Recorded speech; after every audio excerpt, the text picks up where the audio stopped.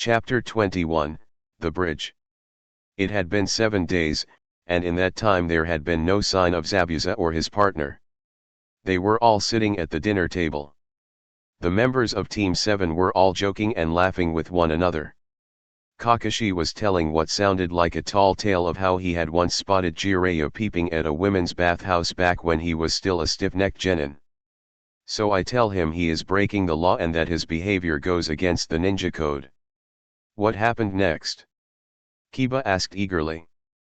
Kakashi smiled beneath his mask. Well, he started doing this weird dance, hopping about on one leg, telling me he was a great and powerful ninja. Naruto laughed. Oh yeah. My mom calls that dance the pervy shuffle. So what happened next, Kakashi-sensei? Hinata asked, curious.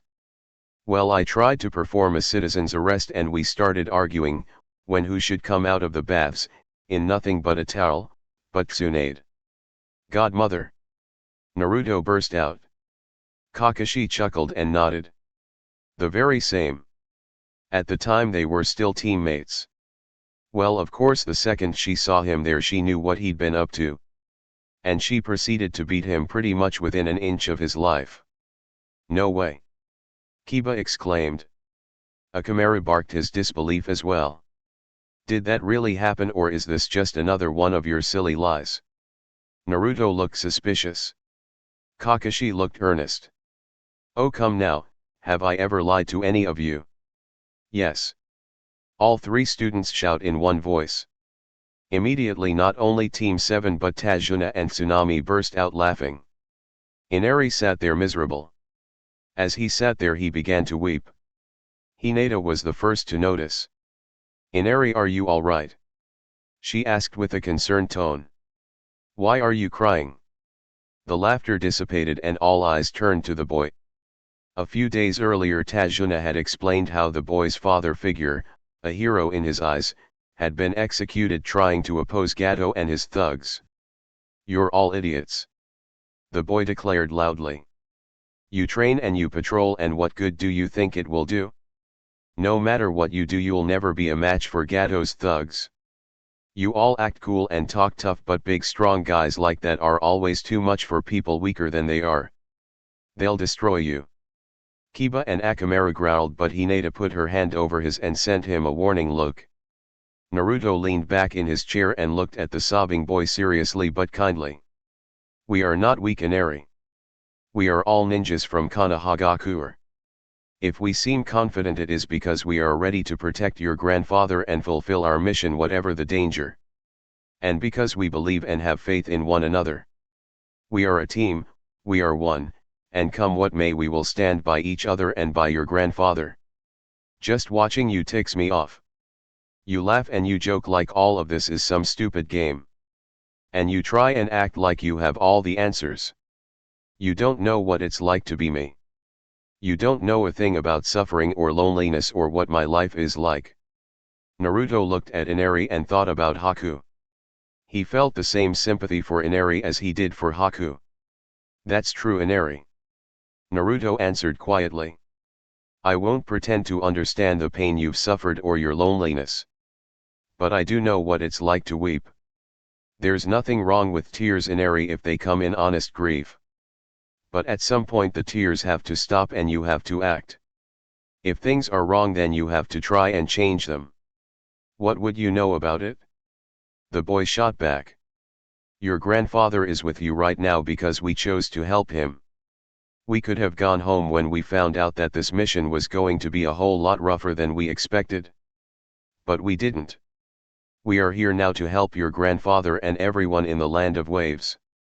We will put ourselves in danger to try and help others. Isn't that what heroes would do?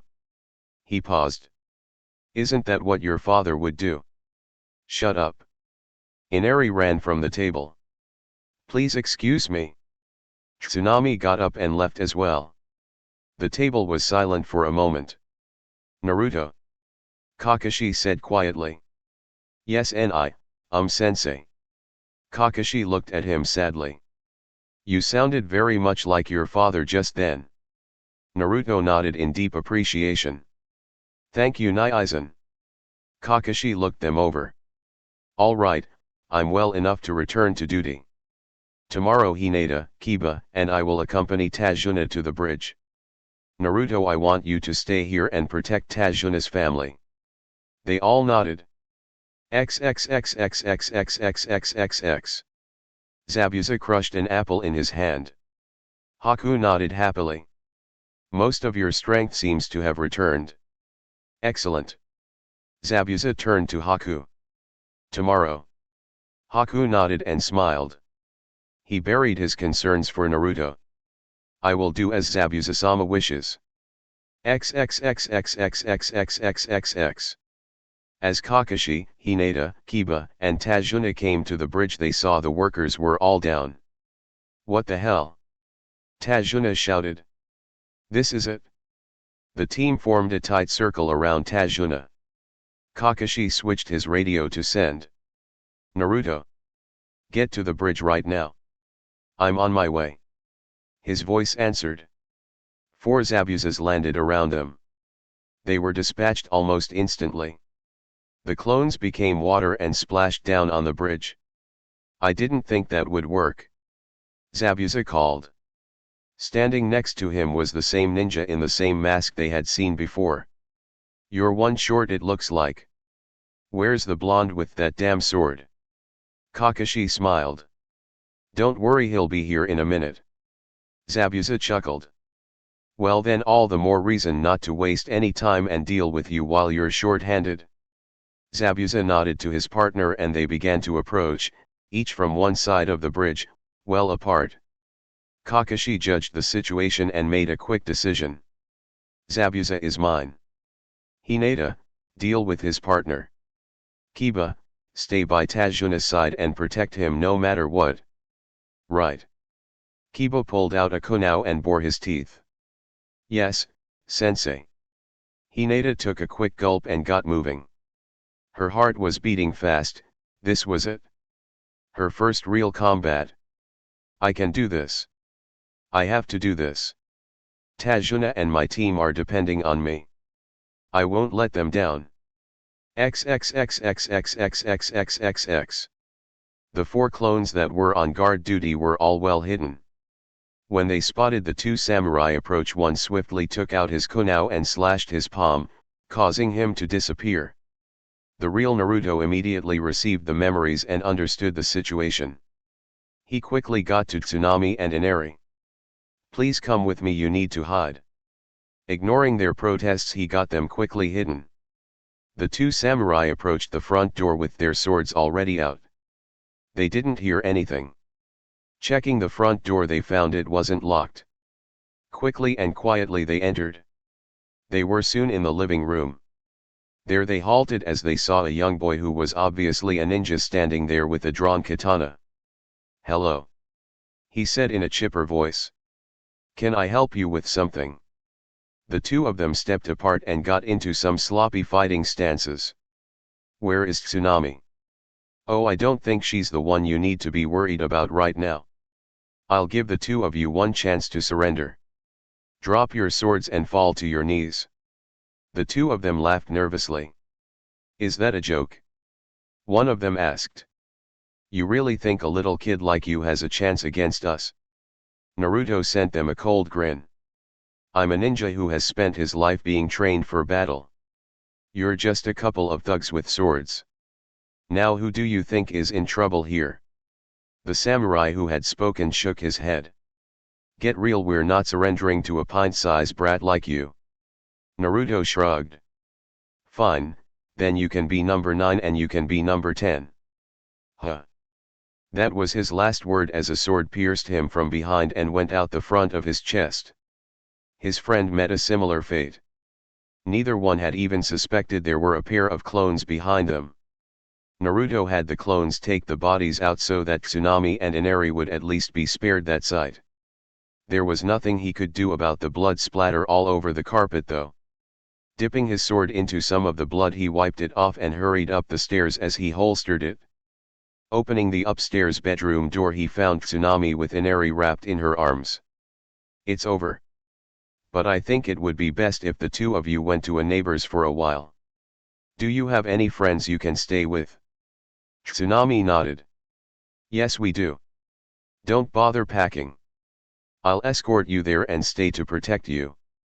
But then his radio came to life. Naruto. Get to the bridge right now. Kakashi's voice called. Naruto hit the send button. I'm on my way. He looked back to the two of them. Looks like it's happening. I have to go, but my clones will stay to escort and protect you until I can come back. Inari stared at him, his eyes weeping. You're really going to fight Gato's men? Of course. But aren't you scared? The boy wailed as he trembled in his mother's arms. Naruto put a hand on the boy's shoulder and smiled at him. I am scared. I'm always a little scared when I go into a fight. But even if you're scared, you have to find the strength to do the right thing.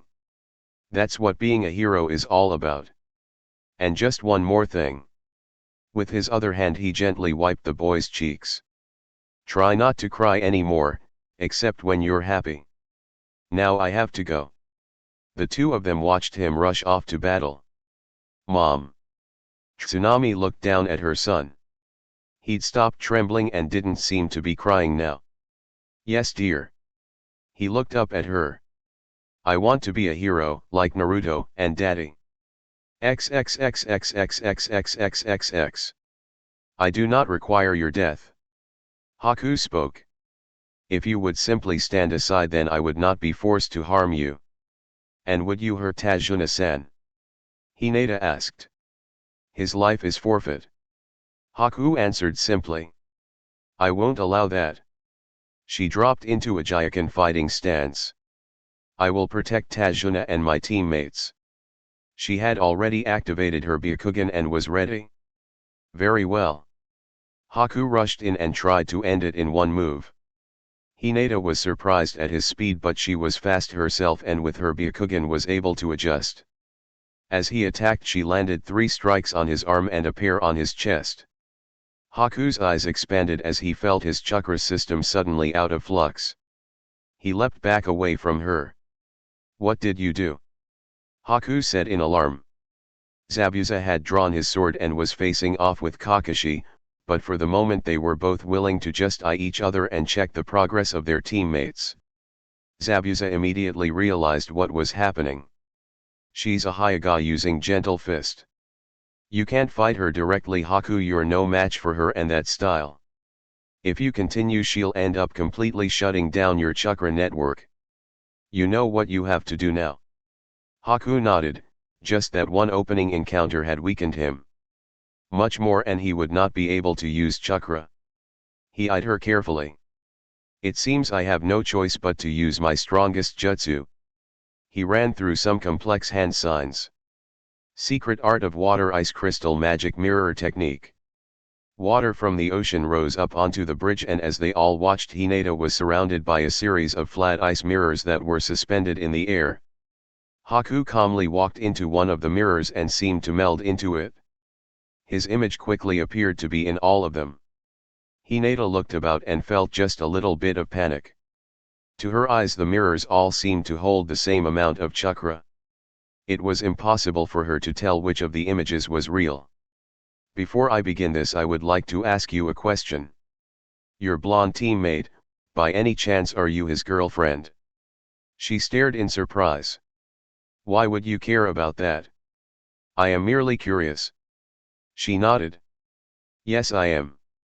I am Naruto-kun's girlfriend. I am very sorry, Naruto, but it is Zabuza-sama's will. With that, Haku began his work.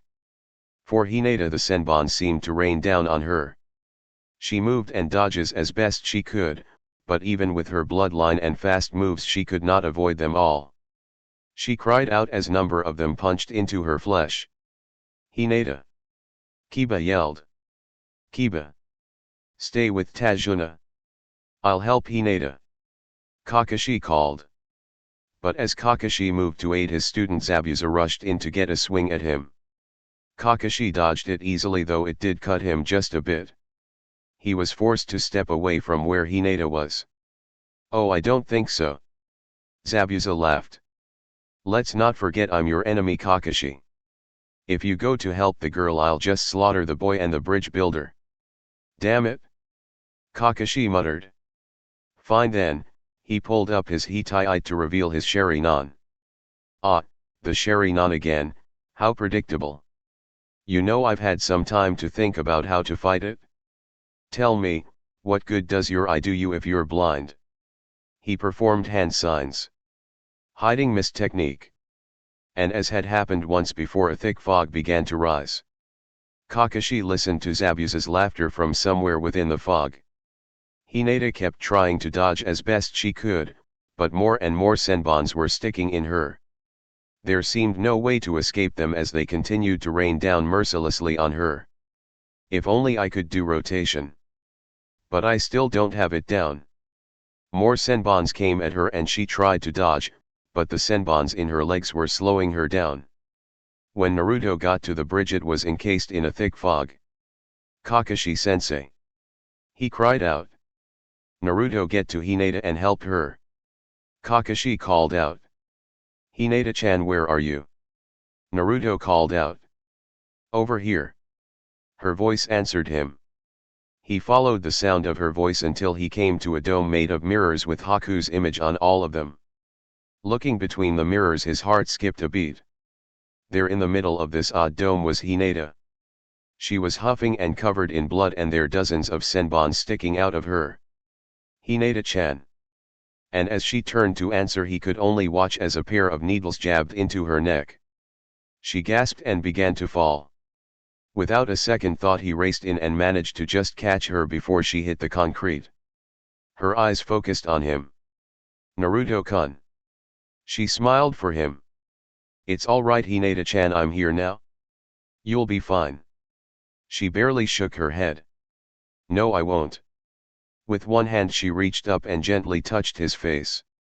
She was looking up at him with a peaceful expression. I'm so glad I got to see you one more time. Hinata-chan, don't talk like that.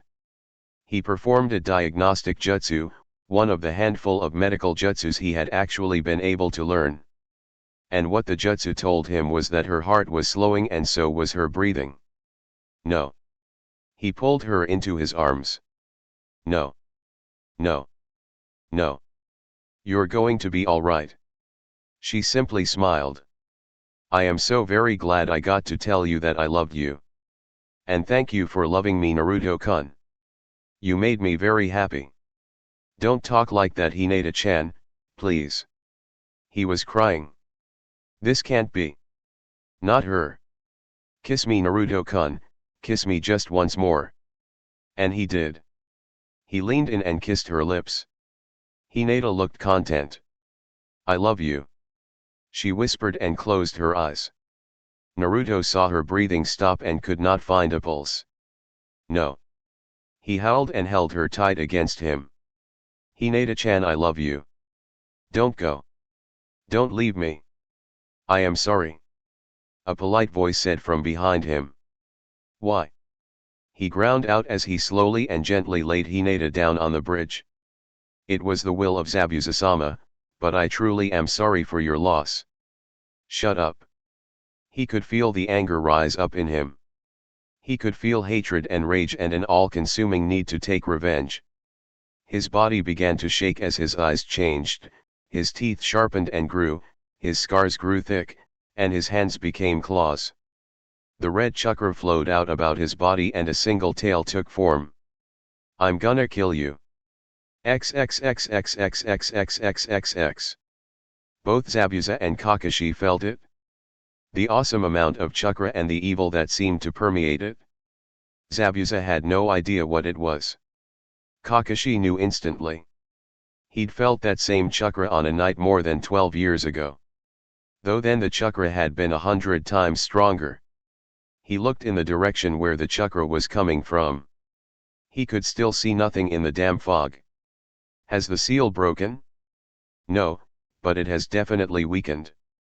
He quickly pulled out a scroll, bit down on his thumb and spread the blood on the scroll.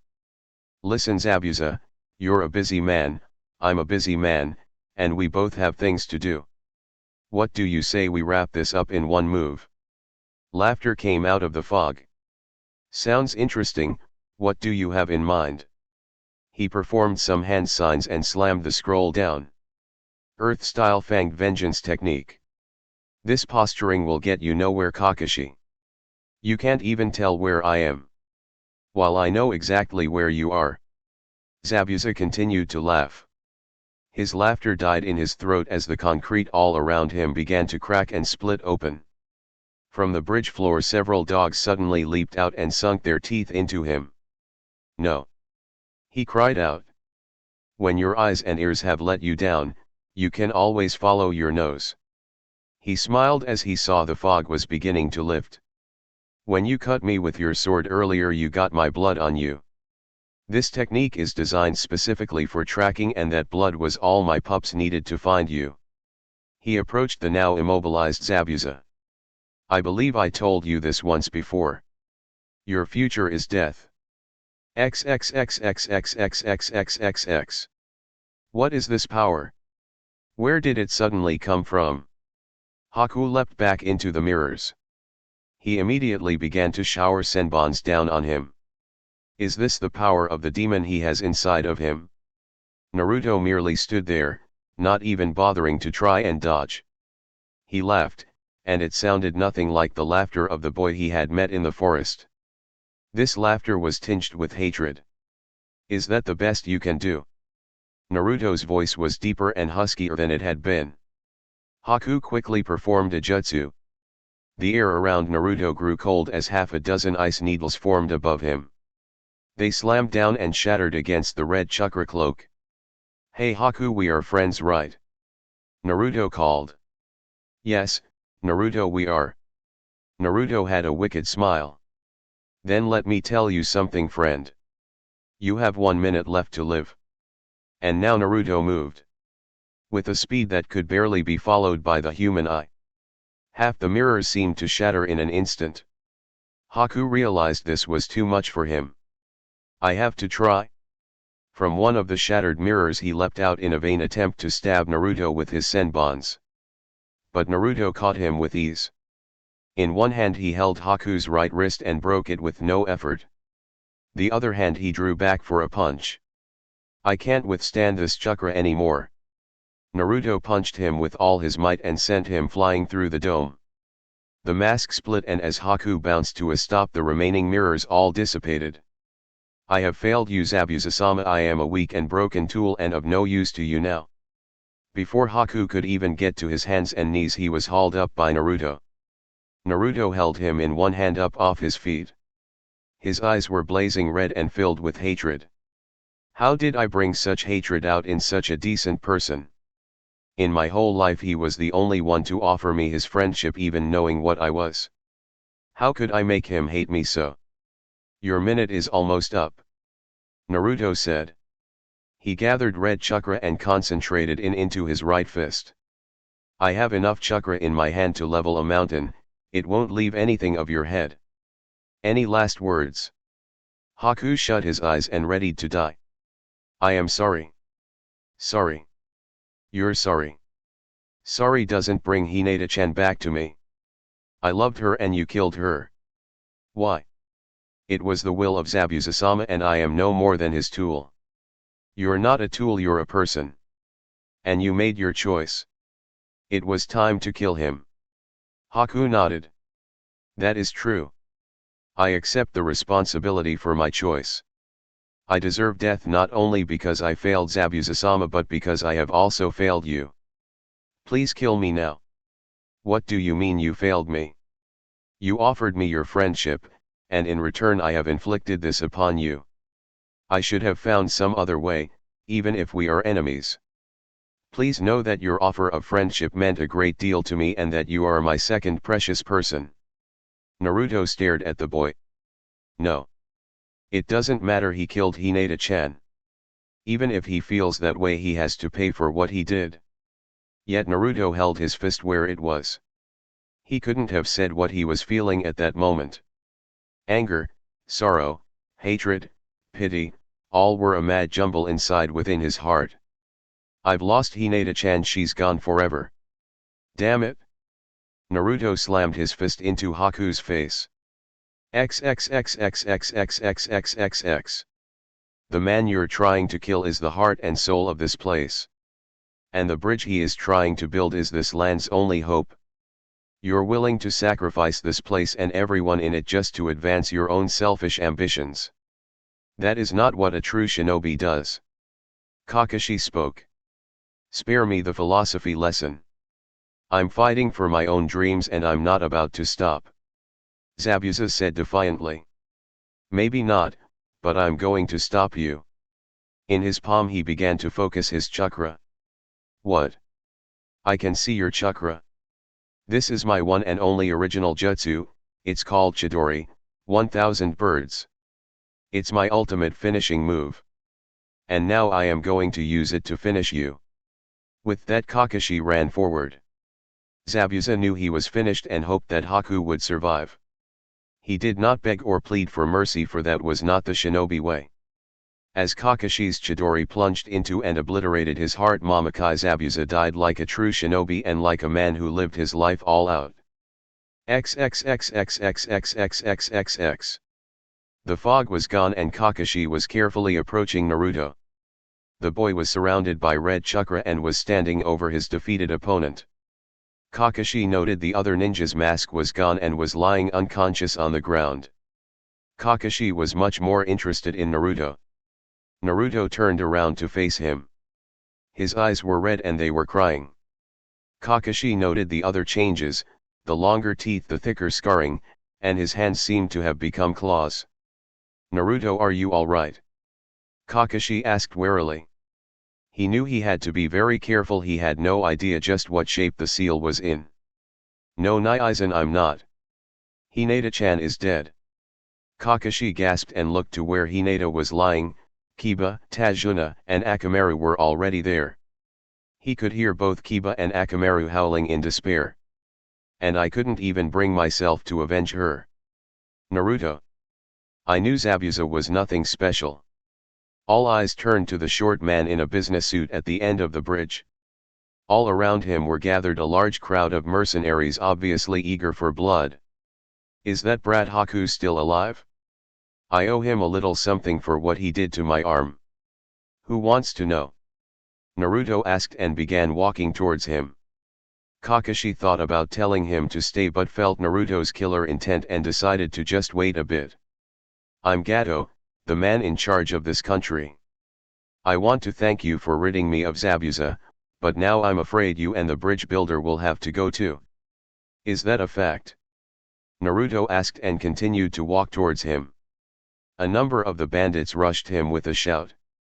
Naruto didn't make a move towards them, he didn't have to. Long arms formed from the red chakra cloak and they extended out to catch the men.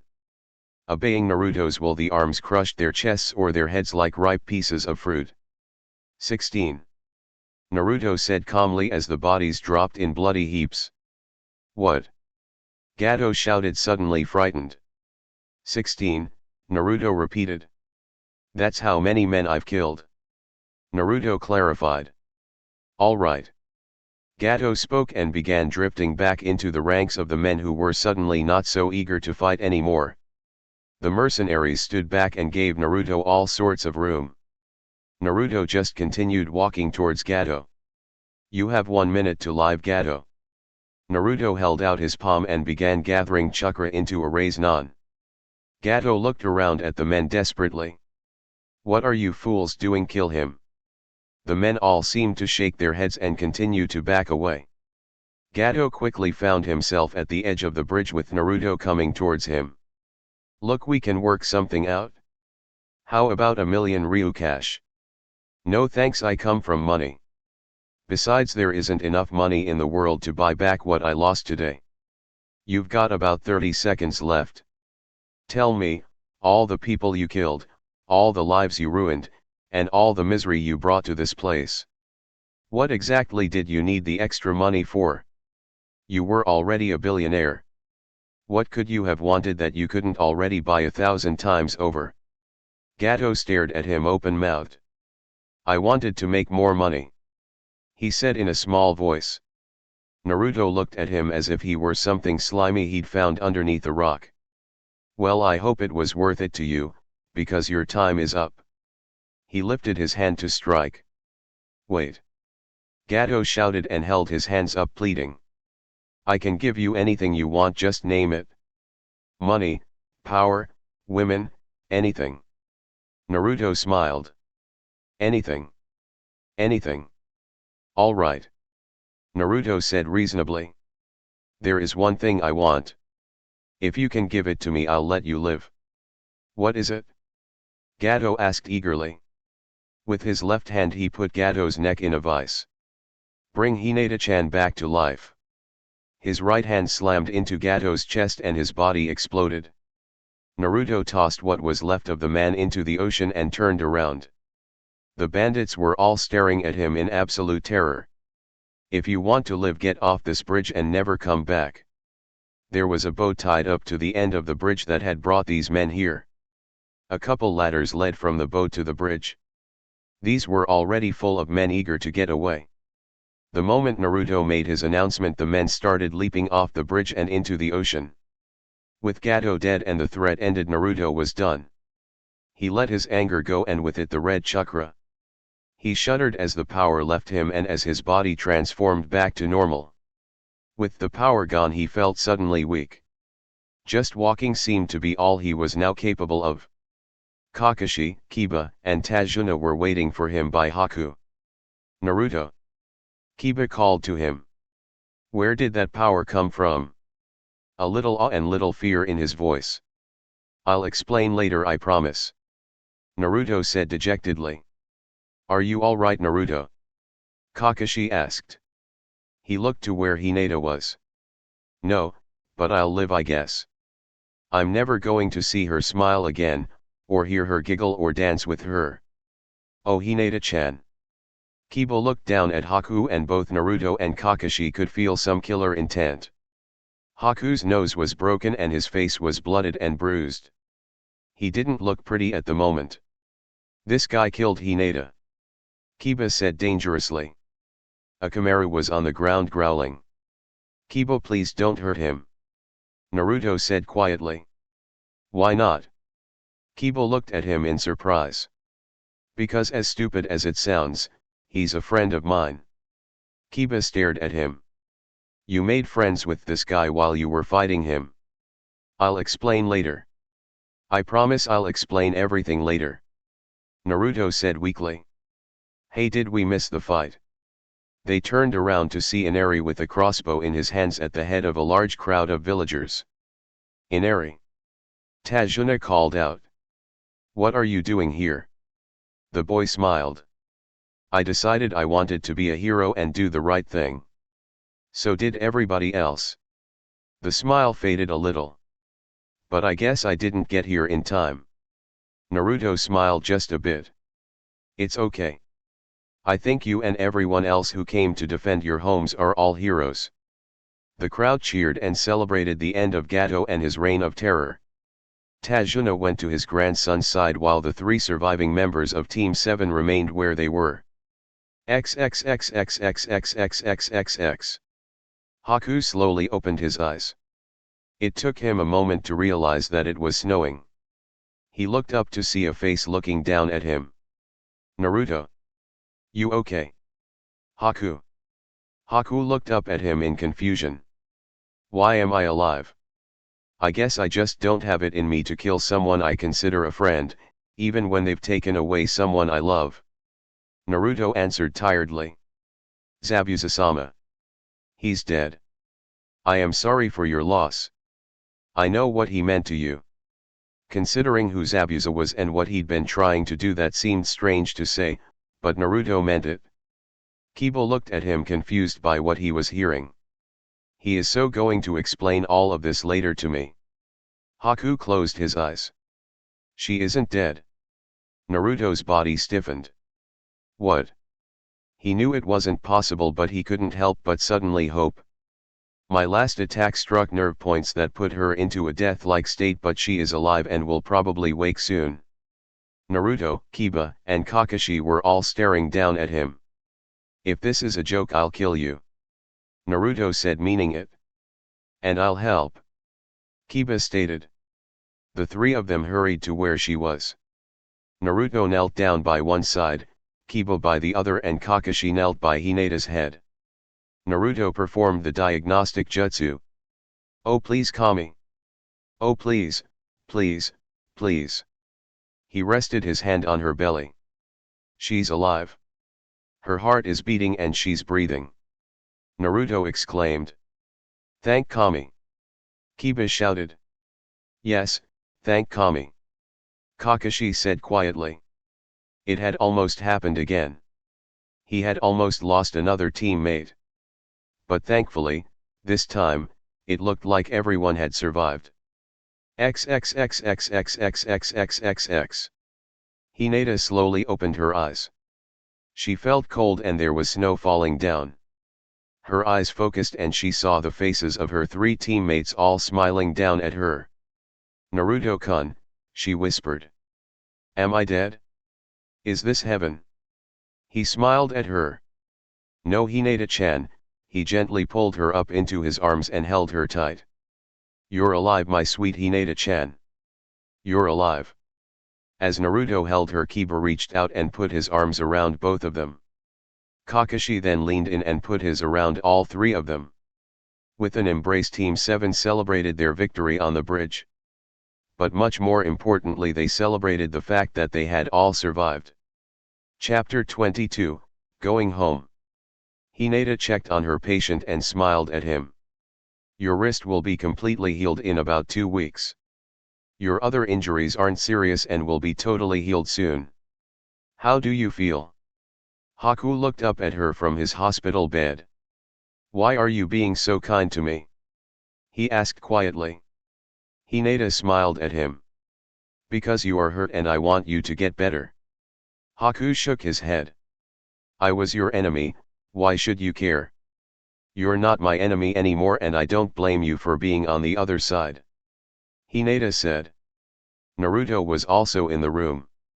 "I think you'll find that a lot of people don't hold grudges if you really are sorry for what you've done. May I speak with you alone, please?" "Would you mind, Hinata-chan?" Naruto asked. "Of course not."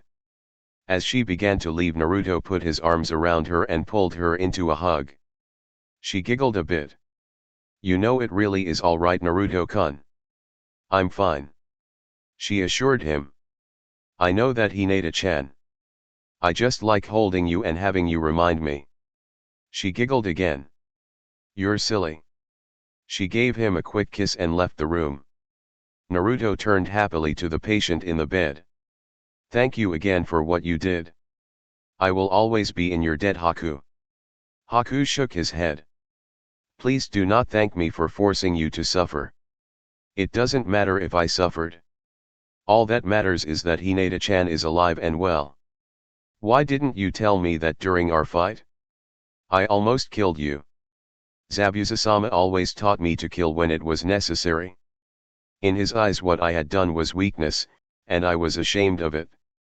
Also, seeing the pain I had inflicted on you, I felt I had no right to ask for mercy." Haku paused. "I wish you had killed me." "Don't say that," Naruto said sharply. "I know you miss Zabuza, but you are young and have a long life ahead of you." "As what? A broken tool," he said sadly. "You're not a tool, you're a person, a human being. All ninjas are but tools to be used. When Zabuza rescued me, he told me that I belonged to him, mind, body, and soul. Now that he is gone, I am nothing. Again I am alone. Again I am superfluous, unwanted, and shunned." Haku shivered at his memories. "Death is much better than to live like that. You're not alone. You have a friend standing right here. I'm your friend and I care about you, Haku." Haku looked at him. "I was not strong enough to be a worthy tool to Zabuza. I would not be one for you either." "Good." Haku looked surprised. "I don't want a tool, I want a friend." Naruto went to his bedside. "Look, Haku, we are shinobi and that means we must be ready to do many hard things, including kill or die for the ones we serve and love. But we never stop being human. Even in those moments when we must be hard and cruel, we remain all too human. If you really just want to go through life as someone's tool, I can't help you because I can't be anyone's owner. But, if you want a place where people will care about you and where you will always be wanted, that I can give you. Haku looked at him with a bit of fear and a bit of hope. Really? Naruto nodded. When my team leaves here, you are welcome to come with us back to Konoha. You'd be welcome to come and stay with me and my mom. What if your mother does not like me? Naruto chuckled. I think you underestimate how nice you are. Besides, as soon as I tell her you're the reason Hinata is still alive, she'll love you. Naruto sounded very certain. But I fought against you and your team. Haku protested. So? My mom's a ninja. She'll understand that you had a duty and personal obligation to Zabuza.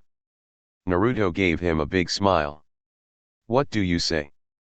Want to come back with me and have a real home? Haku thought about it for a moment and slowly nodded. I would like that. XXXXXXXXXXX. So what is this about? Kiba asked. Team 7 had gotten back together at the Tajuna residence. Currently Tajuna, Tsunami, and Inari were all in town enjoying a massive and spontaneous celebration. The whole town was celebrating Gato's untimely demise and the end to his reign of terror. His team had been invited to join, but Naruto had asked to talk to them first. Well, Naruto spoke up. There are a few things I needed to talk to you about. First off, I've invited Haku to come back with us to Konoha and to stay at my home. What? Kiba said.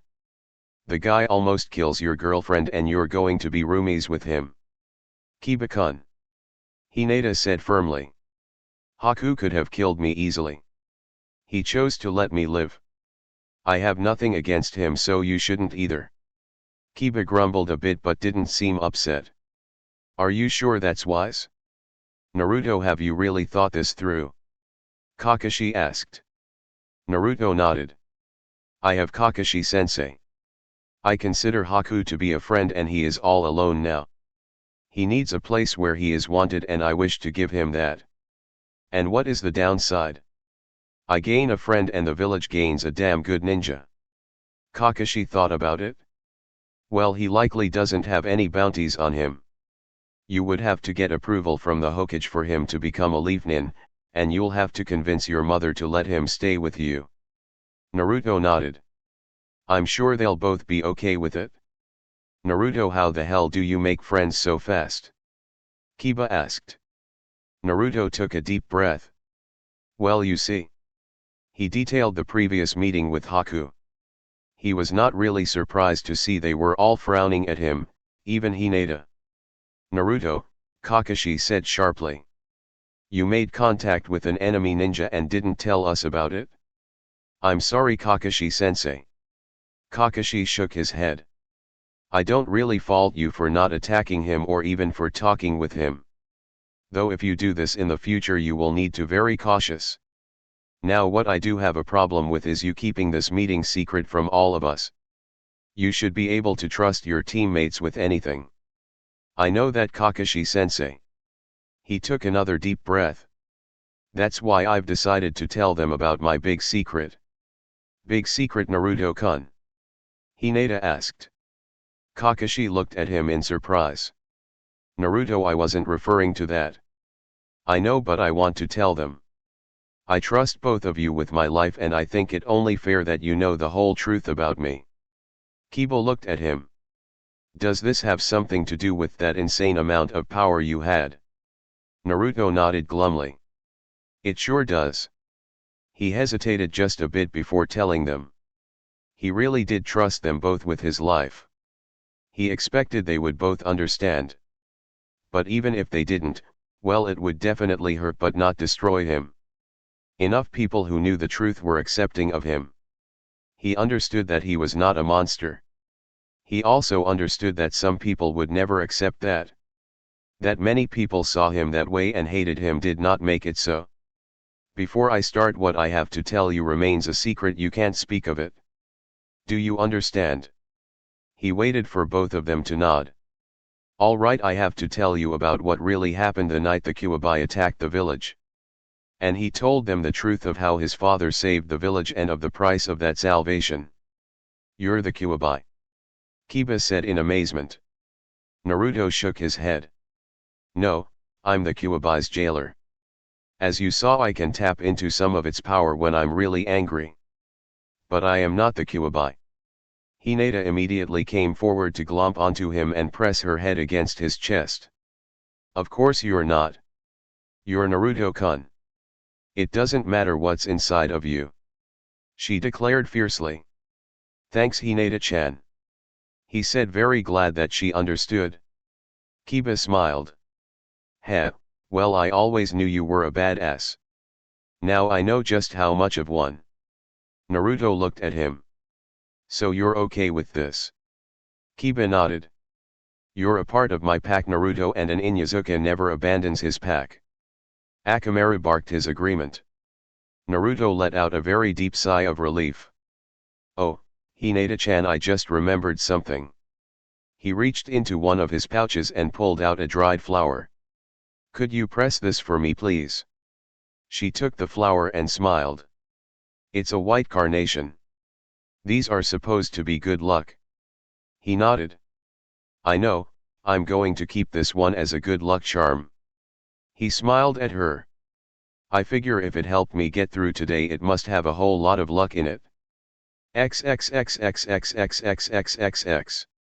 Team 7 remained for another 2 weeks. They stayed until the bridge was completed. Haku recovered from his injuries and began training a bit with Naruto and the others. They ate and talked together, and slowly all hostile feelings began to disappear. Haku was welcomed as a sort of unofficial fifth member. When he showed them his pet rabbit, Mr. Fluffy, Hinata went wild. Haku slowly came to think he might have a place in the world. But there were still wounds that would take a very long time to heal. XXXXXXXXXXX. Haku stood before a simple grave. There was a small cross and a large sword planted into the earth. He had come here to say a final goodbye to the man who had rescued him from loneliness and from death, and whom he would always cherish as his father. From behind he heard soft footsteps. It's time, Haku. Naruto said respectfully. We're going to meet at the bridge and say goodbye to everyone there. Haku nodded. He continued to face the grave. Do you think he was a bad man? Naruto answered carefully. Yes, I do. But I realize that very few people are completely good or bad. I can believe that he showed to you his best side. Haku slowly nodded. He stiffened his back and bowed low to the grave before him. Goodbye, Zabuza-sama. Goodbye, father. I shall never forget you. He turned around and smiled. Let's go, Naruto, I want to see Konoha and meet your mother. XXXXXXXXXXX. The entire town had turned out to say goodbye to their heroes and to celebrate the completion of the bridge. We owe you a huge debt, Tajuna said. Kakashi smiled. It's all right, we were happy to help. Inari was weeping. I didn't want to cry anymore, the boy complained. Smiling, Naruto went over to him and put a comforting hand on his shoulder. It's all right to cry when you're happy. All right, Team 7. It's time to go home. Kakashi spoke. After a few more final waves goodbye, they leapt. Fittingly enough, they would be the very first people to use the new bridge to cross over from Wave Country to the mainland. Leaping away, they were soon gone from sight. They truly are heroes, Tajuna said. Yes, they are. Tsunami agreed. Hey Dad, I just realized something. The bridge doesn't have a name. Tajuna smiled. I have the perfect name. Let's call it, the Great Naruto Bridge. Yeah, Grandpa. That's a great name. And that was what the bridge was named. XXXXXXXXXXX. When they had originally set out, it had been judged an extended C rank mission expected to last from 7 to 10 days. When they returned it had been just over a month and they were returning from an A rank. As they came up on 5 miles to the gate, Naruto switched on his radio communicator to send. At first they were still a bit out of range, but quickly they were within the 5-mile limit. "Hey mom, can you hear me?" Naruto called. "Naruto-kun." Kushina's voice came through loud and clear and Naruto felt like he was home again. "Where are you, honey?" "I'm heading towards the gates, Kasan."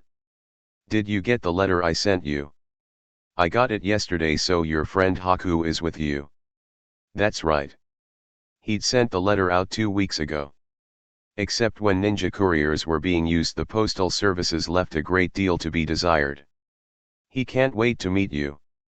"Well, I can't wait to meet him." In only 5 minutes Team 7 arrived at the gates. As Naruto knew she would be, his mom was there waiting. She held out her arms and Naruto decided to go ahead and act his age for a change. With a bound he leapt into her arms. She hugged her son tight and showered him with kisses. "Welcome home, Naruto-kun." "Thank Kasan." After a minute he turned to wave Haku over. "Mom, this is my friend Haku. I want him to stay with us." Haku bowed deeply to her.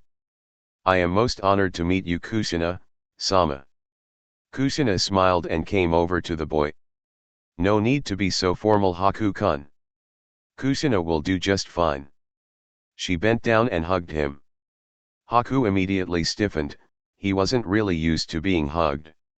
"Now let's go home and get you settled in." XXXXXXXXXX. "I'm going to live here," Haku said in a small voice. Naruto laughed. "I grew up here, so to me it's just home. I forget sometimes that it's pretty impressive. It's amazing," Haku said sincerely. Kushina cleared her throat and got the attention of both boys. "Now Haku, my son considers you a friend, and for sparing Hinata you have my deepest thanks. You are welcome to stay here as long as you wish. However," her voice took on a very serious tone, "everyone who lives here is expected to serve and protect Namikaze.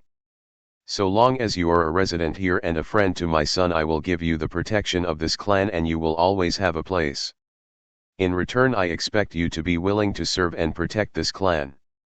Haku stiffened and bowed deeply. "Kushina-sama, I give you my solemn word that I would give my life to protect you or Naruto. I will gladly serve and protect this clan." Kushina smiled and ruffled his long black hair. "Well then, welcome to Namikaze." XXXXXXXXXX. "How bad was it?" Tsunade asked quietly. When Kakashi had asked to meet with her in private, she knew it had to be serious. "I'm not sure," Kakashi asked. The demon's chakra flowed around Naruto sort of like a second skin, in a bit like a fox's shape. He even had a tail made of chakra. His power was incredible, though only a fraction of what the Kyuubi's had been. When he attacked the bandits, I saw him send the chakra around him out in the form of arms and slaughter 6 men without any noticeable effort. From talking with Haku, it would seem this second skin also acts as an ultimate defense. Apparently it protects him from weapons and jutsus. What was his behavior like? Well, he was definitely angry. However, he deliberately chose not to kill Haku. He also deliberately gave the men who did not attack him the chance to escape. Despite being filled with rage, his personality was definitely Naruto's. "I see," Tsunade said quietly. "Do you wish to pull him from active duty?" "No," he replied firmly. "Nothing I've seen leads me to believe he was not in full control of the demon's power. In fact, had he not had that power available, I don't know how the battle would have ended. I was certainly in no shape to take on so many armed men after expending so much chakra fighting Zabuza." Tsunade sat back and considered. "All right, for the time being we'll leave him on active duty. I'm also declaring everything that involved the demon's chakra to be an S-rank secret.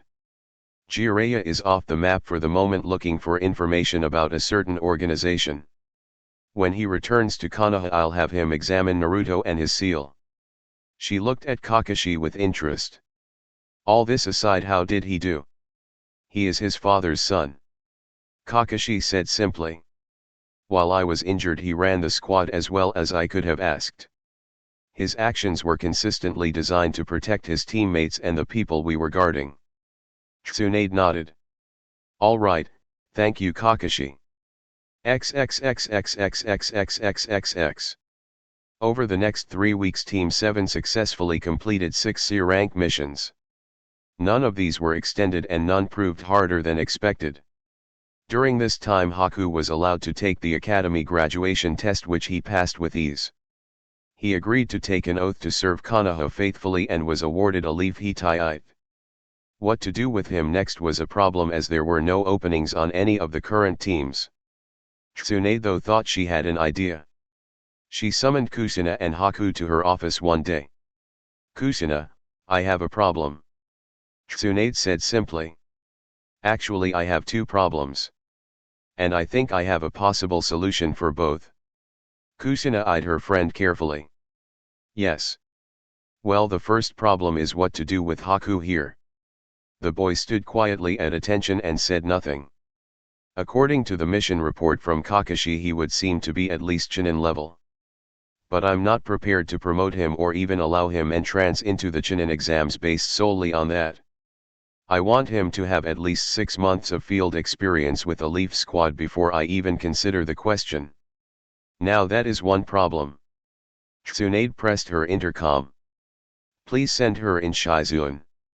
Kusina looked behind her as the office door opened. In walked a teenage girl, perhaps 14 or 15. She had long straight black hair and dark eyes. She wore a dark blue jacket and beige pants. Her Hittite was around her neck. The girl sent Kusina a look of surprise, and just a twinge of fear. She came to stand to Kusina's right before the Hokage's desk. You sent for me, Hokage-sama. Tsunade nodded and frowned. Uchiha Gabriella, your sensei has asked me to remove you from his squad. Do you have any idea how rare that is? As a general rule, a team leader will almost never request a member be removed from a squad unless there is absolutely no alternative. You've had it happen to you twice now. Tsunade opened a rather thick folder on her desk. Refusal to obey orders, dereliction of duty, fighting with squad mates, missing practices, the list goes on and on with you. Frankly, Gabriella, I'm about ready to just call you a lost cause and strip you of your shinobi status. What? You can't do that. The girl shouted in outrage. Quiet. Tsunade snapped. I didn't bring you here to talk, stand there and listen. I'm putting you on a 6-month probationary period. You have that long to save your career. If after 6 months your sensei does not give you a satisfactory review, then I will strip you of shinobi status. What is more, if at any point your sensei wants to get rid of you, I will strip you. This is your absolute last chance, do you understand? The girls nodded once tersely. Wonderful, now please wait in the reception area. With a snap to her step she left the office, almost but not quite slamming the door. Tsunade sighed. That girl has some great potential. But she has become extremely frustrated by the fact she had not developed a Sharingan. Most Uchihas develop them by the time they are 13. She just became 15 and the clan believes she will not develop one. Her frustration has made her reckless and a discipline problem. And you intend to put her and Haku on the same squad? Kusina asked in surprise. Tsunade nodded. Haku needs to learn how to deal with different personalities and to develop some social skills. Gabriella needs some discipline and an example of how to behave. Actually, I think the key is to find just the right sensei for the two of them. Someone who can be both a disciplinarian and show a little compassion when it's called for. Well, it looks like it will be a tall order. Who did you have in mind? Tsunade smiled wickedly. You. What? Kusina did not believe it. Are you joking? I've never been a sensei. Except to Naruto, and you did an incredible job with him. Tsunade said. But now Kakashi has got that role. You're a strong woman, Kusina, with a good heart, and you're a hell of a jonin. I'm certain Haku would work well with you and I think you might be able to get through to Gabriella. Teaching my son was a special case. I'm not even a leaf nin. She pointed to her whirlpool Hittite. I've never even done a mission here in Konoha. Well, it has been 13 years since you came here. Don't you think it's high time you did one? Kushina, you are far too skilled and far too valuable to just do nothing. Now that you are no longer training Naruto, you need to do something more with your time. Kushina frowned. I'm head of the Namikaze clan. As a general rule, clan heads don't usually have active duty status. Narashikaku, Yamanaka Inoichi, and Akimichi Choza are all still active duty. Tsunade sighed. Look, I won't force you, but wouldn't you enjoy a new challenge, and plus it's only for 6 months. Haku suddenly turned to face Kushina. Kushina-sama, I would feel most comfortable serving under your command. Kushina smiled at the boy. She liked him. He was a little shy and formal sometimes, but he was very kind-hearted and very earnest. A bit like Rock Lee. I'm not worried about you, Haku. She turned back to Tsunade. I don't trust the Uchihas. She said flatly. I know. Tsunade said with a frown. But that is another reason for you to accept this assignment. Maybe if you're Gabriella-sensei, you'll come to see the Uchiha clan is not pure evil. Maintaining the peace and security of this village is my highest priority. If I can, I want to diffuse the tensions between Namikaze and Uchiha. Come on, Kushina, what do you say? At the very least this will get you out of the house. Kushina looked back to Haku. He had an eager expression on his face. Damn it, I already know I'm going to regret this. It's just for 6 months, right? Tsunade smiled. She was hooked her now, she just had to reel her in. Just for 6 short months. Kushina sighed. All right, I'll do it. XXXXXXXXXX. She smiled at the senseis that were gathered around her. As you can probably all imagine, the reason I gathered you here was to formally announce the start of the Chunin exams in 1 week's time. Tsunade said. Now let's begin with this year's rookie squads. Do any of you feel confident in nominating your squads? Kakashi stepped forward without hesitation. Squad 7 led by Kakashi consists of Namikaze Naruto, Inyazuka Kiba, and Hyuga Hinata.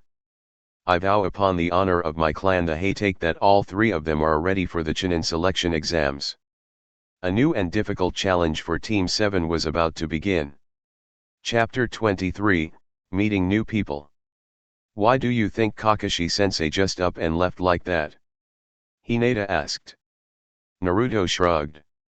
Honestly, I have no idea, Hinata-chan. But I'm not complaining, we've got the rest of the day to ourselves. Kiba had decided to do some training with Akamaru. He and Hinata were walking hand in hand towards Ichiraku's to get some lunch. He wasn't sure what they were going to do the rest of the day, but he knew it would be spent together. Since almost losing her, Naruto had come to truly understand just how much he loved her and what a huge part of his life she was. He smiled at her and she smiled back. There was nothing like almost losing something to truly make you appreciate what you had.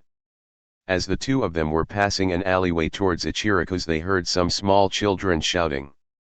Looking, he saw a teen in a black outfit holding a child up in the air.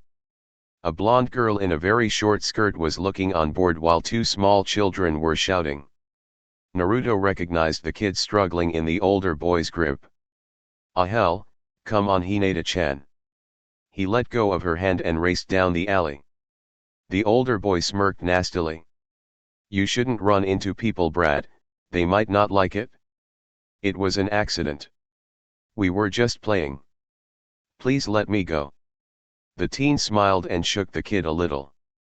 He wasn't actually going to hurt him, but seeing him cry was kind of funny. And then suddenly he felt a blade pressing against his throat. Let the kid go right now, or I slice you open like a pear. A harsh voice said to him. The blonde girl was reaching for some type of weapon on her back. Her legs were taken out and she dropped to the ground. Before she could recover, a girl with pale eyes was standing over her with a kunai to her throat. Don't interfere with Naruto-kun, she said. Kankuro carefully looked over to his right to where the person holding the sword was. There stood a leaf nin a bit younger and shorter than he was. But the boy had a look in his eyes that he recognized. Whoever the hell this kid was, he was ready to kill. Kankuro gave a smile and carefully set the boy down. Sure, no problem. He tried to laugh. No harm done, I was just playing around. Playing around? Naruto said flatly. You alright, Konohamaru? He asked without taking his eyes off the teen. Sarutobi had brought his grandson with him to a few of his birthday parties. Naruto wasn't especially close to the boy, but he did know him. Yeah, I'm fine, thanks Naruto. No problem, I think you and your friends should go now. The children wasted no time in departing. Kankuro gave a sickly smile. See, no harm done. So you going to take your sword off my throat now? Maybe, Naruto sent him a nasty smile. And maybe I'll play with you for a little while like you were playing with Konohamaru. I can see by your Hittite that you're a sand nin. You here for the Chunin exams? That's right. Kankuro didn't nod for fear of cutting himself if he did. Well, that makes you a guest here in my village, and guests don't go around threatening our citizens. Oh, and by the way, that kid just happens to be the grandson of our third Hokage and a friend of mine. As long as you're staying here, remember you're a guest and that we expect you to behave like one. Threaten one of our citizens again and you will regret it. Naruto finally pulled his sword back. Kankuro took a few steps back. Seeing Naruto's actions, Hinata pulled back her kunao and moved to stand beside him. Temari quickly got on her feet and stood next to her brother. She looked at the blonde ninja who still had his sword ready. He's kind of cool. Despite the situation, she gave him a slight grin. Kankuro was furious and humiliated. He pulled Crow off his back. You want to try that again now that I'm ready? Naruto nodded calmly. If you want to fight, that's fine. But understand that I'll probably kill you. The calm certainty with which he spoke those words was eerily familiar to both Kankuro and Temari. Kankuro, maybe we should just go, Temari suggested. Kankuro hesitated, no longer sure if he wanted to push things further. Kankuro, an annoyed voice called from above. Stop it! You are a disgrace to our entire village. Naruto shot his head up to see a red-haired boy hanging upside down on a tree. He seemed to have a huge gourd on his back. What the hell? I didn't sense his chakra signature. Who the hell is this guy? But he started it? Kankuro complained and pointed to Naruto. Shut up or I'll kill you, the red-haired boy said in a soft, menacing tone. Kankuro swallowed.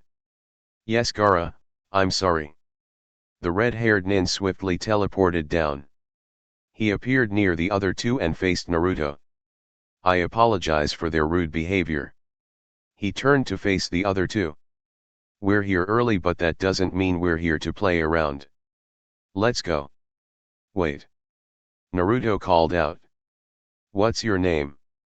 The blonde girl immediately started to blush. You mean me? No, I mean him. The red-haired boy eyed him with a small bit of interest. I am Sabaku no Gaara, at your service. He paused a bit. I am curious to know your name as well. Naruto have a slight bow. I am Namikaze Naruto. Gaara seemed to mull that over for a moment. Namikaze, are the son of the fourth Hokage. I am. Then we have something in common, Naruto. I am the son of the fourth Kazekage. Gaara stared directly at him and Naruto had no trouble matching the stare. Looking in your eyes, I see we have something else in common too. What would that be? He asked. You're a killer, just like me. I've killed. Naruto said coldly. Gaara looked at him for a bit longer, and then finally turned to leave. I look forward to seeing you at the exams, Naruto. XXXXXXXXXX. Kusina and Haku were in the park near the pond. There were a few ducks and Haku was happily feeding them bread. Haku was enjoying himself. Kusina looked at the boy and shook her head a bit. It's hard to believe someone so gentle was the partner for a bastard like Zabuza. It was then that Uchiha Gabriella finally put in an appearance. "Sorry I'm late," she said grumpily. Kusina made a point of looking at her watch. "You're 20 minutes late. Your punishment is 20 push-ups for every minute you kept me and Haku waiting. Now drop and give me 400 push-ups." Gabriella stared at her open-mouthed. "You've got to be kidding me. I was just a little late and this is the first time I'm meeting you as my sensei." Kusina lifted an eyebrow. "That would be a reason for you to try and make a good impression on me. Instead you choose to show blatant disrespect for my time and the time of your teammate." Gabriella crossed her arms and took on a sulky look. "No one told me you would expect me to show up on time. You're a shinobi. No one should have to tell you something so basic.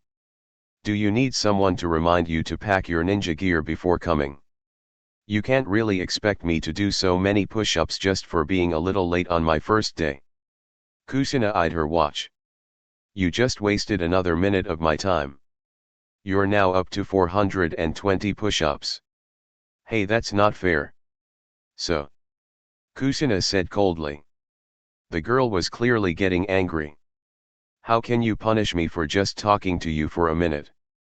I'm punishing you for not immediately obeying me when I told you to drop and give me push-ups. As your sensei, my responsibility is to teach and protect you. As my student, yours is to follow my orders and give me your best effort at all times. I wish Lee or Naruto were here right now to show her what I mean." "Well, she'll see, Haku. Now if you don't drop and start in the next 25 seconds you will be up to 440. Gabriella glared but finally dropped down and began doing them. Kusina let out a sigh.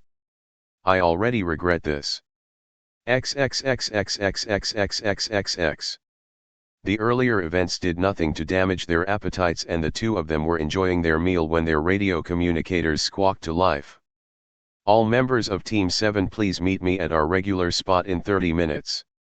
Please acknowledge." Kakashi's voice sounded. "Blonde boy acknowledge," Naruto said after pressing down the send button. "Pretty girl acknowledge," Hinata said. A few seconds later they heard Kiba's voice. "Dog boy acknowledge." Hinata looked curiously at him. "What do you think?" Naruto smiled. "Well, I don't think he would call a meeting just to tell us he wasn't entering us in the exams. XXXXXXXXXX."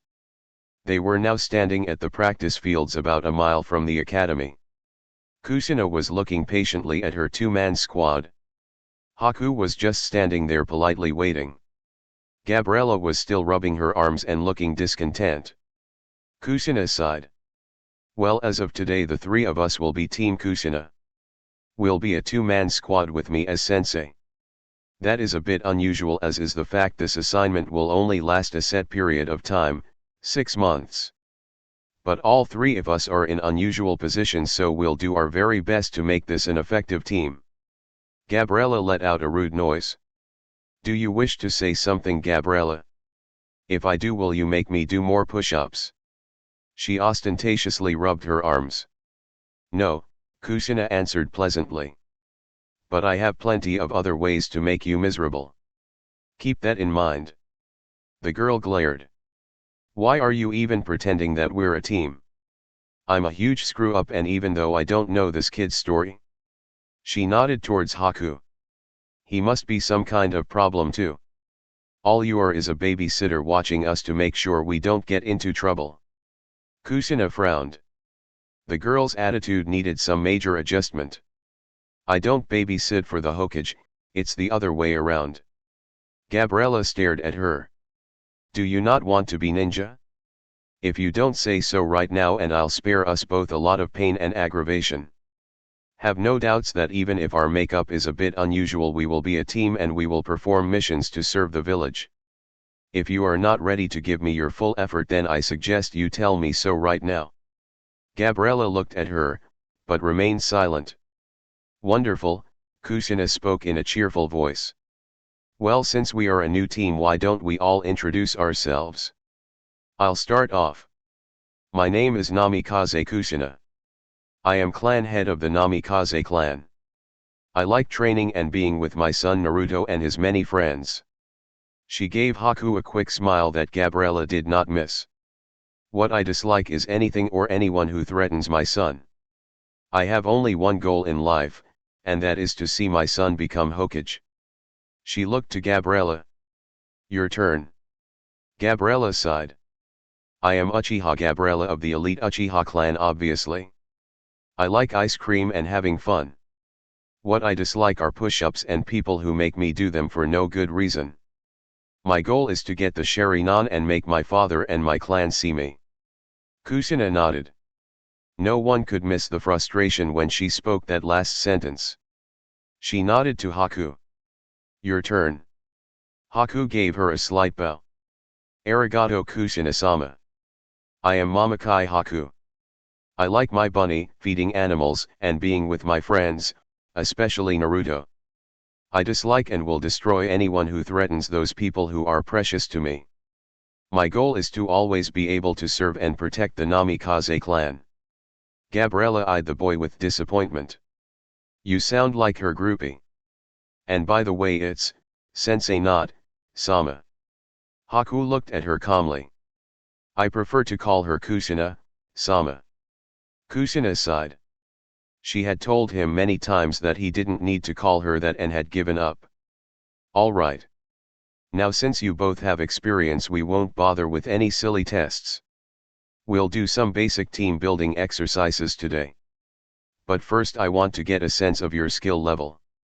I'll spar with each of you. Gabriella, you'll go first. I want you to come at me as hard as you can. She nodded but looked a little nervous. Before we do that, can I ask you about something? What? Gabriella looked embarrassed at what she was about to say. Well, I sort of grew up with stories about you. You know. Kushina the Red Death. Kushina sent the girl a flat look. Yes. Well, I know this is stupid, but those stories. They aren't real, are they? Kushina shook her head. Take my word that I don't magically appear if you say my name 3 times, and I don't go roaming the streets after dark looking for bad children. Gabriella nodded, feeling foolish but relieved. All right. And that crazy story about you killing a bunch of drunken men and piling their decapitated bodies outside your gate. That's pretend too, right? Kushina gave her a very happy smile. No, that one is true. Please keep that story in mind the next time you think about running late. Now let's start. With a shudder, Gabriella began sparring with her worst childhood nightmare. XXXXXXXXXX. On the bridge, Kakashi handed them out the applications for the exams.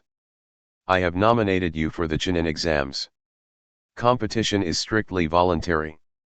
If you wish to compete, bring these forms with you to the academy, room 301 by 4 p.m. 1 week from today. Remember, this is strictly voluntary. If you choose not to compete, it will not be held against you. Naruto frowned. Damn it, I don't have a pen. I need one too. Kiba complained. Hinata produced one and began filling out her form. You can use mine after I'm done, Naruto-kun. She said happily. Hey. Me next. Kiba shouted. No. Me. Naruto declared.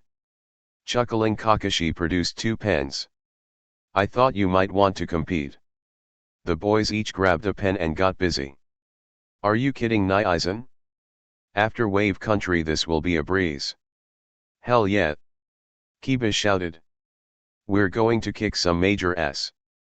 Kakashi frowned a bit. I like your confidence, boys, but please don't think for a second that this going to be easy. It's very rare for a rookie squad to even be nominated to compete, though 2 other teams were as well this year. It's also rare to pass on your first attempt.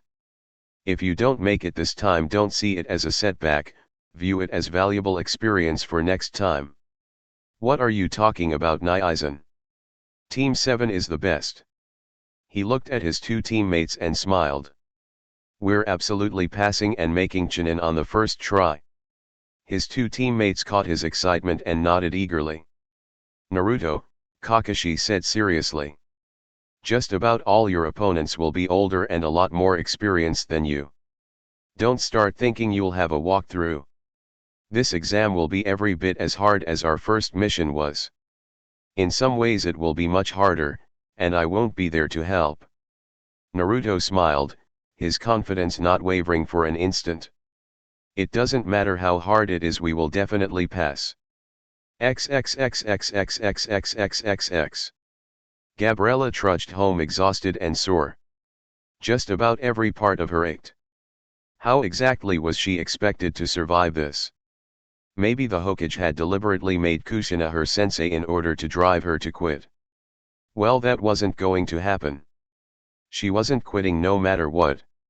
She really wanted nothing more than a hot bath and bed. But she was expected to be at her aunt's house for dinner and her father would be upset if she didn't show up. Thinking of dear old dad, she let herself grin. He had gone to the Hokage to wash his hands of her. She was a failure in his eyes and he'd told the Hokage to do whatever she wanted with her. The Uchiha clan was uninterested. Today's events had one bright spot and she was about to enjoy it. She entered her aunt's home and removed her sandals. Is anyone home? Her aunt answered her. We're in the dining room, dear, about to have dinner, come join us. Gabriella entered the dining room and sat down. The only person who got a smile from her was her aunt. Her dad and her mopey cousin got disinterested looks. So Sasuke, is your squad taking the exams? He sent her a very thin smile. Of course we are. Kurane-sensei gave us the applications this afternoon.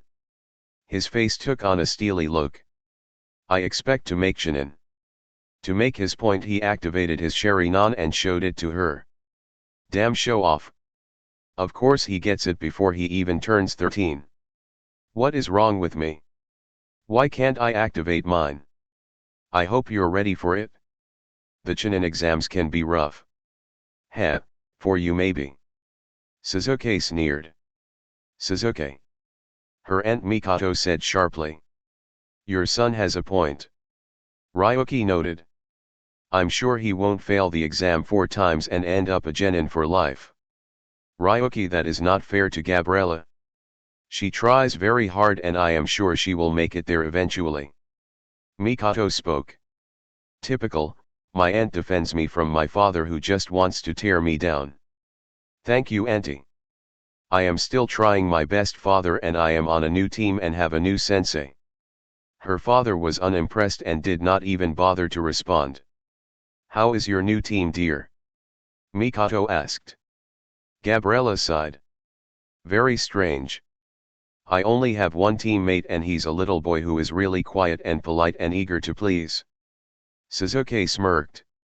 Is he any good? Because if he is, he sounds like the exact opposite of you.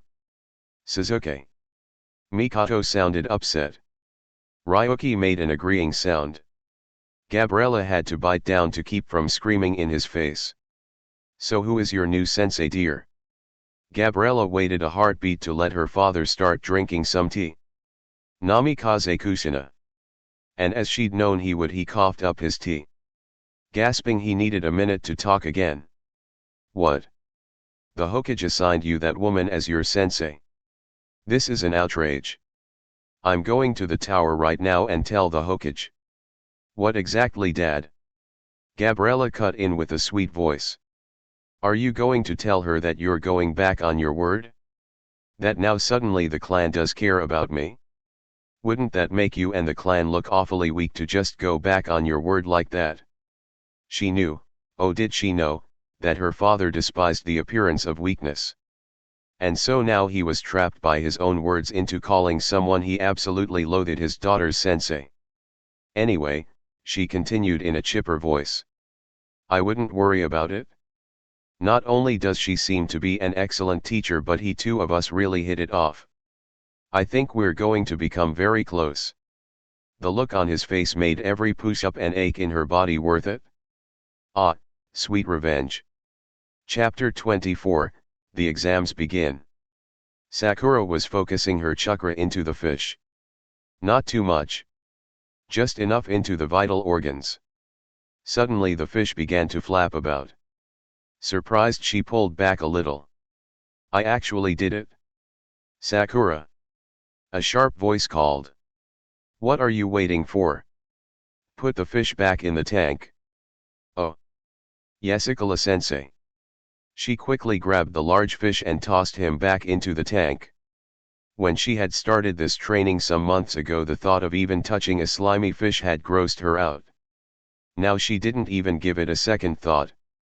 With the fish now back in the tank, she turned back around to face her sensei. Sakura immediately froze. Is that a smile?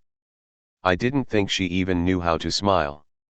Ikula noticed how Sakura was looking at her and the smile vanished.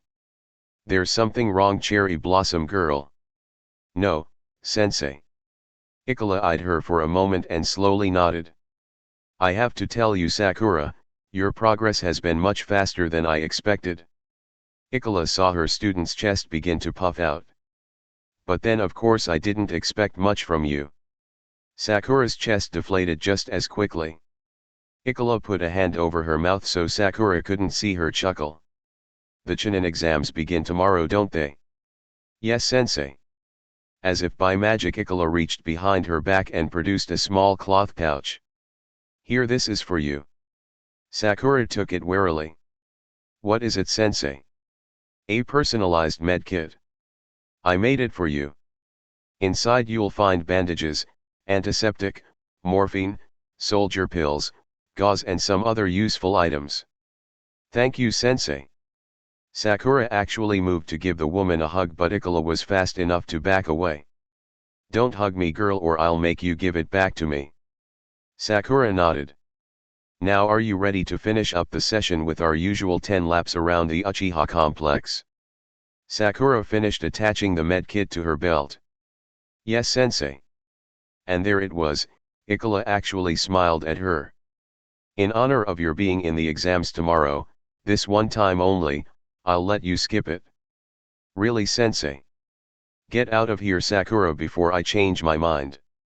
And good luck in the exams. Thank you, sensei. Sakura fled as fast as she could. XXXXXXXXXX. The next day the plan was for Team 8 to meet at 3, go over a few things and then walk over to the academy.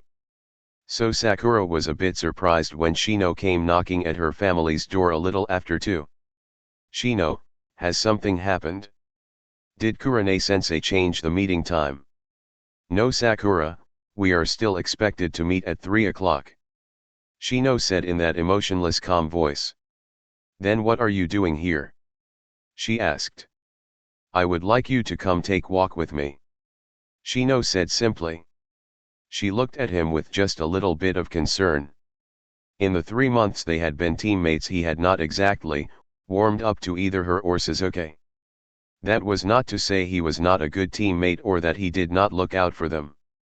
It was just he had a very solitary and quiet personality that did not mesh all that well with her intense, forthright ways. Why? What is this about? It is about me being a good teammate. I ask only that you take a short walk with me and listen to what I have to say. Shino said. Oh, all right. XXXXXXXXXX. They had been walking for about 5 minutes in an uncomfortable silence. Well, it was uncomfortable for her. Shino was usually quiet, so she supposed he was all right with it. Tell me, Sakura, he suddenly spoke and took her by surprise. How would you describe me? What? He looked at her with his glasses over the high collar of his coat. As usual, his expression was hidden. I would like you to tell me honestly how you view me. Okay, you're intelligent, honest, patient, quiet, and very dependable. He nodded simply. Am I in the habit of making false accusations or wild statements that are not backed by logic? Sakura shook her head. No, you hardly say anything, and when you do it's always the truth, and I'd have to say it is always pretty logical. He again nodded. Am I someone driven by wild passions to do and say mad and irresponsible things? Sakura started to laugh. Shino and wild passion? No, she couldn't even picture that. No, Shino, she tried to stop laughing. You're not. Do you think I would do or say anything to deliberately hurt you? She shook her head. No, Shino, you're a good guy and a good teammate. And once more he nodded. Please keep all these conclusions in mind as I relate to you the following. He came to abrupt halt and turned to face her. Sasuke is using you and you would be best served to end your relationship with him. She stared at him, not believing it. This was just about the last thing she had ever expected to hear from him. About the only thing that could have surprised her more would have been if he had suddenly proclaimed his love for her. Once she got over her shock, she started to get angry. Did Kurane put you up to this? No, I came to this conclusion independently. Has Kurane also spoken to you about this subject? Sakura clamped down on her lips. Kurane had taken her aside and gently hinted that her feelings for Sasuke were not returned and that she might be better off with someone else. Being a woman, Kurane had at least known how to phrase it and bring things up indirectly to try and protect her feelings. Shino, she said defensively. Whatever happens between me and Sasuke is none of your business. I disagree. Whatever affects the performance of this team is most certainly my business. And Sasuke is beginning to have a negative effect on you. When you are not at his side, you are intelligent and strong-willed and you are beginning to become a fine kunoichi. But when you are under Sasuke's eyes, you become no more than his puppet. You cease to be concerned with what is best for the team and you care only what he thinks of your performance. Your concern about his opinion of you is slowly deteriorating your effectiveness both as an individual shinobi and as a member of this team. She bit down and ground her teeth in fury. Why did people keep trying to force themselves between her and the one she loved? Ino, Kurane, and now even Shino. Why couldn't people just mind their own business? I'm very sorry you feel that way, Shino. But I honestly don't see how my feelings for Sasuke could possibly make me weaker when I've been doing tons of extra training because I want to be stronger for him. I'm also very sorry that you feel that you have to try and hurt me just because you don't want me with Sasuke. Feel? My arguments have nothing to do with emotion. They are based on logical conclusions derived from evidence I have observed. It is you, Sakura, who base what you say upon feelings and emotions rather than on logic and evidence.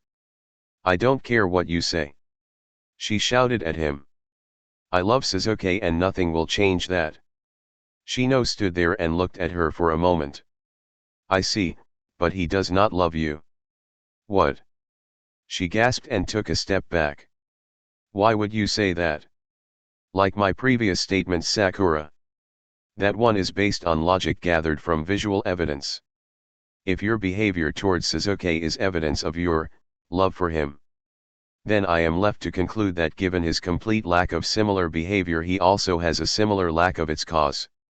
His actions are not consistent with someone who is concerned for your contentment or safety.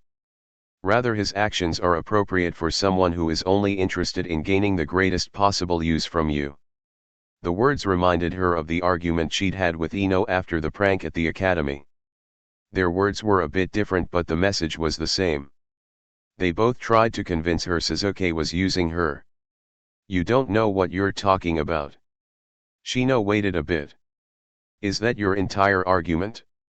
You do not wish to believe what I have to say, and so I must be mistaken. Don't take that tone with me. Sakura crossed her arms over her chest. What tone is that? Sino asked, not even sounding curious. That smart, superior tone that says you know so much more than me. You are mistaken, Sakura. The tone of my voice has not changed at any point in our conversation. However, I recognize now that my efforts are wasted. It is clear that you are determined to hold to your beliefs regardless of any argument of evidence put to you. You are usually quite intelligent, Sakura, but when it comes to Sasuke you have a blind spot. To you, Sasuke can do no wrong. Anything or anyone who challenges this assumption is simply dismissed out of hand. You are bound and determined to hold onto this idealized version of Sasuke regardless of the actual facts. All I know is that I love Sasuke and deep down he loves me too. Really, and where is your evidence of this? I don't need evidence. Sakura insisted. I just know it. I see. Shino replied. Very well, clearly my effort here was wasted. He turned to leave. I will meet you on the practice field at 3 as our sensei instructed. She stood there and watched him go. Aren't you worried I'll tell Sasuke what you said to me? Shino looked back at her, and though it was hard to tell, she thought he might have looked surprised. Sakura, I spoke to Sasuke about this same matter before coming to your home. You did? He nodded. Of course, unlike you, I concern myself with following the dictates of logic rather than emotions. I advised him of my conclusions and my belief that you should not be a couple. Did he get angry and threaten you? She was worried. She didn't want the team torn apart by this. No. He was not upset in the least. He informed me that I could make whatever argument I liked, that nothing I could say would cause you to give up your attachment to him. Shino paused. I will admit he certainly understood you better than I did. With that, Shino departed. He didn't fight for me? He didn't even get angry? She told herself that was a good decision. Sasuke had been confident in her love for him and had not even been worried about losing her. But it still bothered her that her boyfriend wouldn't at least get angry when someone suggested he was just using her. It bothered her a great deal more than she was willing to admit even to herself. XXXXXXXXXXX. What do you think all that was about on the second floor? Hinata asked. Well, that genjutsu had to be some sort of test. Naruto said. They must be trying to separate out the really weak teams already? He shrugged. I mean, if you can't even figure out what floor you're on, you shouldn't be taking the test to begin with. Hinata was frowning a bit. Don't you think we should have told them about the genjutsu though? Naruto shook his head. No. This is a competition now. It's Team 7 versus everyone else. We shouldn't try and help out the other squads. I mean, it's a test after all, not a real battle. Kiba chuckled. I'm not so sure about that. From what my mom and my older sister tell me, these exams can get pretty rough. Naruto smiled. All the more reason not to help the competition. But aren't you even worried about Lee? He seemed to be in bad shape. Hinata asked. Naruto laughed. What?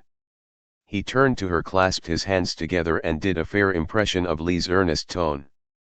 Oh, please let us through. We are so helpless and weak. I mean, even though my teammate happens to be a Hyuga with the Byakugan, we have no idea there's a genjutsu here. He laughed, and this time Hinata and Kiba joined in. I suspect Lee's team will be fine. He was probably just play acting to convince the other teams his squad was weak. But Naruto-kun, what do we do if some of our friends are in trouble?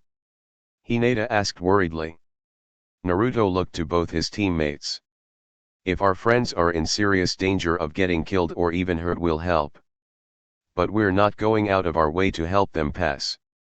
The whole point of this is to see which teams are strong enough to deserve to be promoted. If other squads aren't strong enough yet, they'll just need to keep working at it. I guess that's fair, Naruto-kun. Hinata said. As they approached room 301, there was Kakashi leaning against the wall. Hey Naizen, you come to wish us good luck? Kakashi nodded. That, and to remind you one final time to be very careful of your opponents, some of them may play rough. Naruto had a big smile. I say, bring it on. Team 7 is ready. Damn straight. Kiba agreed. Hinata simply smiled and nodded. Kakashi chuckled. Well, what are you waiting for? Go get him. Yeah. He gave each of his teammates an excited look. Let's do it, team. Plunging forward, Naruto pressed open the double doors and led the way. XXXXXXXXXX. He remembered from his academy days that 301 was a large room. He hadn't expected it to be quite this full though. There were a lot of shinobi here and many of them were from foreign villages. He did a quick scan of the room to see if he could spot the red-haired kid from Sand.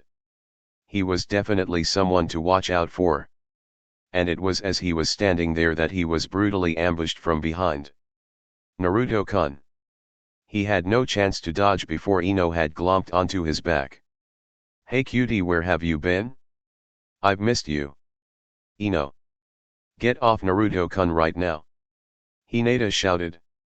Ino stuck her tongue out. I'm going to make Naruto-kun mine. Naruto sighed and turned to the girl who was attached to his back.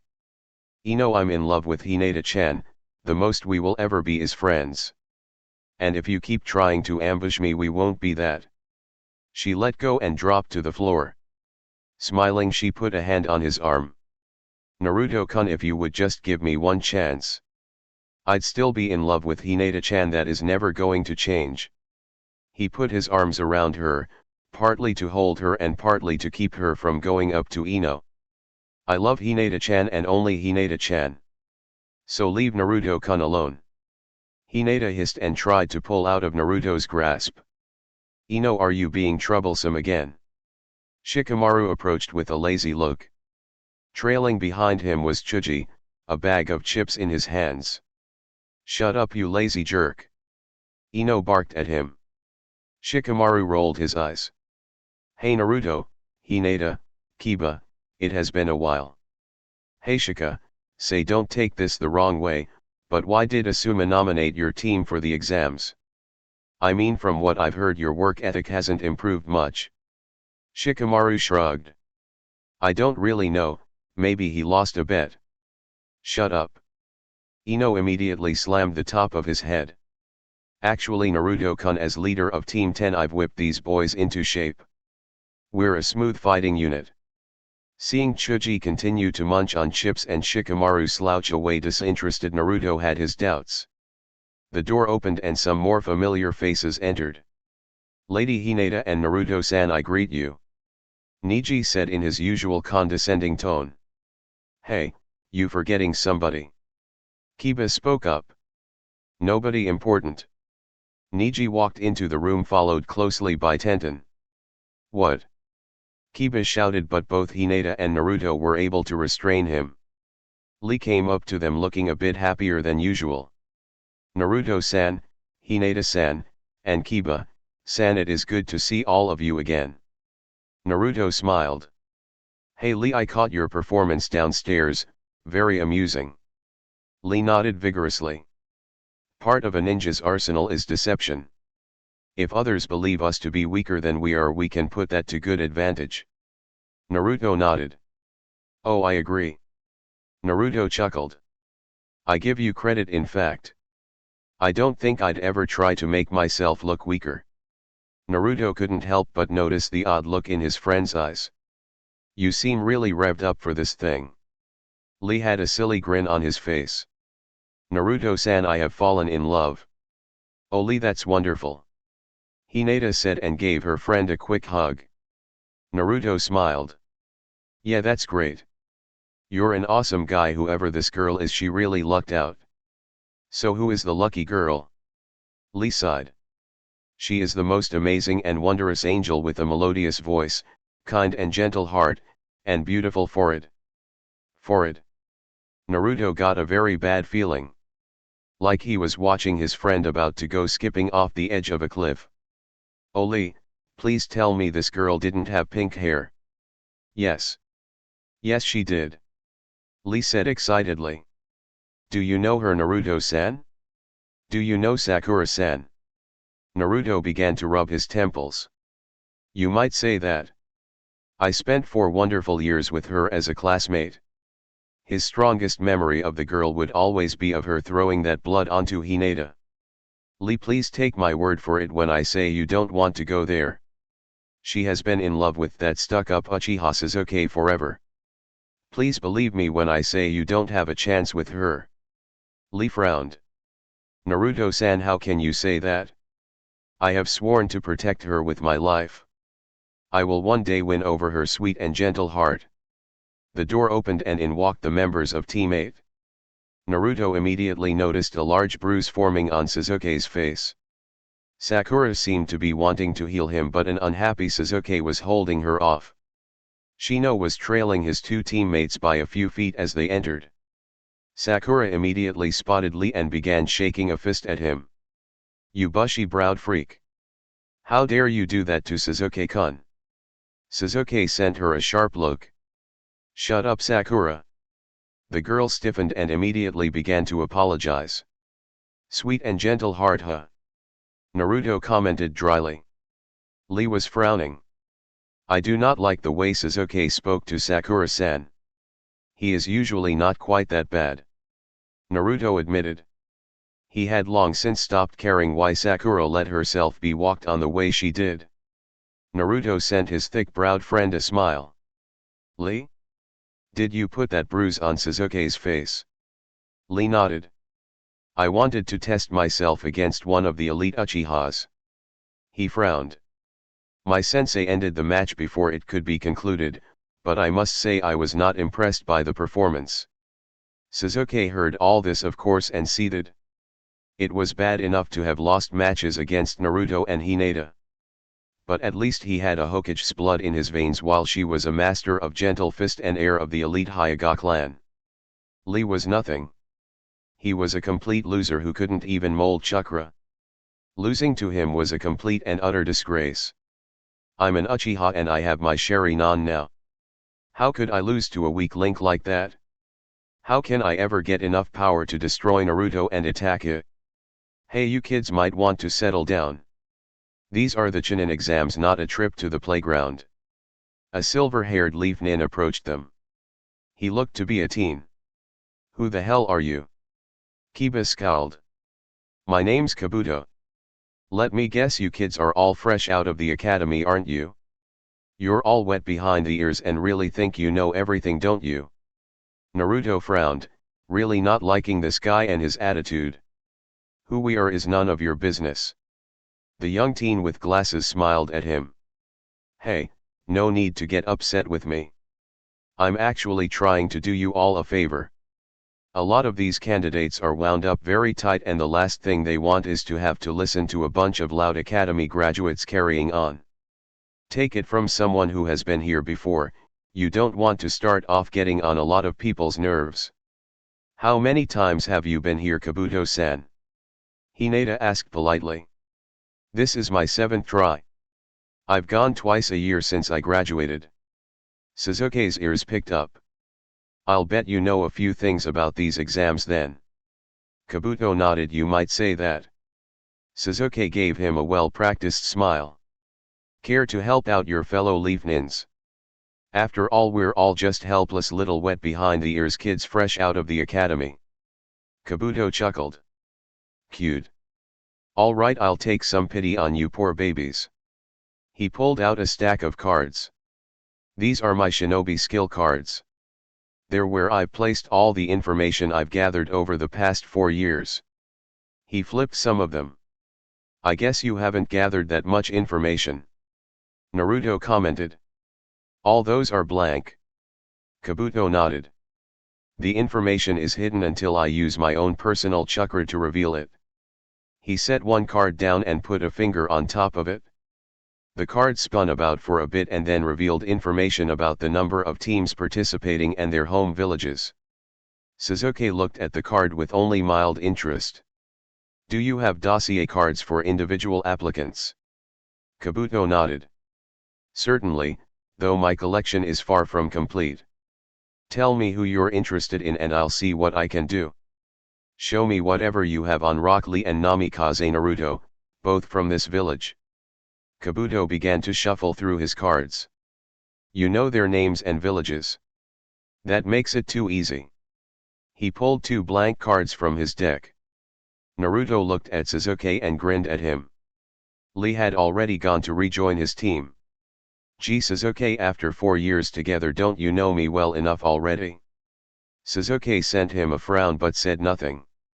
Kabuto placed one of the cards down and touched it with his finger. It spun for a bit and then stopped revealing its information. First off we have Rock Lee. Let's see now, he has completed 20 D rank and 11 C rank missions. His sensei is Might Guy and this is his first trip to the exams. He has some significant ability in taijutsu but he seems to have nothing of ninjutsu or genjutsu. Suzuki was disappointed. That information didn't help at all. Kabuto put the other card down. Now let's take a look at Namikaze Naruto. Kabuto looked up and smiled at the blonde. Like everyone else in Konoha he knew who he was. Well now, 53 D ranks, 6 C ranks, and whoa, an A rank. Kabuto looked up from the card. How did you manage to land an A rank straight out of the academy? Those missions are normally reserved for jonins. Naruto smiled. What can I say? It started out as AC and got an upgrade. Suzuki sent Naruto a dark look. Team 8 had gotten its first C rank about 2 weeks after Team 7. Their mission had been to protect a merchant caravan traveling to the village hidden in the grass. They had actually been attacked by some bandits one night. It was during that fight that his Sharingan had activated. Team 8 did a great job in defeating the bandits and completed the mission successfully. Kurane-sensei had been extremely proud of all of them and they had returned to the village in glory. Then the very next day Team 7 had come back and all anyone wanted to talk about was the fact that they had faced Mamakai Zabuza and survived. Suzuki had no doubt that it was Kakashi that did all the fighting. But their sensei's glory had reflected onto all of them and once again Suzuki could feel Naruto casting him into the shadows. Whoa, check this out. Kabuto sounded really impressed. What? Suzuki asked unhappily. Did he do an S rank too while I wasn't looking? Kabuto looked up at Naruto with real surprise. Did you know someone has you in their bingo book? Really? Naruto said excitedly. Ordinary ninja did not go in the bingo book. That was reserved for ninjas who were seen as especially dangerous or skilled. Who? The village hidden among the rocks, and they have you listed as an A-rank opponent. Naruto laughed and had a huge grin. Hear that, guys? I'm famous. Naruto-kun, Hinata said with worry. This isn't a good thing. He took her hand and spoke to her reassuringly. It's alright, Hinata-chan. I can't be Hokage unless I'm acknowledged the best ninja in this village. I was always bound to end up in all of them sooner or later. It's a compliment that I'm in one now. But why would the rock nins of all people have you listed? Kiba wondered. I have a pretty good guess. Naruto said but did not go into details. As Team 7 moved off a bit, Suzuki remained where he was. His eyes were shut, his fists were clenched and shaking. How? How does he keep surpassing me?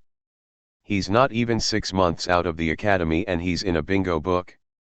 He's leaving me far behind. I'm too weak and too ordinary. Suzuki-kun, are you? Leave me alone, Sakura. He said sharply.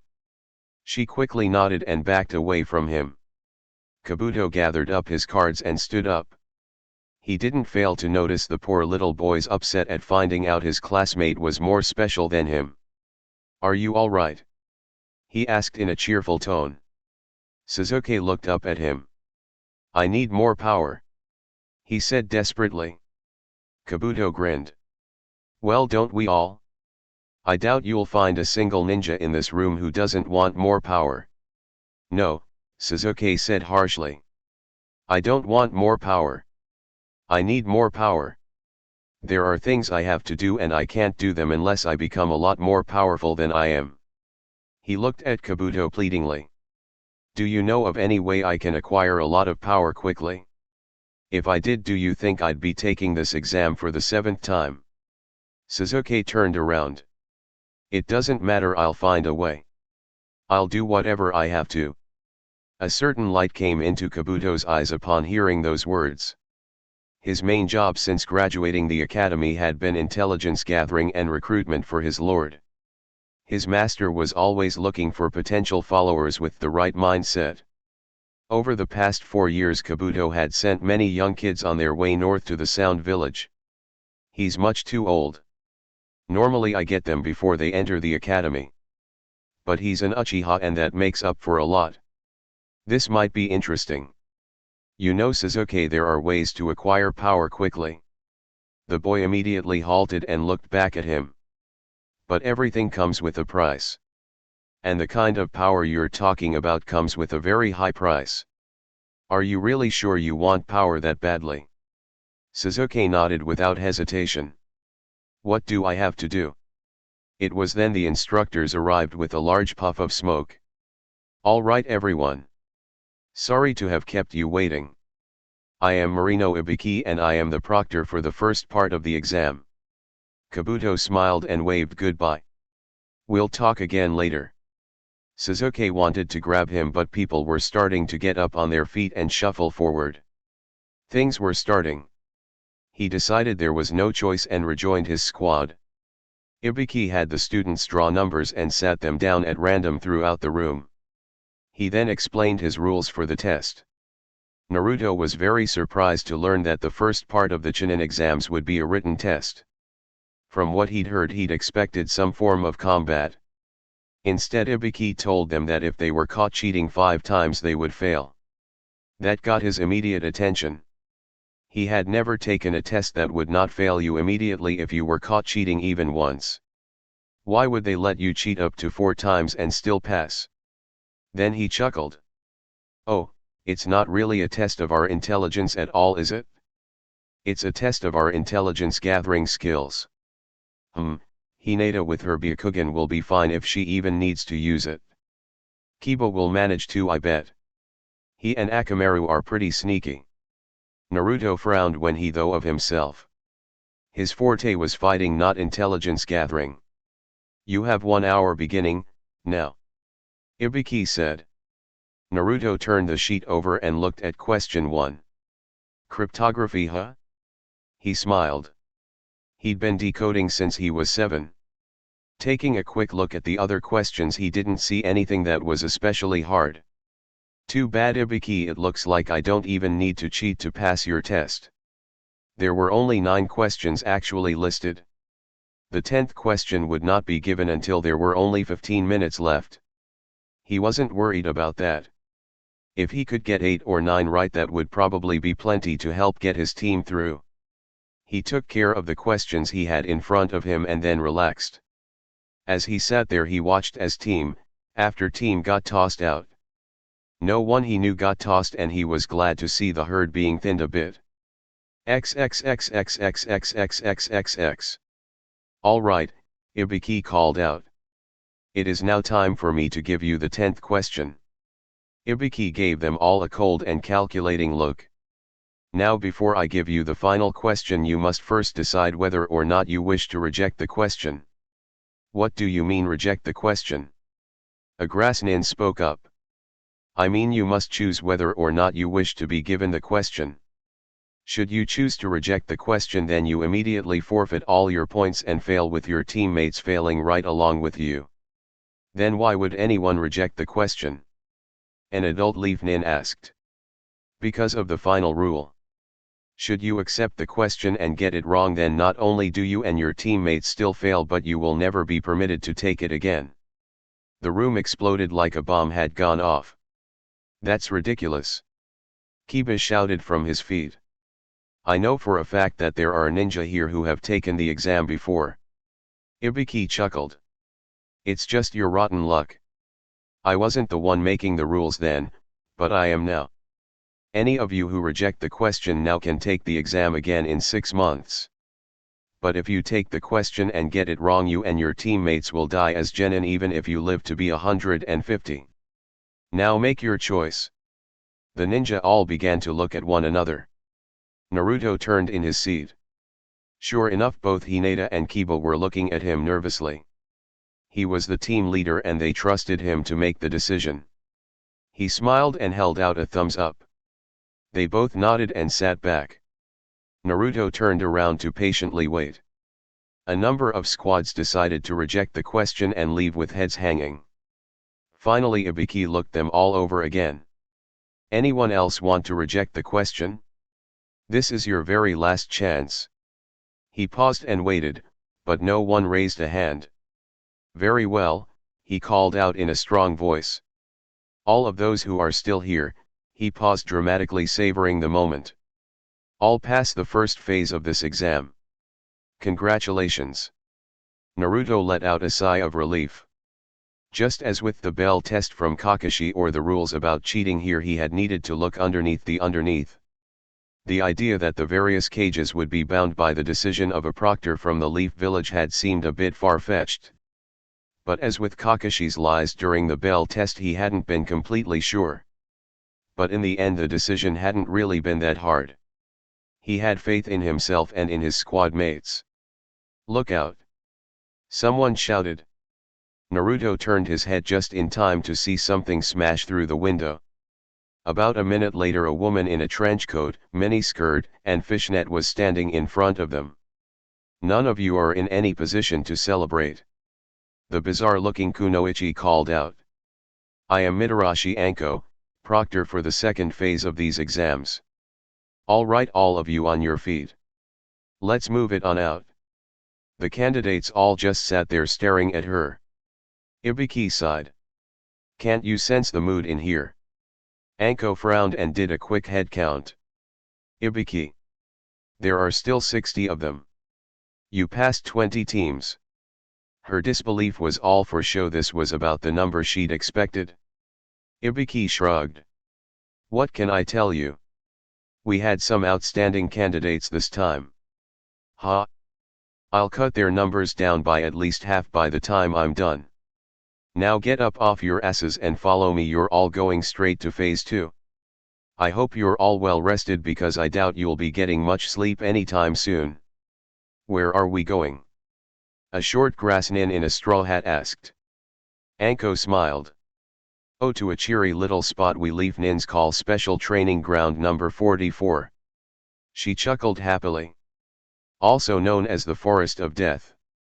Chapter 25, Forest of Death. Hinata saw Naruto waiting for her by the fireplace. Hello Naruto-kun, why did you want me to come over? He smiled happily. Hinata-chan, it's December 25th today. She looked at him blankly. So? It's Christmas. He said excitedly. She smiled and giggled a bit. Oh silly. This is a fictional world, we don't celebrate Christmas here. We don't. He looked crestfallen. So I guess you don't want my present. You got me a present. Hinata said excitedly. Nodding a bit embarrassed, he handed her a little chibi fox with 9 tails. Kawaii. Oh, I love it. Thank you Naruto-kun. She hugged him and he gladly hugged her back. As he hugged his girlfriend in front of the roaring fireplace, he noticed his mom with her head in the room smiling at the two of them mischievously. Mom, stop spying on us. She laughed. It's called protective surveillance, son, and the two of you really are just too cute. I'll have some cookies ready in a minute. He shook his head. Then he smiled at the other girl he loved. Merry Christmas Hinata-chan. Giggling, she leaned forward and gave him a kiss. Merry Christmas Naruto-kun. XXXXXXXXXX. 20 teams were gathered before a 30-foot high metal fence. Behind that fence was a wooded terrain that seemed gloomy and twisted. The landscape seemed completely alien to any he had seen in Konoha before. Funny how Mom and Naizen never mentioned this place to me. Naruto thought. As the teams waited, Anko started to explain what was in store for them. All right. Now listen up you maggots, because I'm not going to explain this twice. The very first thing we'll need to do is have each and every one of you sign one of these consent forms. She smiled at them in a slightly bloodthirsty manner. They clear us of any liability should you be killed or terribly maimed.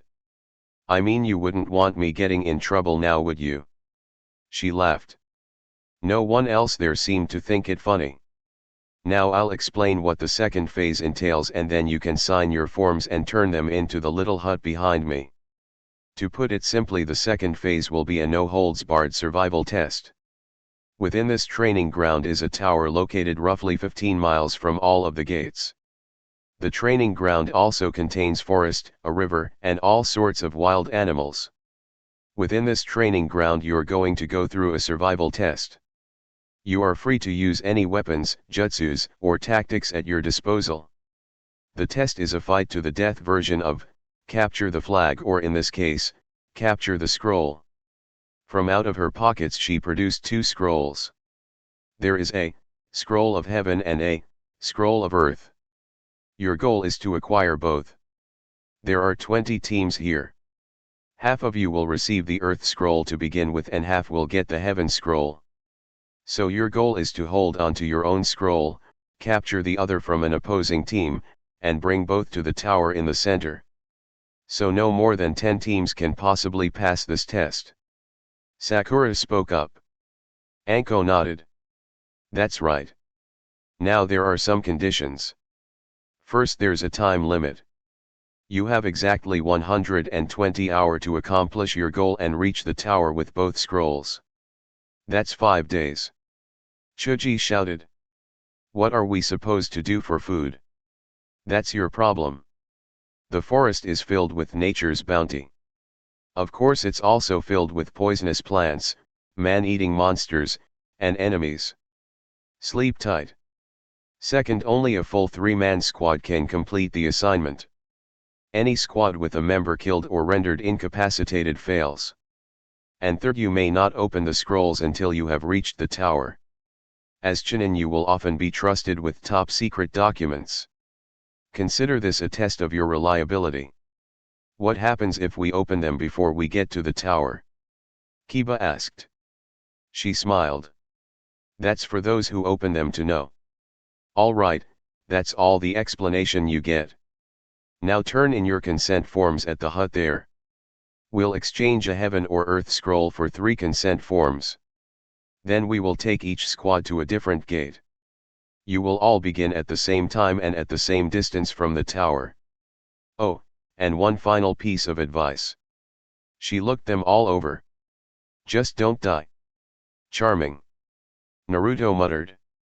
XXXXXXXXXX. Ino looked at her 2 boys and tried to encourage them. All right, this is it, Team 10. This is going to a brutal, desperate fight where everyone we run into will be an enemy out to attack us. Now what are we going to do? She waited for them to shout, fight loudly and in unison. Hide. Chuji suggested. Quit. Shikamaru offered. Ino buried her head in her hands and screamed. XXXXXXXXXXX. We will set up a base camp and acquire food and water. Niji said. We will then go on the offensive after dark when the other teams are likely to be resting. Roger. Lee confirmed. Right.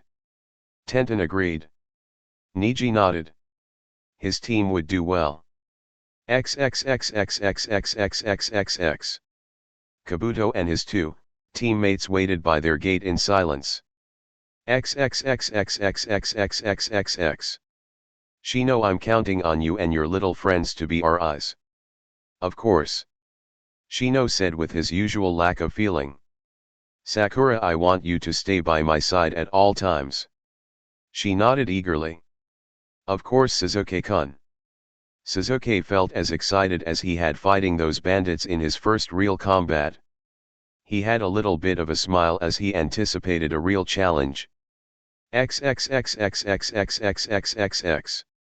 Dosu looked to Kin and Zaku. You understand what the mission goal is, right? He said quietly. Kin nodded and Zaku smirked. This is going to be so much fun. Zaku said eagerly. XXXXXXXXXX. Naruto looked at his teammates. Alright, the longer we stay in this place the more beaten up we're going to get. We need an earth scroll. Let's find someone who has what we need, get it from them, and get to the tower.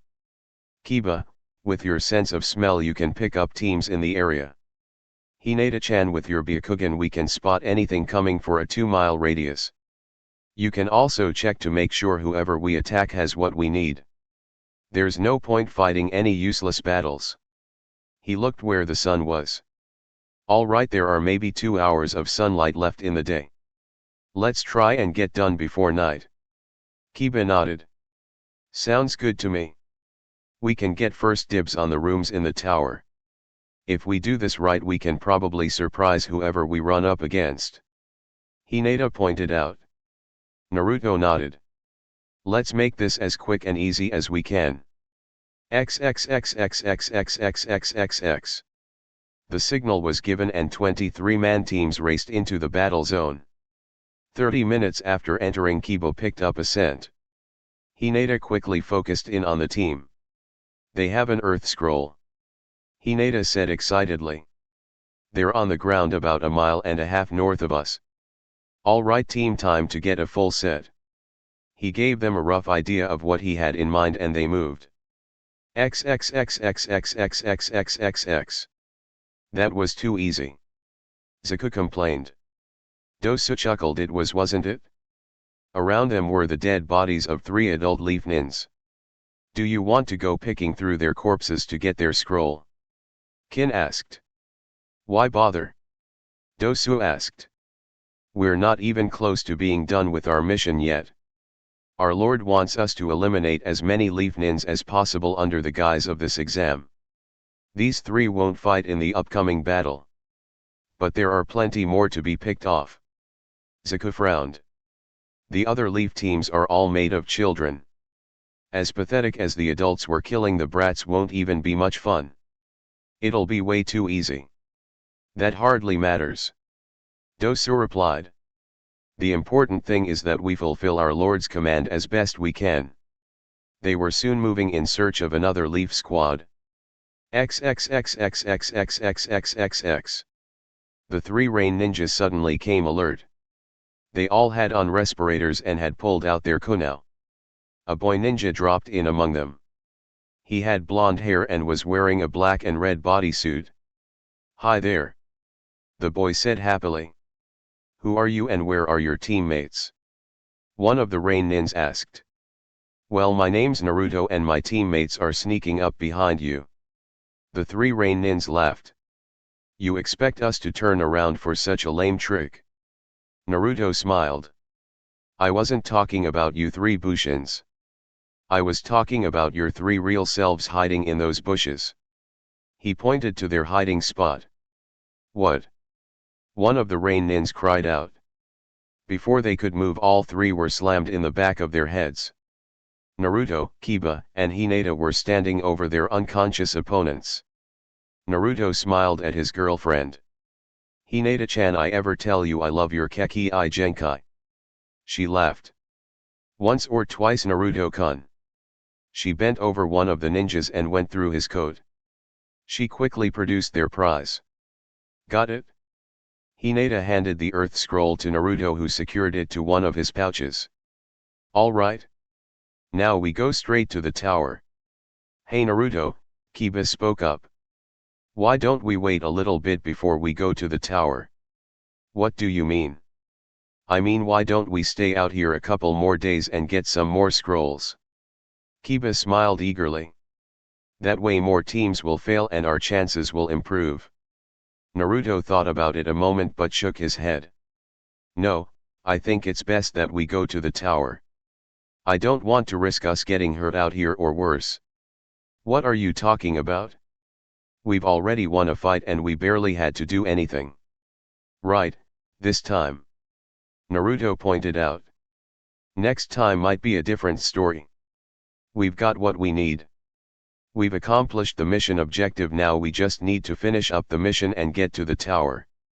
What are you worried about? We're the best. Kiba exclaimed. Naruto nodded. I agree, Team 7 is the best. But that doesn't mean we should go looking for trouble when we don't have to. Even if we get some more scrolls, how much does it really help? Some other teams are bound to get through no matter what we do. This phase is going to last 5 days. But nothing says the next phase won't happen right after. The way this one started right after the first phase ended. I don't want us going into the next round beaten up and hurting. Let's take the next 5 days to just relax and get ready. Kiba shrugged, giving up. Fine. XXXXXXXXXX. All right, Niji spoke. We've set up a base camp and acquired food and water. Let's split up and scout the area. But whatever you find, be back here in 1 hour. He tossed Konao into the earth. Yes, Niji. Lee said. Got it? Tenten said excitedly. Niji grinned a bit. Go. The three of them disappeared. XXXXXXXXXX. Kiba picked something up and held up a fist. Team 7 came to a halt. What is it? Naruto asked. There are 6 cents coming from up ahead. Kiba informed him. Hinata-chan. Hinata nodded. Byakugan. She scanned the way for a bit. I see them, 2 teams. It looks like they're going to fight. Naruto, one of them are the group we met in the alleyway with Konohamaru. So the red-haired kid, Gaara, is there. Yes. She nodded. Naruto paused to think about it. All right, let's go take a look. What? Hinata turned to him. I thought you wanted to avoid any more fights. I do. He said seriously. We're going there to scout, not fight. I want to see what this Gaara can do. How come? Kiba asked. I don't know. Naruto admitted. But I have this nasty little feeling that I'll be seeing him again, and I want to find out as much as I can about him. XXXXXXXXXX. They landed in some thick bushes about 100 yards away. As soon as they landed, Akamaru began to whine and swiftly crawled into Kiba's jacket. What's wrong with him? Naruto whispered. Kiba frowned and looked a bit concerned. He can sense an opponent's chakra. The fact he's this scared is a bad sign. He looked out onto the field. That rain ninja there must be pretty powerful. No, Naruto spoke with certainty. It's the red-haired kid, he's the one. Kiba frowned. You sure? He doesn't look like much. Naruto grinned a bit. Looks can be deceiving. I don't look that tough. Kiba chuckled. You've got a point. From their well-covered vantage point they watched the battle proceed. Saw the lead rain ninja launch an attack with thousands of needles only to be completely stopped by a dome of sand. They saw the frustrated nin foolishly try to rush in only to be trapped in the sand and lifted up off the ground. Gaara casually picked up a discarded parasol. What is he doing? Hinata asked nervously. He's going to kill him. Naruto said. He'd seen Gaara's expression, he knew. Kill him? But the guy's helpless. Kiba argued. Yeah. Naruto agreed. Gaara made a fist and the rain nin was crushed. His blood showered down onto the ground. They then watched as the 2 remaining rain ninjas surrendered their scroll and asked to be allowed to leave. They were killed as quickly and as brutally as their friends had been. What the hell? Kiba gasped. He didn't have to do that. Hinata whispered.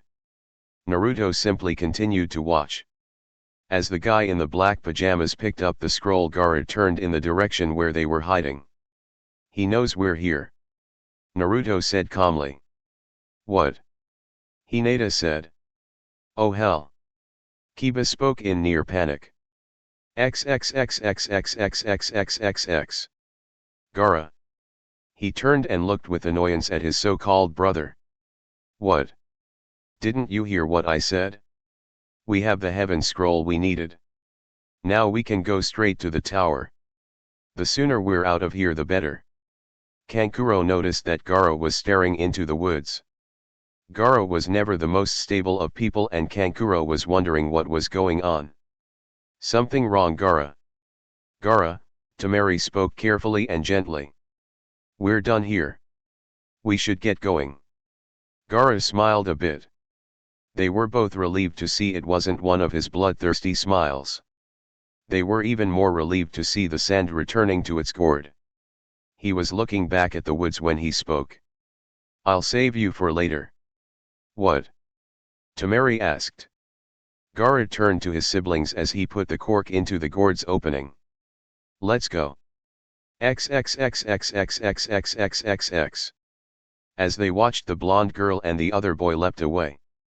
Still looking in their direction, Gaara gave a slight bow before leaping away as well. Oh man, he really knew. Kiba let out a relieved breath. Hinata's heart was pounding.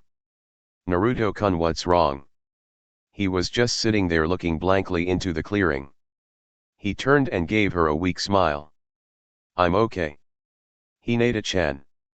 We'll wait here for 30 minutes before we continue to the tower. No reason to risk running into them on the way there.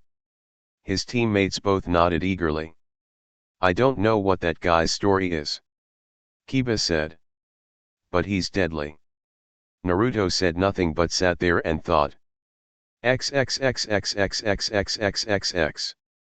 As the sound ninjas landed in the clearing, the children faced them. Dosu laughed as one of them tried to look fierce, their leader obviously. Didn't your mother ever warn you about going to dangerous places? As Dosu watched, the boy's eyes turned red. Didn't yours? Sasuke readied his kunao and signaled Sakura and Shino. Zaku stepped forward. Enough chit-chat. He raised his arms. Supersonic air slice. And fired off a wave of destructive power. The ground where the three had been standing was torn apart. When the dust cleared, there was nothing left. Ha! Too easy. Blew those wimps away. Dosu eyed the scene. There was nothing left. Not even any blood or remains. Wait a minute. A fireball leapt out of a tree. It hit right in the middle of their group, and each sound ninja was forced to leap in a different direction. Sasuke quickly turned to his teammates. I'll get the mummy, Sakura tackle the girl, Shino take the other guy, move. The three members of Team 8 leapt out of the tree and into battle. Dosu was on his feet as Sasuke came flying in. He quickly got his right arm to block a kick aimed at his head. How did you know we were coming? Dosu asked. Sasuke smirked at him. My teammate had his little friends keeping watch. Little friends. But Sasuke's only answer was a stream of fire that forced Dosu to run. Shino landed a single punch on his opponent. He then quickly leapt back away from him and into the underbrush. Where the hell do you think you're going? Zaku fired off a blast from one arm. It toppled a tree but missed his enemy. Your aim leaves much to be desired, Shino said calmly. And leapt back further into the woods. You're not getting away. Zaku followed him into the woods.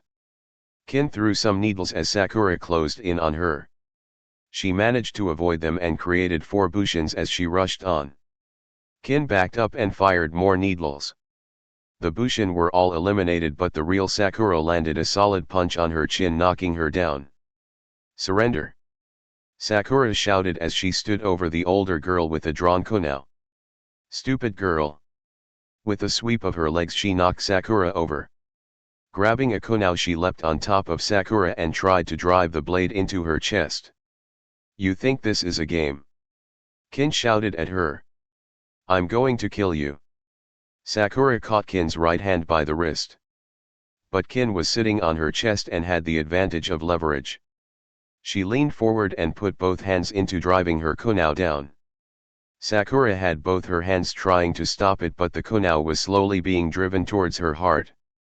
This is really bad, Sakura thought in panic. Sasuke went straight in. Dosu took a wild swing at him. Being able to read his movements with the Sharingan, Sasuke had no problem at all avoiding the punch. You're too slow to hit me, Sasuke informed him. I don't need to hit you, Dosu replied. And as Dosu's gauntlet fist swung past, he felt a small tremor go through him. He suddenly began to vomit. He also lost his sense of balance and was only just able to stay on his feet. You're mine now. Dosu clocked him on the jaw and sent him flying back. Zaku came to a halt and looked desperately about. How could he have let that other ninja get away from him? He noticed more damn bugs on his sleeves and brushed them off again. For some reason this part of the forest seemed to be infested with bugs. They didn't bite, so they were just a nuisance, but still. His opponent with the high collar jacket and shades stepped out from behind a tree and began coming towards him. "You are beaten," he said stoically. Zuko laughed. "What world do you live in?" With the idiot coming straight at him, he had him lined up perfectly. He lifted both arms to fire his waves, only to have nothing happen. "What the?" Shino caught him with a kick to the side of the head which sent him down. "I am a bug master. While you have been chasing me, I have had my insects planted in you, draining you of your chakra. So you see that."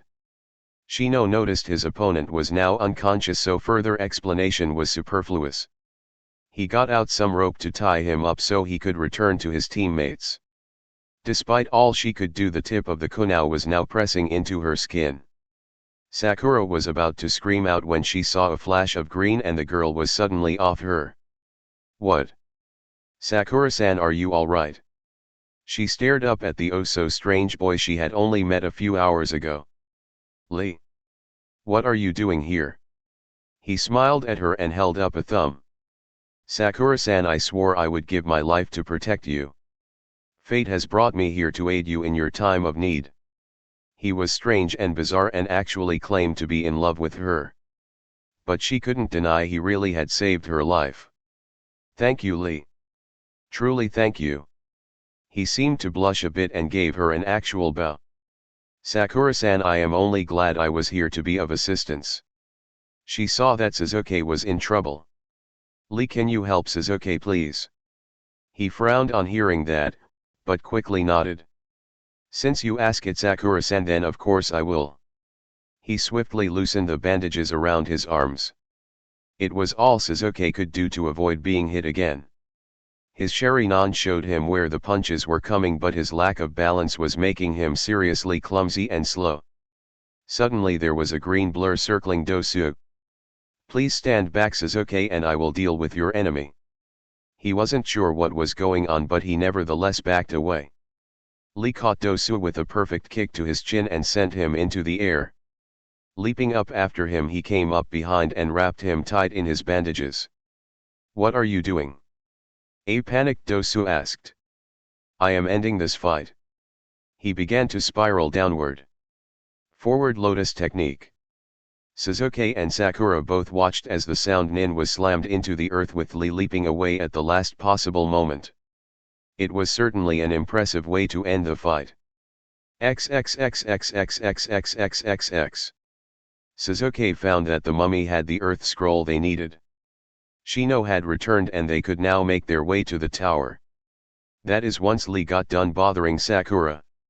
Sakura gave him a happy smile. "Thank you again, Lee-kun. I know you didn't owe us anything, but your help made the difference. You're an amazing ninja." With that she leaned in and gave him a quick kiss on his cheek. The boy blushed like a virgin girl. "Sakura-san, I will always be there to protect you when you need me." He smiled and held out his thumb. "It's a promise." "Thank you, Lee-kun, and I think you can call me Sakura-chan." He let out a sigh of pure delight. "Thank you, Sakura-chan. But now I must return to my team. I am sure I will see you at the tower." He gave her a bow and leapt away. Sasuke approached her. "What was that?" "Huh?" She looked at him in surprise. Sasuke was definitely looking the worse for wear. He still had a large bruise on his face from earlier, his clothes were torn, and he was dirty and sweaty. But most unusual of all, he actually seemed to be upset. "What do you mean?" He frowned at her. "What was the idea of letting him call you Chan and kissing him?" "He saved my life, Sasuke," she answered calmly. "I think that deserves a kiss on the cheek, and my letting him call me Chan. Well, I don't like him. I would have done fine against the mummy without any help, and I don't like seeing him near you." He sounded hot. Sakura stared at him. She couldn't remember ever seeing him so upset. "I kissed his cheek, Sasuke. Lee is no more than a friend." You are my boyfriend. A slow grin began to stretch across her face. Are you jealous, Suzuki? Don't be ridiculous. Suzuki snapped. I have nothing to be jealous of. She laughed. You are. You are jealous. She sounded quite happy. Okay, we've got the scrolls we need, let's get going. He leapt away and his teammates were forced to follow him. As they leapt through the trees, Suzuki tried to figure just what the hell it was he was feeling. When he'd seen Sakura kiss that thick-browed freak, he'd been surprised to actually be bothered by it. It wasn't jealousy, of course. That was just not possible. No, definitely not possible. As they hurried towards the tower, Sakura couldn't help but keep a smile on her face. Chapter 26, Preliminaries. It's been an interesting first day, huh? Anko asked. You could say that, her assistant chuckled. We've already got 3 squads in and 2 of them broke the old record. Yeah, not to mention the little fact that 2 of them are rookie squads from here. She smirked. It kind of makes you wonder what they're putting in the water at the academy. Whatever it is, I want some. Get in line. She looked considering. The squad from Suna made it here in just 97 minutes, busting the old record by over 4 hours. The rookie squad with the Yondaime Sun and the Hyuga Eris got in just 40 minutes later. Then about 4 hours after that we got in the squad with the Uchiha and Abarame Heirs. She shook her head. And it's still just the first day. Makes you wonder how many squads will get through. Yeah, by the time the Hokage arrives it might be really interesting. XXXXXXXXXXX. The tower in the middle of the forest was large and had plenty of rooms. Enough rooms that each participant was given a room of their very own. There was a cafeteria, a dojo, a courtyard, medical facilities, and even a pool.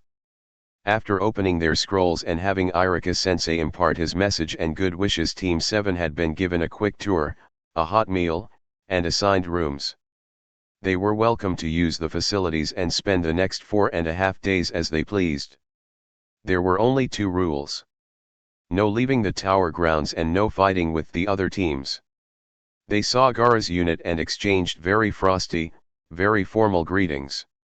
Naruto and Gaara had a slight staring contest, but nothing came of it. They were outside doing some light training in the courtyard when Team 8 arrived. They seemed a bit beaten up, especially Suzuki. Naruto and his team had actually tried to talk to them, but Suzuki had gotten Team 8 moving with few words exchanged. Well, some things never change. Naruto muttered. Perhaps they are just tired, Naruto-kun. Hinata offered. Perhaps Suzuki is still as much of a jerk as ever. Naruto sighed. Come on team, it's late, let's get some sleep. XXXXXXXXXX. Late the following afternoon, to no one's surprise, Lee's team arrived. They were more social and agreed to sit down and have dinner with Team 7. Team 8 and the team from Suna remained aloof. You saved Sakura and Suzuki from some sound ninjas. Naruto was impressed. Yes, Naruto-san. Kami was merciful and put me at the right place at right time to save my beloved Sakura-chan. She thanked me and even rewarded me with a kiss on the cheek. Just a kiss on the cheek. Lee, you saved the girl's life. You should go knock on her door tonight and ask for a proper reward. Kiba hinted. Kiba. Hinata sounded scandalized and Tenten sent him an annoyed look. Kiba-san, I would never do such a thing. Lee stood up and sounded righteous. Please do not suggest such vile acts about my Sakura-chan. Easy Lee, easy. Naruto motioned for him to relax. Kiba is just having a little fun with you, that's all. Lee sat back down and they continued to eat. XXXXXXXXXX. The next morning, to the shock of everyone from Konoha, Team 10 arrived. Shikamaru, Shuji, Ino, how did you guys make it here? Naruto asked, truly surprised to see them. Ino quickly did what she could to fix her hair. She also made a point to ignore Hinata's angry looks. Naruto-kun, I told you we were a great fighting squad. Under my leadership we used our superior stealth and took advantage of fortuitous events to successfully navigate the way here. Huh? Kiba asked, not even pretending to understand. Shikamaru translated. We spent most of our time hiding from everyone. Then we stumbled on the bodies of some leaf nins. He shook his head. Whoever killed them didn't even bother to take their heaven scroll. Then we got here as fast and carefully as we could. So basically you succeeded by sheer luck without really trying. Naruto said with a straight face. Pretty much. Shikamaru nodded. Shut up. Ino began beating Shika to a pulp. XXXXXXXXXX. Late on the fourth day the sound team made it in. It was easy to see there were still some hard feelings between them, teammate and Lee. XXXXXXXXXXX. On the morning of the fifth day the senseis all arrived. Yo. Naruto smiled. See Naizen, I told you we were ready. Yeah, we totally kicked ass. Kiba confirmed. You've all done a great job to get this far and I am truly proud of you, but you're not quite through these woods yet. Naruto sent him a flat look. What does that mean? Oh, maybe something but maybe nothing. Kakashi said happily. You know what's coming up next, don't you, Naizen? Naruto accused. I have a strong suspicion. Kakashi confirmed. Tell us then. No, I don't think I will. What? Why not? Kiba shouted. Because I think it's good that you're nervous and paranoid and ready for anything. Kakashi said cheerfully. And from stance he could not be begged or threatened. XXXXXXXXXXX. Why are we here exactly? Sasuke complained.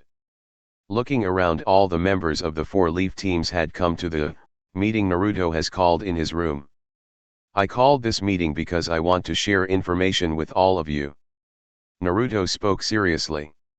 We're all competitors fighting for the same prize. But we are still all leaf nins and I don't want any of you to be hurt or killed unnecessarily. I want to tell you what we saw the red-haired kid, Gaara, on the sand team do. He then related the events in gruesome detail. If any of you face him, don't try to fight him. You should either run away or try to surrender. I know all of your abilities and none of you would be able to defeat him. That is insulting. Neji snapped. Neji, Tenten spoke. Naruto is just trying to help. Perhaps you find the idea of being told you have no hope against an enemy acceptable. I do not. He faced Naruto angrily. Do you really expect me to run and hide just on your say-so? The very idea is disgraceful. Hey jerk, Naruto is trying to save your life. Kiba shouted. I am sorry, Naruto-san. Lee spoke up. But I must agree with Neji. I will not run away. I certainly won't run. Sasuke said. But I assume you will. No. Naruto said quietly. I think that of all of us here I'm the only one who can defeat him. Is that a fact? Sasuke said darkly. And why exactly are you the only one who can fight him? Let's just say I have something inside me that you don't. Naruto and Sasuke locked gazes. Enough of this, was there anything else? Neji asked. Not from me. Naruto smiled at Sasuke. Care to share what you know about the sound ninjas? No. Sasuke said flatly. But Sasuke-kun, Naruto just shared what he knew, why shouldn't we help our friends? Sakura said. Until this competition is over, Sakura, we have no friends, only competitors. Sakura looked troubled by this, but Neji nodded agreement. Naruto did what he did for his own reasons. We don't owe him anything. I disagree, said Shino. I will share information with the rest of you. Sasuke glared at him. As team leader, I say we keep everything locked up. Shino gave him a look. It is clear you can order Sakura about like a puppet. Sakura flinched hearing that in front of everyone. But you have no authority over me, you are not Kurane-sensei. Logic suggests that your selfish actions will damage the goodwill we enjoy among our fellow Leaf Nins. Not to mention the fact that we remain Leaf Nins even now, and doing what is best for the village should remain our priority even now. Therefore logic suggests that we are best served by sharing information. Suzuki glared at the boy, but Shino failed to notice and began telling everyone what he had learned both directly and from teammates. XXXXXXXXXX. No other teams arrived prior to the deadline. We have a total of 6 teams and 18 competitors. Anko announced. So as per the rules we shall have some preliminaries to cut the numbers down to something more manageable. I see. Tsunade said. It's amazing that half the teams are rookie squads. Konoha should have some truly amazing ninja in its future. And one very great Hokage. XXXXXXXXXX. They were all gathered together in a large underground arena. Look, Naruto the Hokage is here and all our senseis as well. Hinata pointed out. He noticed the way Kakashi and the others were looking at them. Hinata-chan, I have a very bad feeling about this. His godmother spoke for a bit about the meaning of the exams and on the friendship they fostered between the villages. But before she could begin to explain what the third phase of the exams would involve, a sickly-looking ninja stepped forward and asked to be allowed to take over the proceedings. In short order he was addressing them. My name is Hate and I, am the proctor for the third and final phase of the exams. He coughed for a bit before continuing. Now I am afraid that before we do anything else we will have to have some preliminaries. What do you mean preliminaries? Ino demanded. Well, not to say the first 2 phases weren't difficult. But I am afraid the fact is there are simply too many of you still standing. The finals will be held before a number of important guests and we must keep the event fast moving. Therefore before any of you will be permitted to advance to the finals we will have some preliminaries to cut your numbers down by half. That got a loud reaction from them. That's not fair. Sakura shouted. If you are a ninja then you should already know that unfair situations are common. He coughed again. Now before we begin, does anyone wish to withdraw voluntarily? From here on out you are competing as individuals so you can make your choices without concern for your teammates. Would anyone like to withdraw? 18 silent glares were his only answer. Well, I'm not surprised.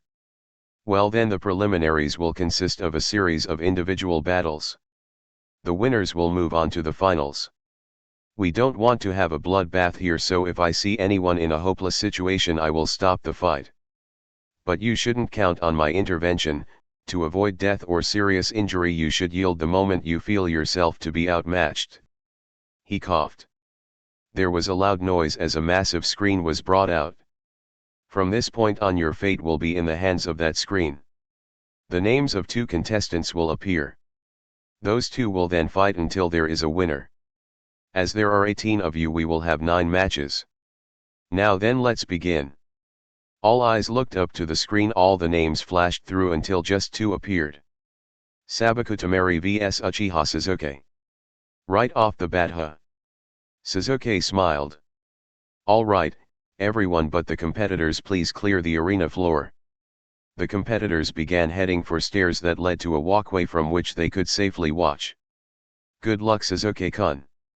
Sakura encouraged. Thanks Sakura-chan. Once she had left he looked over the blonde sand kunoichi he was going to fight. He grinned. I'll try not to hurt you. Tamari gave him a very thin smile. Afraid I can't say the same. Suzuki had no doubts at all that he would win. The girl didn't even have a real weapon out. She was actually trying to fight him with a fan. Hayate shouted for him to begin. Tamari leapt back to get some room but Suzuki remained where he was. Tamari glared at him. Didn't you hear the proctor? The match has begun. Suzuki shrugged. I heard. I'm just trying to decide the easiest way to beat you without hurting you. Kankuro chuckled. Oh, he did not just say that. Tamari's going to hurt him. Tamari sent him a dangerous look. Oh, you think I'm no match for you, huh? Sasuke smirked. I'm an elite Uchiha no Kunoichi is a match for me. Naruto turned to Hinata. Okay, does he not remember you kicking his ass all those times at the academy? Hinata shrugged. I think his pride is getting the better of him. Tamari opened her fan completely revealing 3 moons. Alright, tough guy. I was going to stretch this thing out, but since you just insulted my entire gender, I'll make this quick and painful. She swung her fan. Great cyclone technique. A gigantic cyclone was instantly created and sped toward Sasuke. He leapt away but was too close and was pulled into it. Helpless, he was viciously spun about. The winds cut into him and he cried out in pain. Tamari smiled as the cyclone then threw him down onto the hard stone floor. One for me, she said happily. Looking up to the walkway, she spotted Naruto and sent him a little wave. Hinata glared. Does every blonde girl you meet have to flirt with you? Naruto held up his hands. I didn't do anything. XXXXXXXXXX. A team of medic nins were soon carrying Sasuke away on a stretcher. Sakura turned to leave. Sakura, what are you doing? Kurane questioned sharply. I need to stay by his side. Sasuke-kun needs me. Sakura, he is unconscious and won't even know you're there. In any case, he is in good hands. Your place is here. You can go be with him once the preliminaries are complete. Kurane stated. But Sakura, your duty is to stay here. Kurane said sharply. Sakura bit her lip but nodded. XXXXXXXXXX. The overhead screen began to scroll through names again. Hyuga Hinata vs Sabaku Kankuro. Naruto leaned in and gave her a quick kiss. For luck. He smiled at her. Kick his ass, Hinata-chan. Yeah, go get him. Kiba shouted. I will. Hinata smiled confidently and headed down the stairs. She and her opponent were soon opposing one another. You know, it's too bad. I would have liked to have faced your boyfriend. Kankuro said. No, you wouldn't have. She said with certainty. Byakugan. She only needed an instant and sent him a smile. I know your secret. Hayate signaled them to begin. Hinata immediately ran towards him. As they closed over the top of him. As she landed behind him, she quickly tapped the large bandaged shape that was carried on his back half a dozen times. The results were instantaneous. Kankuro collapsed to the ground. There was a howl, not of pain but of disbelief. The bandages began to come loose and Kankuro stood up. What did you do? She smiled and dropped into a proper Gyuken fighting stance. I shut down the chakra point that I saw you were using to control your puppet. I'm a member of the Hyuga clan and my Byakugan gives me the ability to see chakra, and my gentle fist fighting style lets me close chakra points. Now do you want to give up or should I continue? Kankuro's reply was a yell and a leap towards her. He made the same basic assumption most people did on first meeting Hinata. They saw a small quiet girl and assumed she could not be much of a close-in fighter. Hinata very quickly showed him how wrong he was. In short order, Kankuro was down on the floor next to his disguised puppet. As Hayate declared her the winner, there was a loud clear cry. That's my girlfriend! Naruto shouted. Hinata covered her mouth and giggled as she headed for the stairs. XXXXXXXXXXX. Tenten vs Akimichi Chuji. Chuji took on his human boulder form and promptly tried to run Tenten down. This tactic was doomed to failure though. Tenten quite simply leapt onto the wall and stayed there. Chuji could not climb walls in his boulder form and so was left with no way to reach her. For Tenten, the challenge was not winning but in doing it in a non-lethal way. So she waited patiently for him to finally end his jutsu. The moment he did, she threw down a perfect circle of kunao around him. Please surrender, Chuji. Tenten called down. I don't want to hurt you, but I will if you don't give up. You might want to consider it. Hayate said. Chuji eyed the kunao buried into the stone and nodded. All right, I give. Yada. Lee and Guy shouted together. Niji shook his head in embarrassment. XXXXXXXXXXX. Namikaze Naruto vs Abumi Zaku. Hinata leaned over and kissed him. For luck. She said. You remember what Shino said about his abilities? Naruto nodded. Yeah, he's strictly a long-range type. You know his abilities? Kakashi asked. Naruto nodded. What are they? Naruto smiled at him. You know Naizen, I could tell you, but I don't think I will. Hinata giggled and Kiba laughed out loud as Naruto leapt off the walkway. Kick his ass, Naruto. Kiba shouted. Go get him, Naruto-kun. The two of them faced off. I'm going to hurt you, kid. Zaku tried to sound mean. Naruto smiled. Oh please, you couldn't even deal with Shino. Begin. Hayate called. Naruto leapt back and worked his favorite jutsu. Zaku lined him up and fired off a blast from both arms, but Naruto was moving too fast for him get a beat on. And then there were literally 100 of him all around the arena floor. The original stood back and watched. Zaku took out a few clones before they could reach him, but once they did it was all over.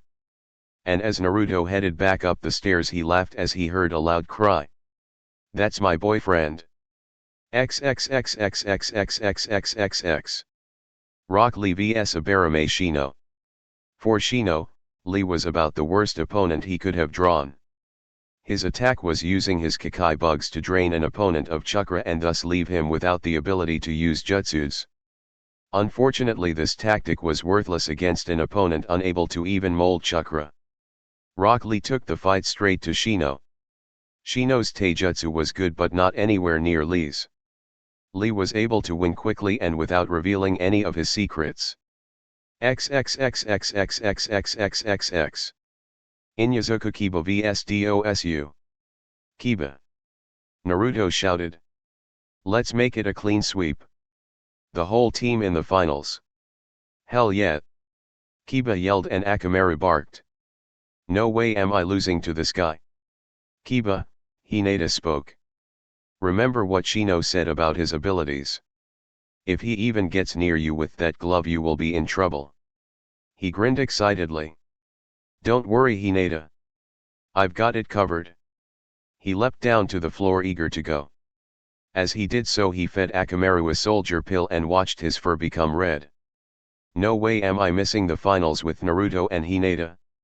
We're going all out from the start, Akamaru. When the match began he immediately ran through a jutsu Haku had taught everyone on Team 7. Hiding mist technique. Ha! So much better than smoke bombs. With his opponent blinded he performed another jutsu in coordination with Akamaru. Man-beast doppelgangers technique. Two beast-like Kibas appeared in the thick fog. Kiba called out. Hey you, sound ninja. Any chance you want to surrender? Of course not. An angry voice replied. Your funeral then. With his sense of smell it was child's play for Kiba and his dog to sneak up on Dosu and attack him at will then disappear into the fog. The two of them moved too fast and with too much surprise for Dosu to be able to do anything with his glove. When Dosu finally went down for good Kiba dispelled the mist and was named the winner. Naruto turned to Kakashi. See Naizen, we're all going to the final phase. Kakashi smiled and felt an unbelievable pride in this squad. So you are. Dinner is on me tonight. Damn right it is. Kiba yelled happily. Team 7 to the finals. XXXXXXXXXX. Don't keep me waiting. Gaara whispered. Hearing that his two siblings inched away from him. Having to stand there and watch all the fighting his bloodlust was on the rise.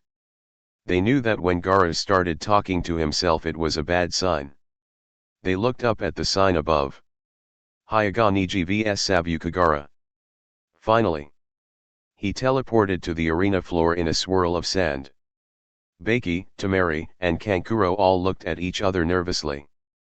Niji grinned, eager to go. Rock Lee and Mito Guy were also eager. Guy early wanted to match his eternal rival by sending his full squad onto the next round. Tenten was the only one who had doubts. Now she was looking down at the face of Niji's opponent and the doubts were rising. She turned to her teammate, the boy she had feelings for. Niji, maybe you should forfeit. All three males stared at her as if she were insane. You could always take the exam again in 6 months.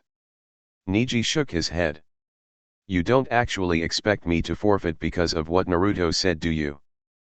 But if what he said was true, how can you get through his sand? It sounds like he has an ultimate defense. Every defense can be defeated. Niji said with certainty. Even if he was strong enough to kill some rain nins, that does not mean I am going to run and hide. Tenten, you cannot expect Niji to just give up, can you? Lee said in shock. Guy shook his head in disappointment. Yosh. Tenten, where is your fire of youth? Where is your faith in Niji's abilities? Do not speak of doubts but give him your full support. She knew it was useless to argue with him. So she did the next best thing. She quickly leaned forward and kissed his cheek. For luck, she said quietly. She could feel herself blush. She had never done anything near that forward. Niji looked at her and had a tiny little grin on his lips. Thank you. He leapt down. Naruto frowned. Good luck, Niji, he said fervently. He didn't like the look in Gaara's eyes. Do your best, big brother Niji, Hinata called out. Is that sand coming out of that gourd? Kakashi asked. Yeah, it is, Naruto said. He wondered what Niji would be able to do. The two of them faced off. They both eyed one another in silence until they received the signal to begin. Byakugan, Niji spoke and moved in to strike his enemy's chakra points. But as he tried to strike, the sand rose up to block him. The first time he backed up and took another look at the sand. There was chakra in it. But there was nothing to indicate how he was controlling it. Are you just going to stand there? Gaara called out without interest. He was standing with his arms crossed and in the exact spot he had started in. He had not moved an inch. Niji gritted his teeth and rushed in again. He tried an entire series of strikes, but each one was blocked. Though he did not know it yet, it was hopeless, for his attacks lacked the one element that might have allowed some degree of success: blinding speed. But he was the genius of the Hyuga clan and he was unwilling to simply give up. Not without using his most powerful technique. 8 trigrams 64 palms. He launched himself against Gaara with all the speed and power he could muster. And it did him no good at all. My turn, Gaara said. The sand reached with a frightening swiftness and took hold of Niji by his legs. He was whipped around and slammed hard into the wall. Niji cried out in pain. The sand took hold of him again and again. He was thrown against the wall. As this happened, Gaara slowly smiled wider and wider. Niji, give up, Tenten screamed. She rounded on Lee and Guy. What's wrong with you? He can't win. Tell him to give up. Lee and Guy both looked at each other. Guy looked at what was happening. It was not a battle, it was simply a beating. Niji, Guy called out. It is over, admit defeat. Seeing Guy do so, Lee quickly joined in. What is he doing? Hinata screamed. For all his many insults and condescension over the years, he was still her cousin and she still loved him. Stop it. Naruto tightened his grip around the bars. Kakashi-sensei, can you stop this? It's not my place to, he said.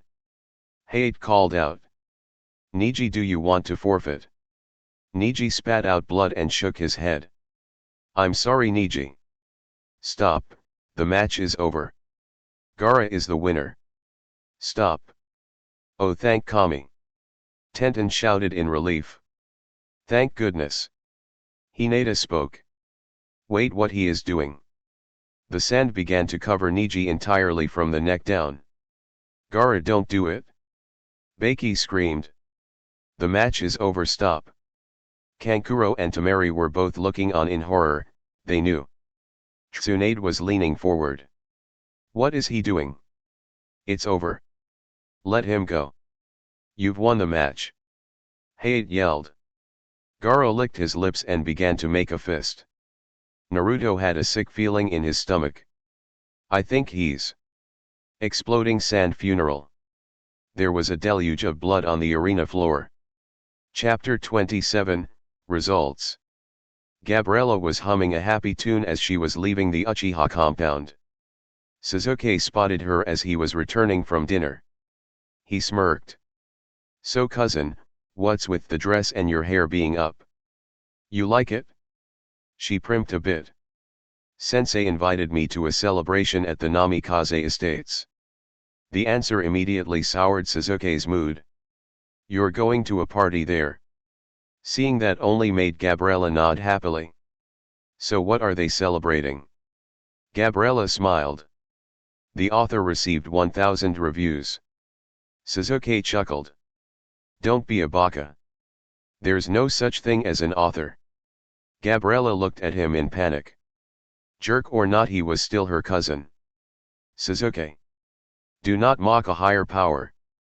Seeing her panic brought a smile to his lips. I repeat, there is no such thing as an author.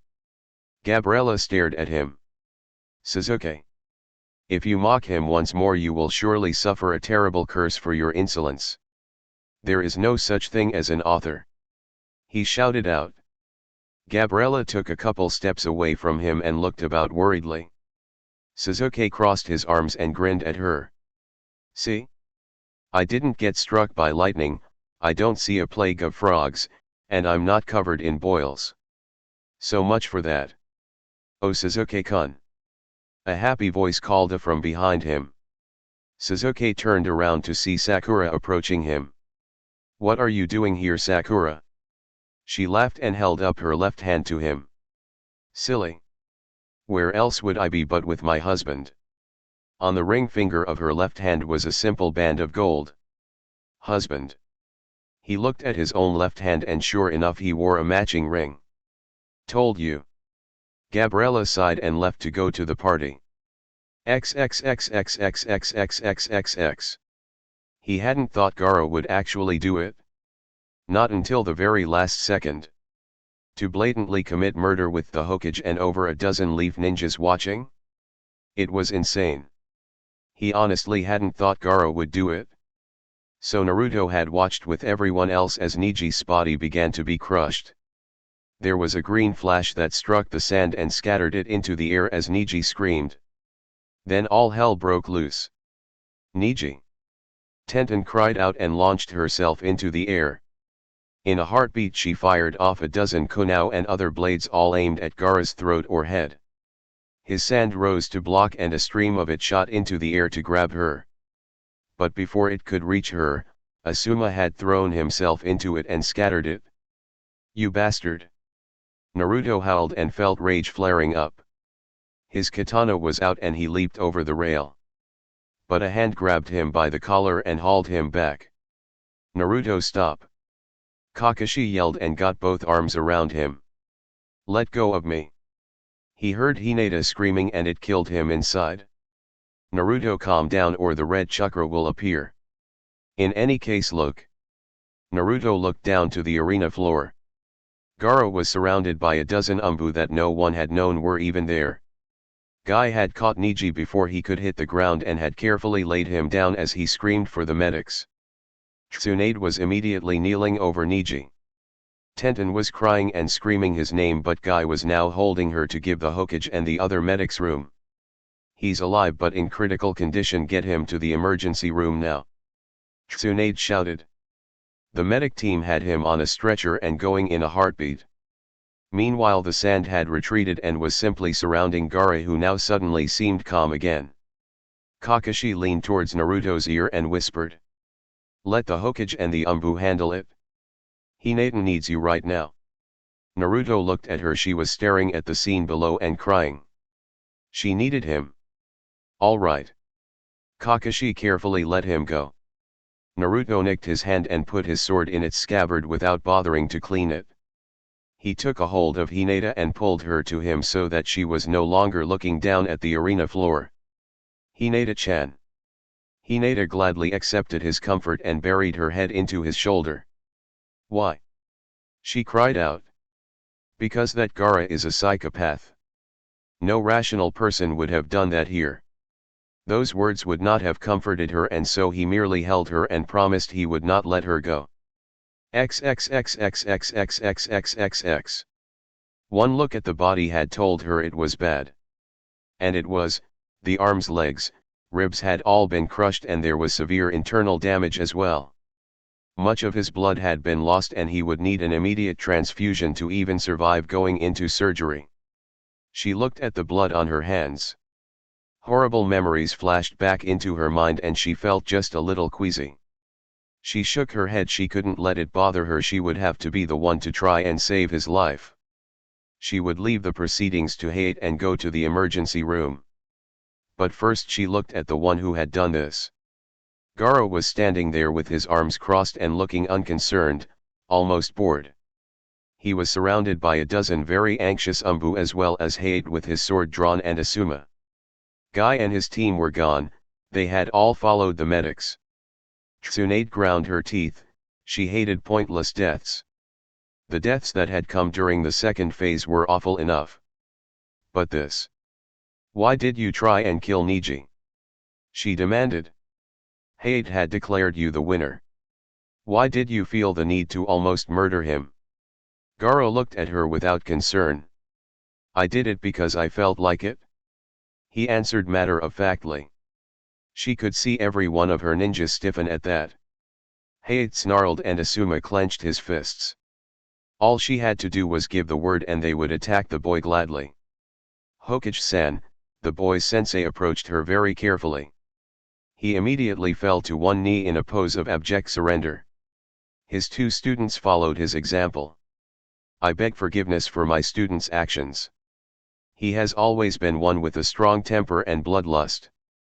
I assure you that I and his father the Kazekage shall offer you our sincerest apologies and will gladly offer restitution for this act. I know who his father is. She snapped, and don't insult me by suggesting you can buy us off. This was not an accident and this was not a mistake. This was a deliberate act. If that's how you feel, Gaara spoke calmly. Then just go ahead and attack me. I'll kill you all. Hearing those words, Naruto glared down at the red-haired boy. But there was nothing he could do while Hinata clung to him. Baki looked at his student. Gaara, in the name of the Kazekage, be silent. Gaara sent his sensei a hooded look, but did not speak further. Baki turned back to the Hokage, sweating.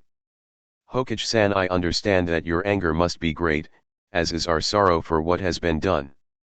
But you cannot punish him for almost killing during the exams. Loss of life is a part of the exams and all the participants are made aware of the fact.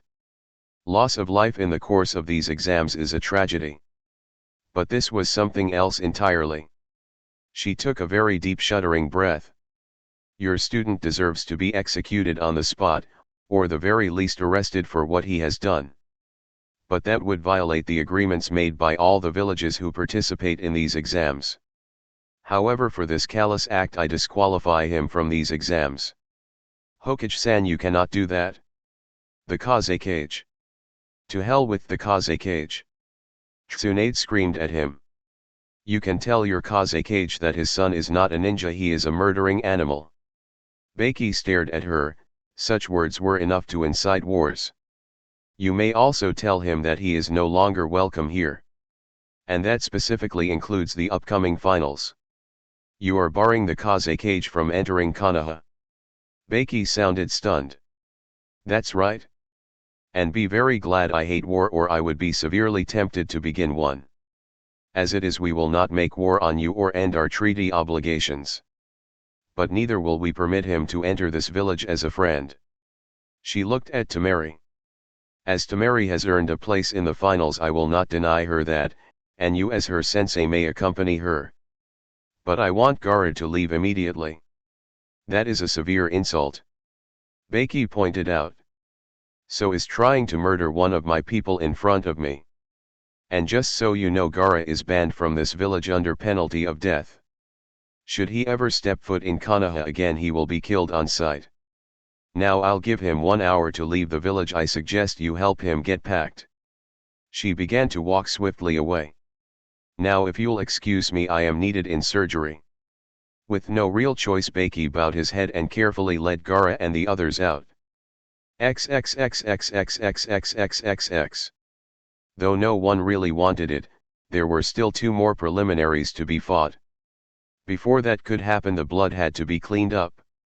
Guy and his team had camped out in a waiting area near the emergency room. Hinata and Naruto soon joined them. Once the arena was ready again, the final 2 matches took place. Ino managed to defeat Kin, while Shikamaru was able to use his shadow jutsu to capture and defeat a distracted Sakura. Hayate decided to go ahead and draw the names for the final matches out of a hat. They would be Naruto vs Lee, Shikamaru vs Tamari, Kiba vs Tenten, and Hinata vs Ino. But for the time being, most people had other things on their minds. XXXXXXXXXX.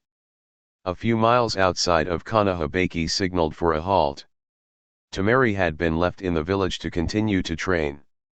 Beiki had felt it to be his duty to escort Gaara and Kankuro back and make a personal report to the Kaze cage. Beiki looked at Gaara and reminded himself to keep his anger in check. He was one of the very few people that Gaara had never threatened to kill. That didn't mean he could say anything he wanted. Gaara, do you have any idea what you have done? You have put years of careful preparation into complete chaos. The plan has been ruined. Now the Kaze cage must decide whether to come up with a new battle plan or else abandon this war altogether. And that is to say nothing of the fact that the Leaf Nins will be more alert now. Gaara looked at him calmly. So what? I have never cared what the Kaze cage wanted. Whether we go to war or not, it's all the same to me. Now let's go. He leapt away. Beiki swallowed a curse. But what could he do? Not even the Kaze cage could really make Gaara do anything he didn't want to. What a mess. He muttered to himself. XXXXXXXXXX. Suzuki lay in his hospital bed staring up at the ceiling. There were already a number of flowers. His mom, uncle, cousin Gabriella, and a bunch of others had come to see him. They had all assured him, except for Gabriella, that losing in the preliminaries prior to the final round was still excellent for a rookie. Ryuki seemed to have no doubt at all that he would make Chunin next time. His uncle was proud of him. Suzuki shut his eyes. He was certain his uncle's opinion would change if he knew the real truth. He entered the exams confident that he would show everyone his power. Instead, he's had his weakness rubbed into his face. Lee had beaten him before the exams even started. Dosa had caught him by surprise and he'd been in trouble until Lee came to his rescue. And then that girl from Sand had crushed him with one move. All these defeats could only lead to one conclusion: he was weak. How can I save this village? How can I avenge my father when I am so weak? The door to his room opened and a visitor with some flowers entered. Hello Suzuki, I heard you were here and I wanted to come by and give you my best wishes. Suzuki frowned. Thanks for the flowers. But I don't really feel like company. Sakura had been there for over 2 hours until a nurse finally convinced her he was alright and really would be released tomorrow. Kabuto smiled and found a spot for the flowers. Really? I was rather hoping we could finish the chat we were having before. Suzuki shook his head. You couldn't even pass the second phase of the exams.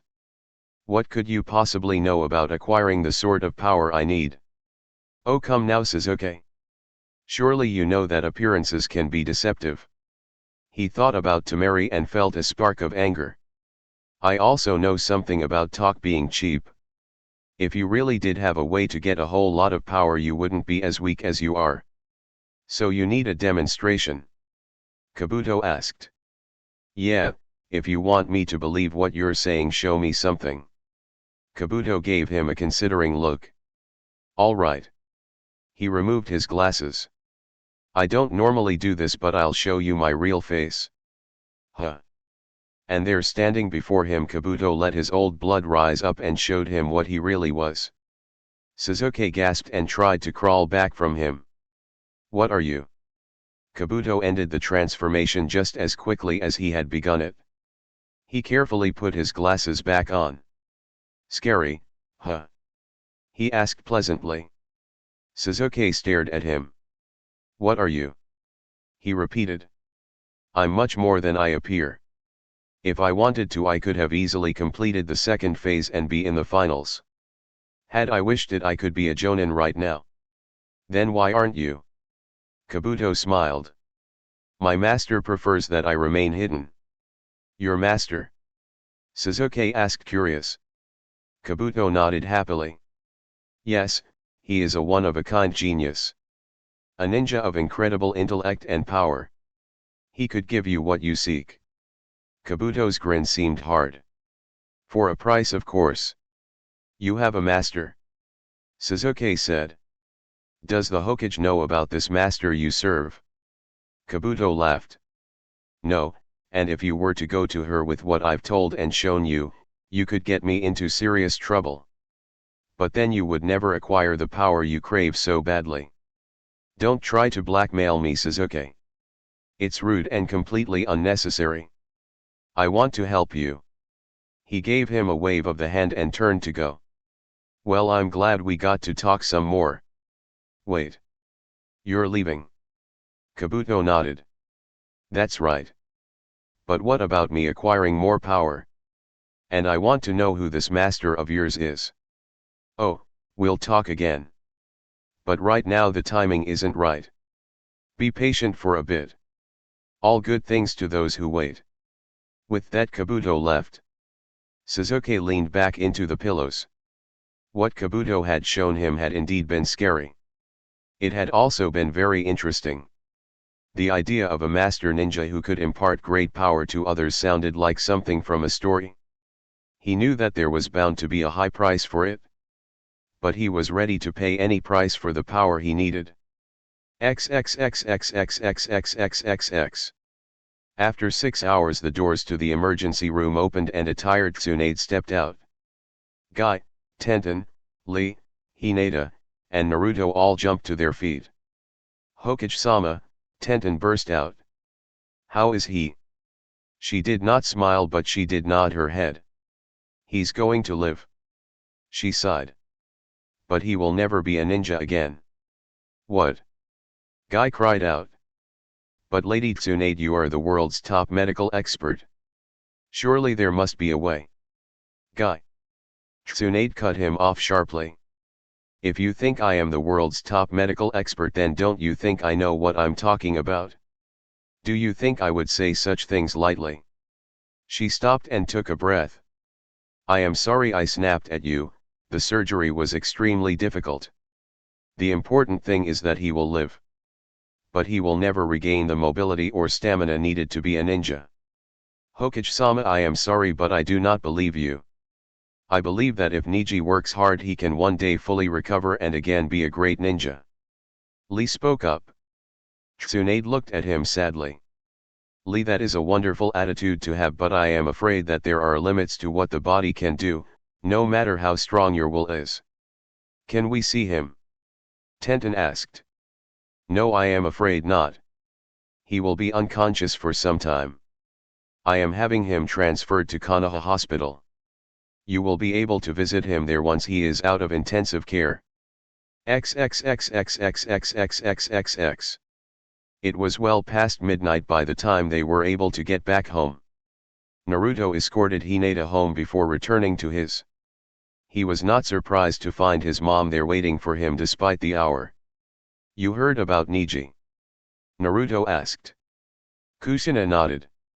Hayashi received a message and he told me. It's a terrible thing. Naruto nodded, very tired. It is. Hinata's a wreck. Just be glad that he at least survived. Naruto nodded and headed off to bed. It had started as such a good day too. He went to sleep wondering if he would meet Gaara again one day. He very much hoped that he would.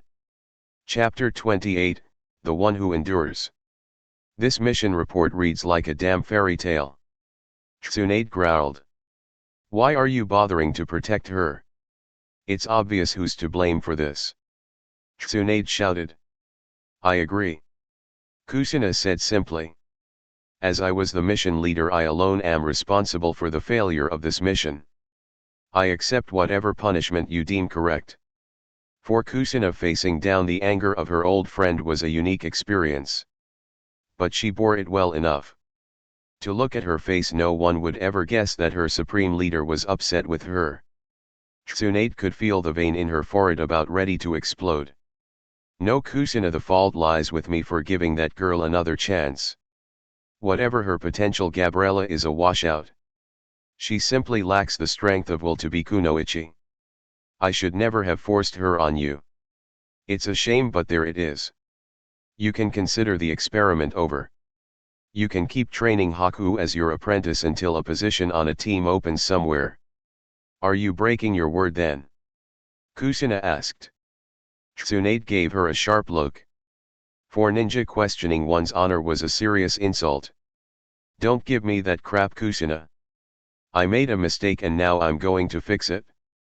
Why are you trying to protect her? Because I am her sensei.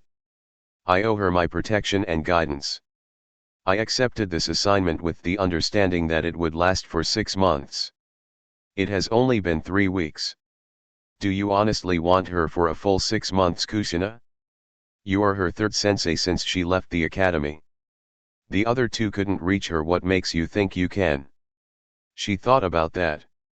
She took a glance at the clock on the wall. It was a little before 11:30 in the morning.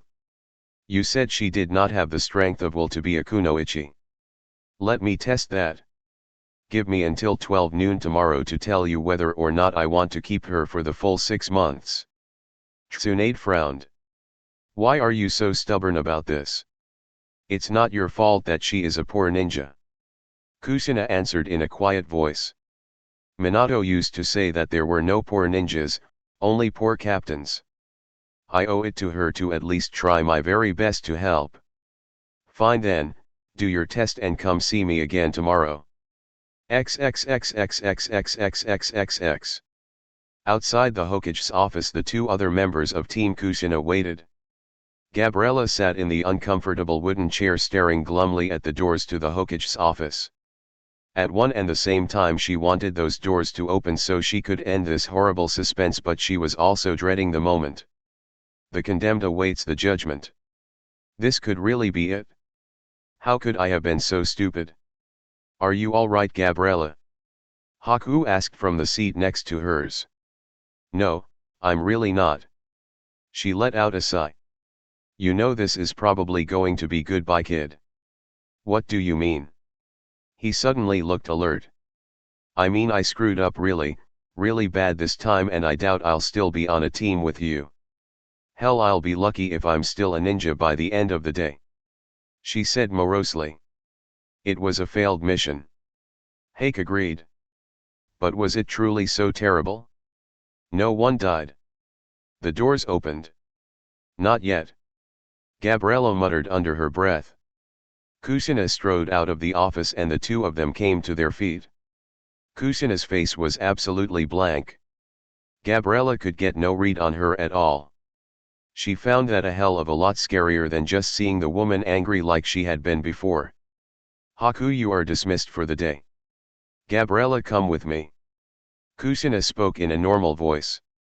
Kushina-sama, what are you going to do with Gabriella? She's going to punish me for being such a screw-up. Gabriella said quietly. I am going to introduce her to an old custom from Whirlpool Country. Kushina answered, ignoring Gabriella's comment. Huh? Gabriella said. May I come with you? Haku asked. Kushina shook her head. I don't think Gabriella would want you to see this. But I want to support her in her hour of need. He turned to his teammate. Do you want me to come along? Gabriella just looked down at him for a moment. Then she chuckled. Sure, why not? Everyone else gets to see what a mess I am. Why shouldn't you get to enjoy the show too? Kusina frowned a bit and honestly wondered if Tsunade wasn't right. XXXXXXXXXXX. She led them out of the tower and towards the training grounds. They walked in silence. Gabriella wondered what her punishment would be. That this was a punishment she had no doubt. She deserved to be punished. Why do I always screw up? Kusina led them out to training ground 39. It was one of the least used training grounds and the furthest from the village but within the walls. She took them to a clearing. It was summer and the sun was beating down hot. Kusina nodded to herself once. Then she turned to Gabriella. Do you know why we were summoned to the Hokage's office? She said pleasantly. Gabriella looked to the ground. We failed our mission. She answered quietly. Look at me when you address me. Kusina said in that same upbeat tone. She waited as Gabriella's eyes slowly came up.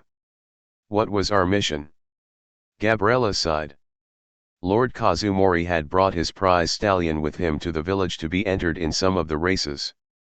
We were to provide security and make sure the horse was kept safe. That's right, a relatively simple and straightforward C rank. What were my instructions to you? She swallowed. I was to stay in the barn and watch the horse for 8 hours or until I was relieved. If anything suspicious occurred, I was to contact you immediately by radio. Were my instructions clear? Yes. Gabriella answered in a small voice. At the time you received them, did you feel they were beyond your ability to carry out? No. Her eyes lowered again. She instantly felt Kusina's hand on her chin and her face pushed up again. Kusina leaned in until she was almost nose to nose. Her green eyes were angry. Eyes, on, me. Kusina spat out.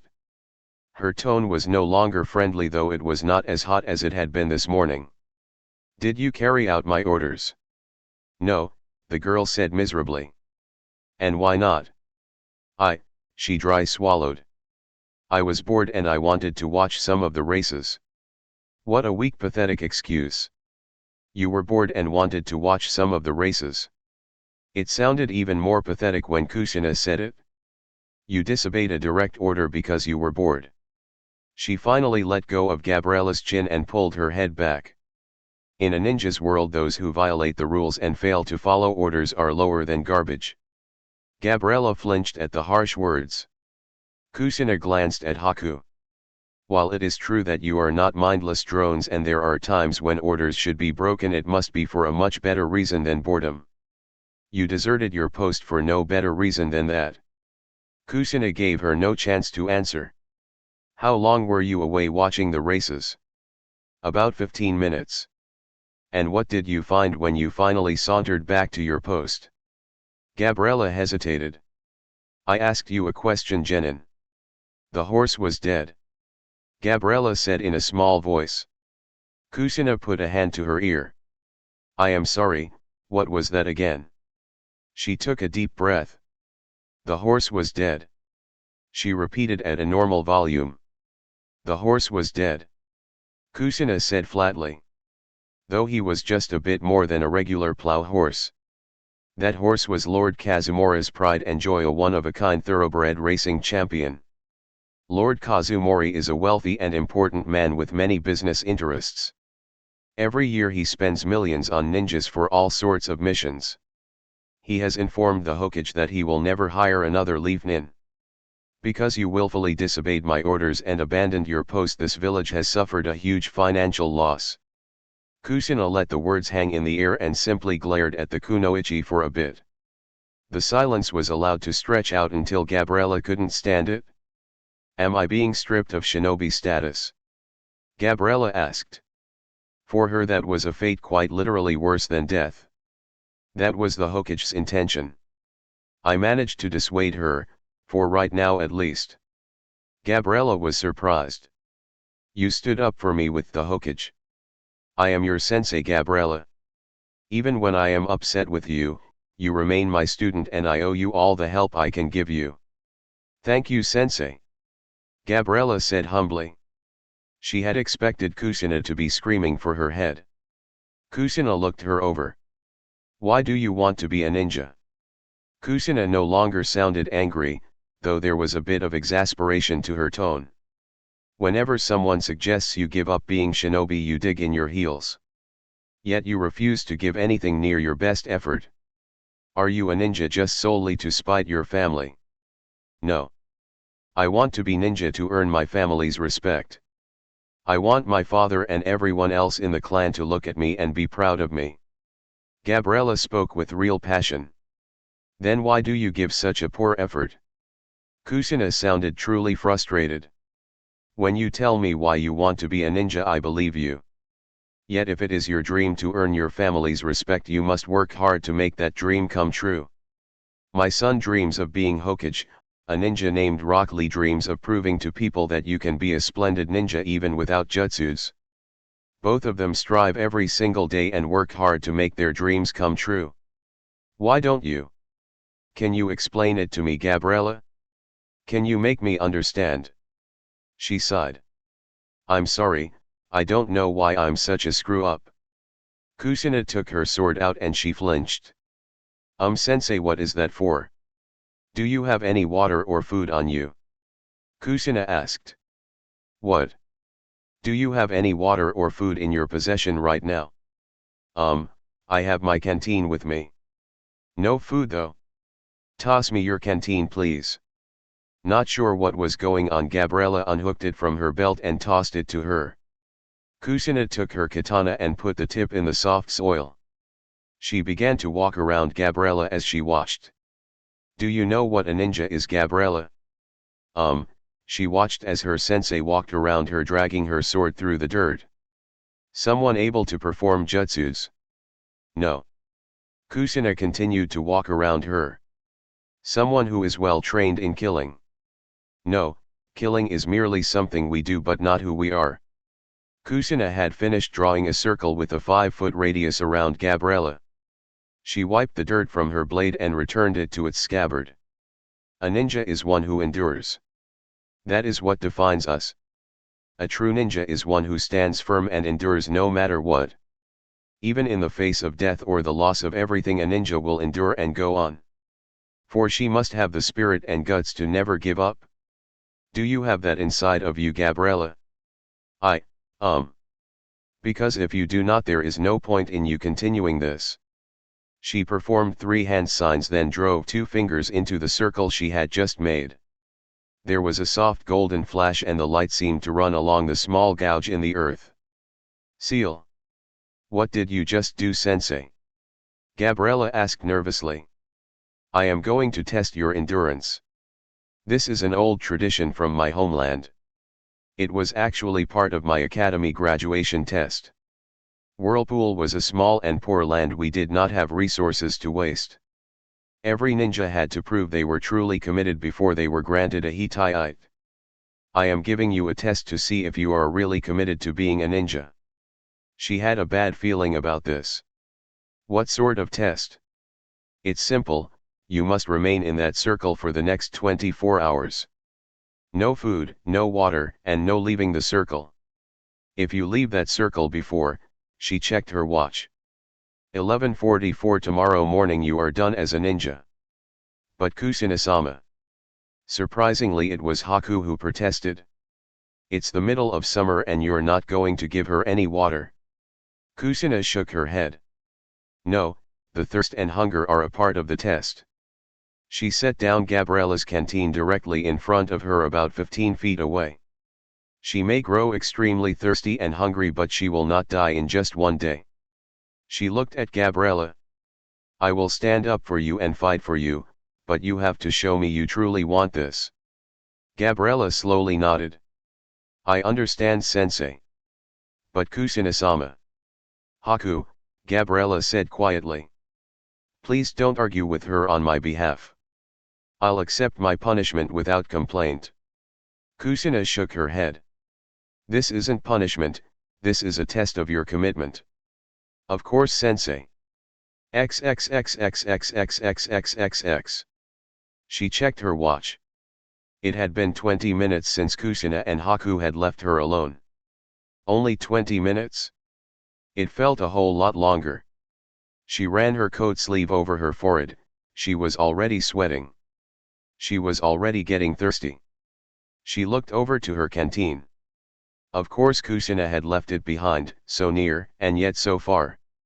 She went ahead and pulled off her dark blue jacket and sat down in the dirt.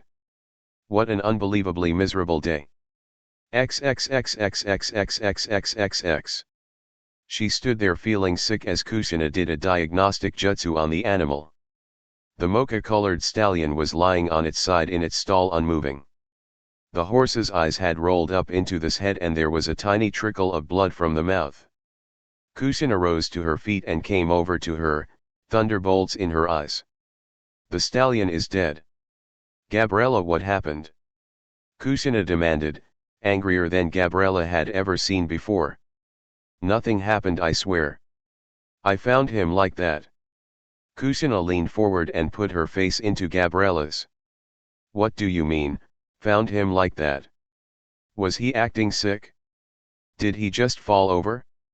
Did anyone else enter the barn? She began feeling very nervous and kept trying to calm down without much success. Nothing happened. Kushina's eyes flattened and if it was possible she seemed to get even angrier. You are lying to me.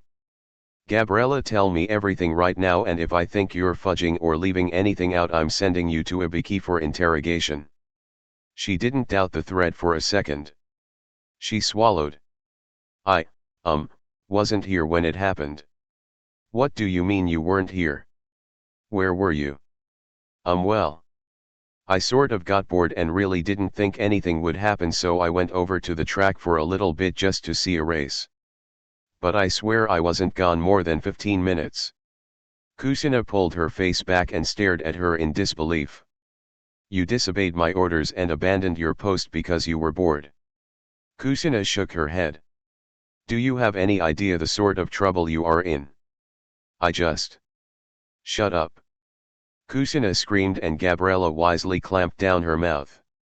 If you say anything more, I just might have to do something I'm going to regret. Get out of here. Go to the tower lobby and wait for me there. I have to go explain to Lord Kazumori that his prize stallion was poisoned under our watch. XXXXXXXXXXX. I don't blame her for punishing me like this. I deserve it. This isn't like the push-ups. I was stupid and that poor animal died because of it. Why? Why do I always do such stupid things? She looked up at the sun. It was just hanging there in the sky, beating down mercilessly on her. She looked at her watch. It was 24 minutes since they had left her. This is going to be a long day. She muttered. XXXXXXXXXX. 3 hours. The sun was still high up in the western sky and she was really thirsty now. She was also very, very bored. She shut her eyes and decided to play a game with herself. She had decided that today was the worst day of her life. She would go through and pick some of the other worst days. XXXXXXXXXXX. She stood in her father's study waiting for him. She always hated the waiting. It was a way for him to remind her that she really wasn't that important to him. He would deal with her in his own time whenever that might be. The door opened and her father entered. He gave her one of his cold looks she knew so well. He wasn't a screamer or a shouter.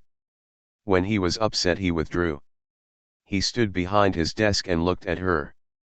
Your sensei has asked you to be removed from your squad. This is the second time, Gabriella. I know, father. She answered quietly.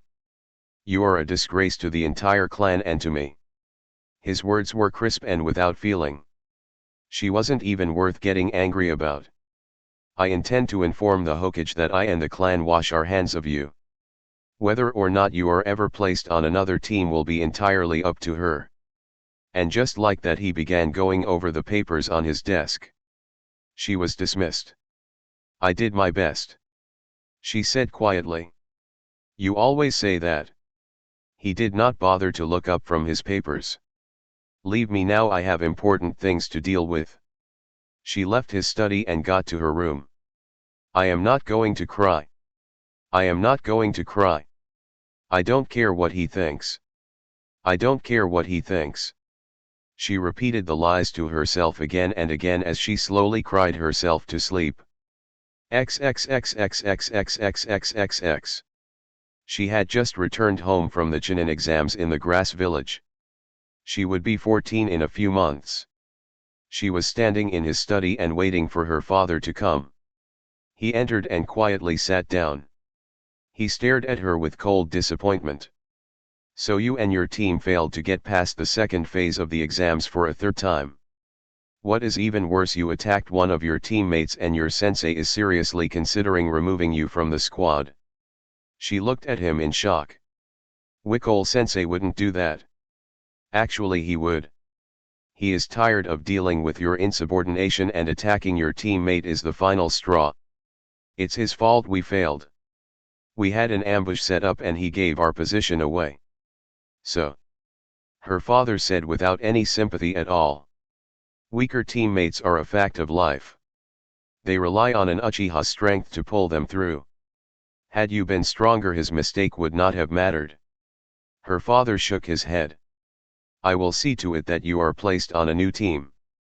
He looked at her with resignation. As if she was a piece of equipment that needed to be replaced. I have decided that I will no longer train with you. What? She gaped at him open-mouthed. Dad, are you giving up on me? Gabriella, my time is too valuable to simply waste. Helping me is a waste. She couldn't keep the hurt out of her voice. Trying to help you achieve what will never be is a waste. He said simply. You will be 14 soon. It is time to accept that you will likely never achieve the Sharingan. People have been older and gotten it. Gyutenno was 17 when he gained his. That is true, her father admitted. However, while it remains possible you will still achieve Sharingan, it becomes more and more unlikely with every passing day. In any case, I have given you extra training for a year now and it has achieved nothing. But father, I always try my best. On my missions and in training with you and with sensei I give my best. You give your best, and what do you have to show for it? He asked indifferently. She clenched her fists in bitter frustration. I work and train until I drop. Doesn't it make a difference how hard I work? No, results are all that matter. You may go now. You will not be meeting with your old team again. I will inform you when you have been placed on a new squad. She left the study feeling bitter and angry that both her sensei and her father had given up on her. Damn it! She was the first to admit she wasn't a genius like her cousin Itake. But she tried.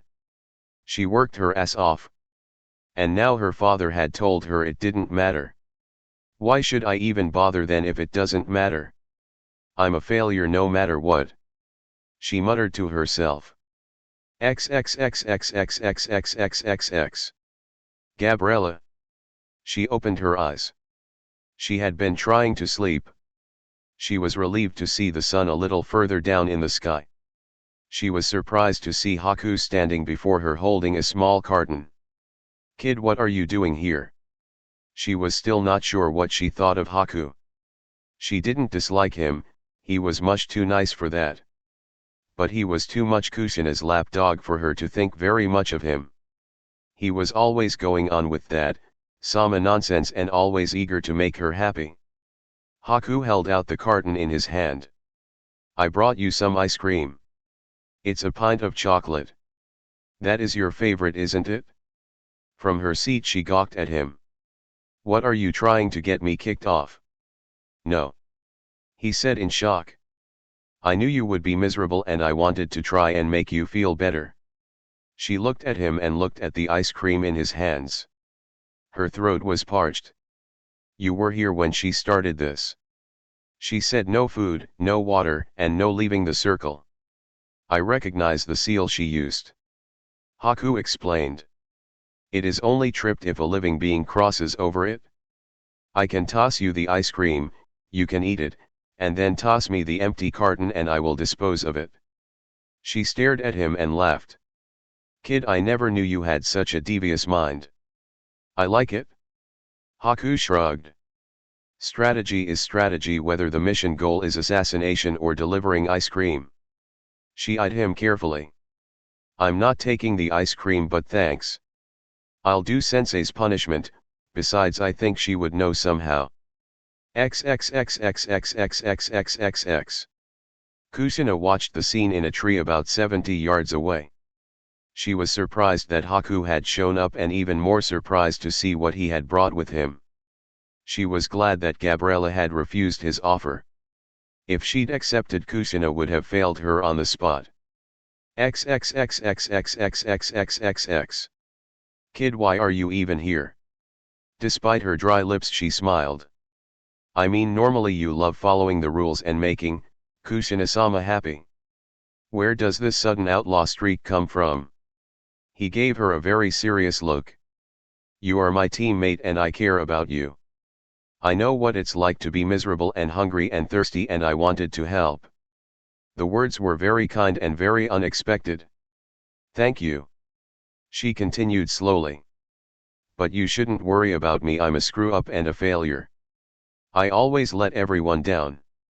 I'm not someone you should worry about. Haku eyed her sadly. I think everyone deserves to have someone care about them. I know what it's like to be all alone and have no one at all. To live knowing that no one would care or even notice if you died. To be all alone and unwanted is a horrible thing. He spoke so sadly that she couldn't help but feel for him. Geez Haku, what kind of life have you had? He shook his head. That does not matter. Gabriella, you say that I shouldn't worry about you because you think you are a failure. Do you see yourself as a person or as a tool? What? Do you see yourself as a tool or as a person? He asked seriously. As a person, obviously. She shook her head. Why would I think of myself as a tool? Haku shrugged. Until I met Naruto, that is how I saw myself. My father taught me that all ninja are but tools to be used by others. Your father taught you that? Geez Haku, he must have been a real monster. The boy's features immediately darkened. Do not speak of Zabuza-sama that way. He rescued me from loneliness, he gave me a purpose and a reason to live.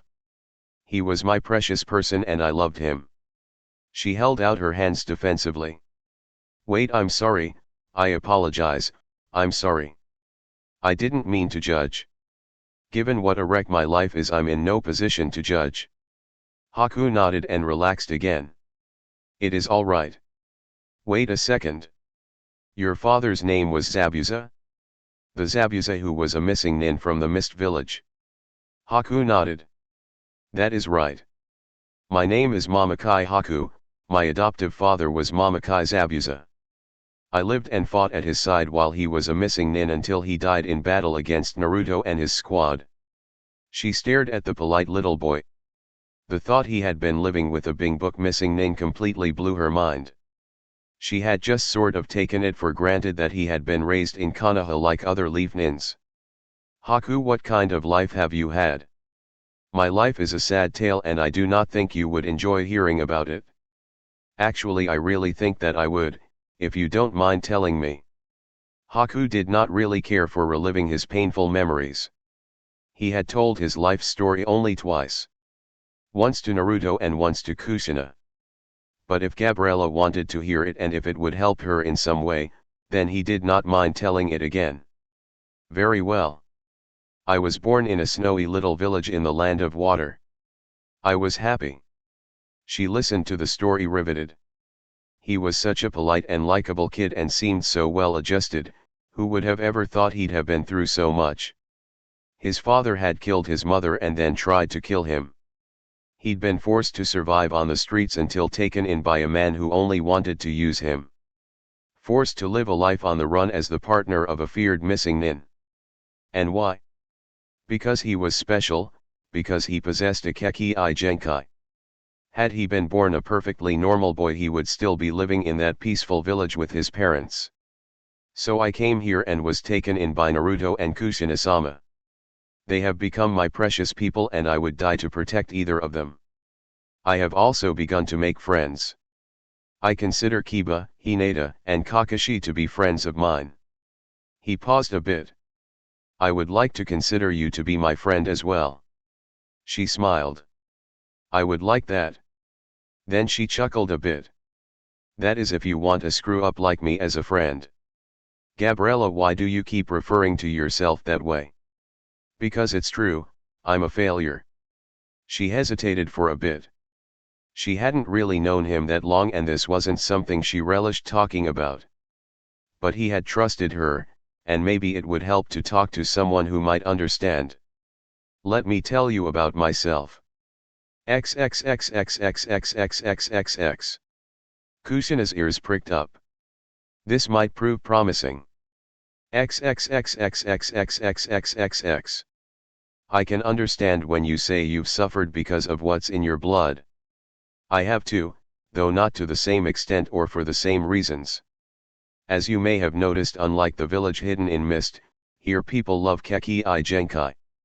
In fact, once you're ready to have a family, you can probably petition the Hokage to establish a new clan in this village. He looked at her in shock. Me establish a clan? Gabriella simply nodded. Of course. Haku keki I genkai are worshipped here in Konoha. If you don't believe me, ask Hinata. She is heir to the Hyuga clan, they are respected and feared for the power of theirs. She sighed. As are the Uchiha. But if your special abilities are respected, then what is the difficulty? The difficulty, Haku, is that in my clan it is not enough to be an average or even a good ninja. To be acknowledged among the Uchiha you must be a great ninja. She chuckled dryly. And pretty much by definition that means you must have a Sharingan. There are plenty of members of my clan who cannot activate theirs and live as ordinary citizens within the Uchiha compound. We have bakers, cobblers, carpenters, and such, and they are accepted as family. But they are not permitted to wear the family crest outside the compound. She picked up her jacket and showed him the fan symbol on the back. Only ninjas are permitted to wear this out in public. My clan's pride is in the belief that those who wear the symbol are the warrior elite of the Leaf Village. Every Uchiha ninja is expected to be a team leader and a great hero. Every Uchiha ninja must be great. To be great is expected. To be good is disappointing. To be average is frowned upon. To be bad is not permitted. She let out a long breath. I am average, Haku. Once I thought I was good, but I was never great. When I was younger I would try very, very hard to be the great ninja my father and my clan wanted me to be. I would do my best, and it wouldn't be good enough. I pushed too hard because I was desperate to be great. That caused problems with my first team. I was always demanding everyone work as hard as I did. I was always pushing to try and get our team to do more. I thought I was being a leader the way an Uchiha was supposed to be. But it turns out I was just being a bad teammate. I never listened to the others and couldn't handle any criticism. So I was a screw-up and a failure because I tried too hard. But I held on to the hope that once I had my Sharingan everything would change. Every family member with it said the same thing, once they had their Sharingan they found greatness. Well, except for one of my cousins, they all said that. So I lived in the hope that I would get my Sharingan and finally become the great ninja I wanted to be. But I'm 15 now and I've begun to lose hope that it will ever happen. She buried her face in her hands. I worked so hard. But no matter how hard I tried I could never make things work. My original team and sensei turned their backs on me and so did my father. No matter how hard I tried, no matter that I did my best, it was never enough. No matter how hard I struggled I could never make things work. People turned their backs on me and so at some point, I'm not sure when, I stopped trying so hard. I kind of came to the conclusion that if I was doomed to fail no matter what, there was no reason to work so hard at it. And that's why I left my post, Haku. That's why we failed the mission. That's why an innocent animal had to suffer. That's why I'm sitting in this circle right now dying of thirst. I figured I would end up screwing up in some way, so I might as well have some fun. She stopped and looked away. You must think I'm pretty pathetic, huh? But do you understand now why I'm such a screw up? Whether I try hard or don't try at all, I always screw things up. She stopped talking and was surprised to find she felt better about things now. When I was defeated by Naruto, I was ashamed at my weakness. Haku spoke quietly. When he invited me to join him here, I told him I was a weak tool and that he would not get any use from me. He told me he did not want a tool but rather a friend. It seems to me you have the same problem I did. The only difference is that my goal was to be an effective tool. You wish to be a great ninja and despise yourself that you cannot attain this goal. Knowing Naruto and Kushina-sama and the others has taught me a great many things.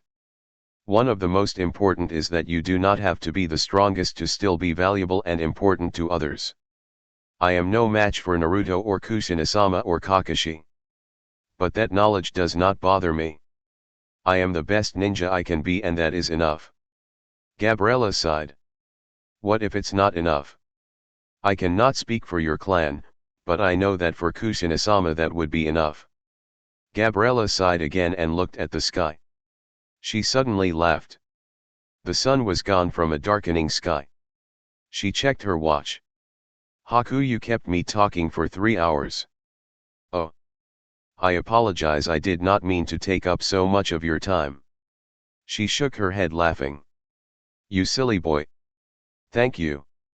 You made the time fly by and I appreciate it. I just wish you could stay here until the end of my punishment. If you wish me to stay, then I will stay.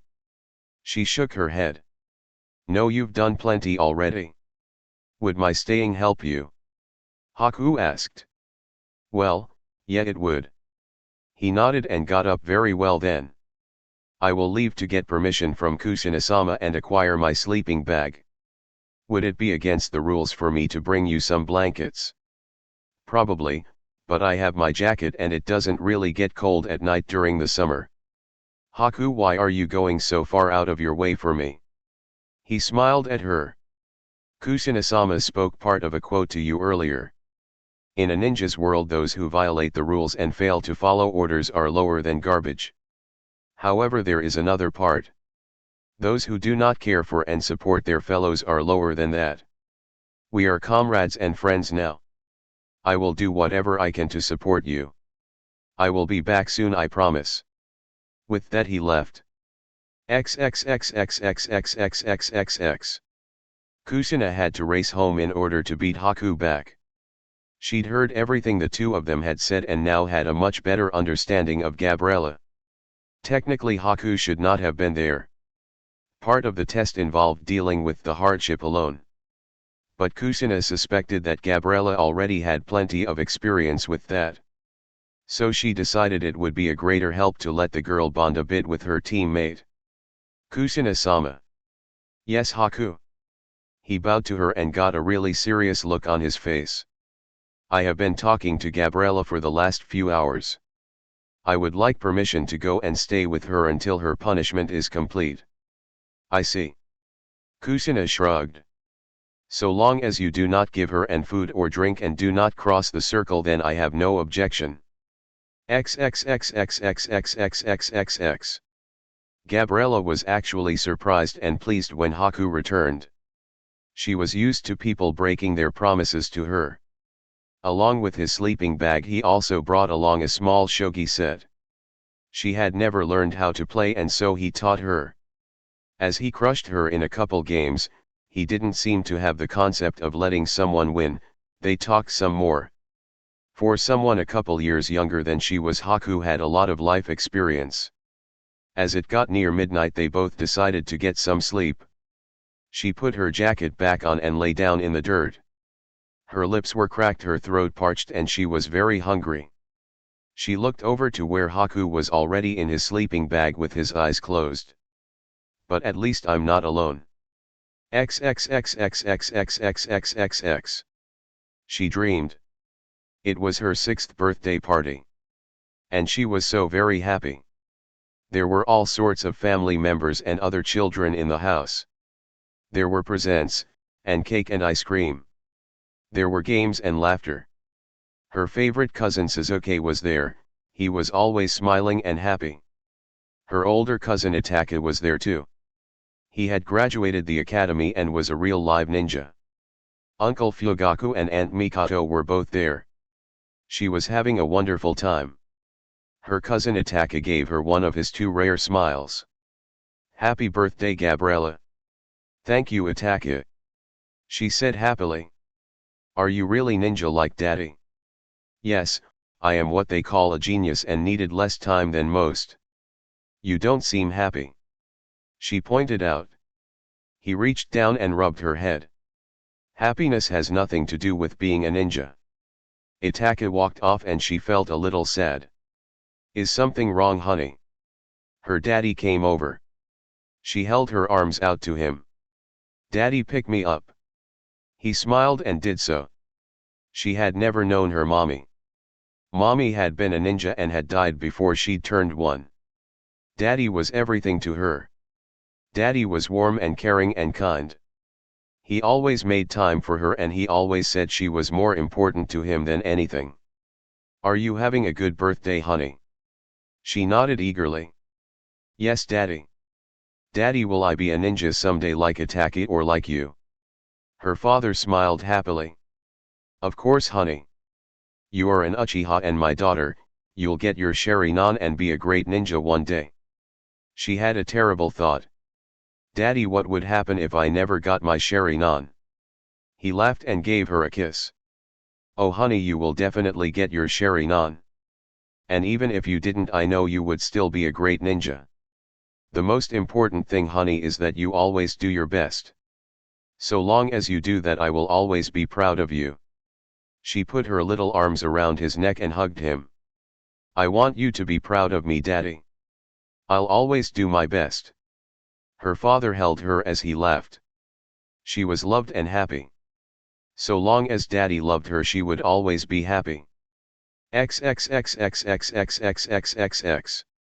She opened her eyes. The sky was getting light. She checked her watch. It was 6:08 a.m., about 5.5 hours to go. She just lay there for a bit and looked up. Haku was still asleep and there was no reason to wake him. XXXXXXXXXX. The day was hot and it wasn't long before she was sweating again. Her tongue was sandpaper. She just sat there, played shogi and talked to Haku while she tried not to think about how thirsty she was. Haku truly was a very kind boy. She thought of the other teammates she'd had. She'd thought they'd shared a bond, but none of them had tried to stay in touch with her and were all probably glad when she'd gone. None of them ever cared. Her senseis didn't care, her father, her entire family didn't care. No one ever cared about a screw-up like her. Haku, do you want me to be your teammate? He looked up from the shogi board. Of course I do. He answered in surprise. Why? She asked desperately. Why wouldn't you rather have someone else? Someone better? Because we are friends now and I would never abandon a friend. As he watched, she shuddered a bit and he saw some tears leak out of her eyes. Did I say something wrong? She shook her head. No, Haku, you said something very right. She chuckled. It's funny, I don't have a drop of spit in my mouth but I managed to make tears. Funny, huh? Haku shook his head. No, Gabriella, I don't think tears are ever funny. She smiled at his concern and quickly wiped away the tears. It's okay. Haku, it really is. She glanced at her watch. Just about 2 hours left to go. XXXXXXXXXX. Kusina arrived holding a bento and a thermos. She quickly crossed into the circle to Gabriella's side. Gabriella checked her watch. It's only 11:38. I still have 6 minutes to wait. Kushina gave her the thermos. It's enough, Gabriella, you've proven yourself to me. Gabriella didn't want to argue, she swiftly unscrewed the thermos and brought it to her lips. It wasn't water but sweet tea and ice cold. She greedily drank it down. It actually hurt her throat a little but she didn't care. She emptied the thermos and looked at Kushina appreciatively. Thank you. It's quite all right. I have a couple canteens with water and this is yours as well. She handed over the bento. Gabriella thought it smelled wonderful but she decided she could wait just a bit now that her thirst wasn't consuming her anymore. Kushina-sensei, can I ask you something? Kushina nodded. If I never get my Sharingan, if I am never a great ninja, but I always give you my very best, would that be enough? She pleaded. Gabriella, Kushina put her hands on the girl's shoulders. Of course it would. All that I have ever asked from you is that you give me your full effort. You can be a fine ninja without a Kekkei Genkai. My husband was considered the greatest ninja this village ever produced and he never felt the lack. Be the best ninja you can be and I promise I will be very happy that. Gabriella nodded. Kushina-sensei, I know I've screwed up terribly. And I know I don't deserve it. But I beg you to give me just one last chance. She took a kunai out and cut her left palm open. I swear on my own blood that if you give me one more chance then I really will give you my best at all times. I won't make any more of those stupid mistakes and I will try to be a really good ninja and a really good teammate. Kushina took her hand and performed a medical jutsu to heal her cut. She gave Gabriella a gentle smile. My dear, you don't need to ask. You've earned another chance. I'll make you a promise. I'll do everything in my power to help you be the best ninja you can, and I will never hold it against you that you lack the Sharingan. Gabriella nodded gratefully, and believed Kushina would keep her promise. XXXXXXXXXXX. So what's the verdict? Tsunade asked. She is staying my student. Kushina said firmly. Tsunade knew it was a mistake but wouldn't argue. You'll be sorry. Kushina shook her head. No, I really don't think I will. Chapter 29, Preparations. The month-long interlude until the finals passed quickly. All the various participants were busy and found themselves with much to do. In the week leading up to the finals, Konoha's hotels and inns filled to near overflowing and everywhere there were strange faces and odd accents. In lands far from Konoha, preparations also went ahead. XXXXXXXXXX. Ku, I thank you for your hospitality, Kazekage-sama. He sipped the rice wine. You are most welcome, Otokage-sama. The Kazekage sipped of the wine as well. It is good for allies to sit and share a meal before the start of a great war. Yes, it is. I am most pleased to know that your doubts about our venture have been dispelled. The Kazekage nodded. Yes, I will admit I was prey to some doubts. After all, the idea of having to be seated next to one of Sunin as my forces invade her village was worrying. However, what has now occurred I view as a blessing. With Gaara's fool actions I shall be at the head of my army as it attacks the Leaf Village. Orochimaru smiled. A bit of a wild one, is he not? Your son. The Kazekage frowned. He has my blood but he is not my son. He is but a beast. In that, if in nothing else, Tsunade was correct. Oh dear. Such loathing and hatred I hear in your voice. It makes me wonder why you did not have the lad killed long ago. The Kazekage frowned but said nothing. In any case, I am truly pleased you did not try to back out of our arrangement. Orochimaru laughed lightly. Otherwise I might have had to kill you and take your place. The Kazekage sent him an annoyed look. I do not find that amusing. My apologies, my humor is often misunderstood. The Kazekage shook his head. In any case, let us have a toast. He lifted his cup. To the humbling of the Leaf Nins and their insufferable pride. Orochimaru lifted his own cup. To the utter destruction of Konoha. The two cages clinked their cups and drank, sealing their bargain. XXXXXXXXXX. You and your squad will be going on an extended mission to T country. It is expected to last at least a week. Irika stated. I see. Kurane accepted the mission file from Irika and glanced at it. Doesn't look too difficult. Irika frowned. No, it's a rather pedestrian recovery mission for a local lord. But for some odd reason your team was specifically requested. That is a bit odd. Especially considering I've never heard of this lord before. Still, a mission is a mission. Kurane said. But Kurane-sensei. Sakura spoke up. We'll miss the finals of the Chunin exams. I had 2 tickets and I was hoping to go with Suzuki-kun. Suzuki sighed. Sakura, we can't refuse a mission just because the timing's inconvenient. But Suzuki is correct. Shino added in his staccato voice.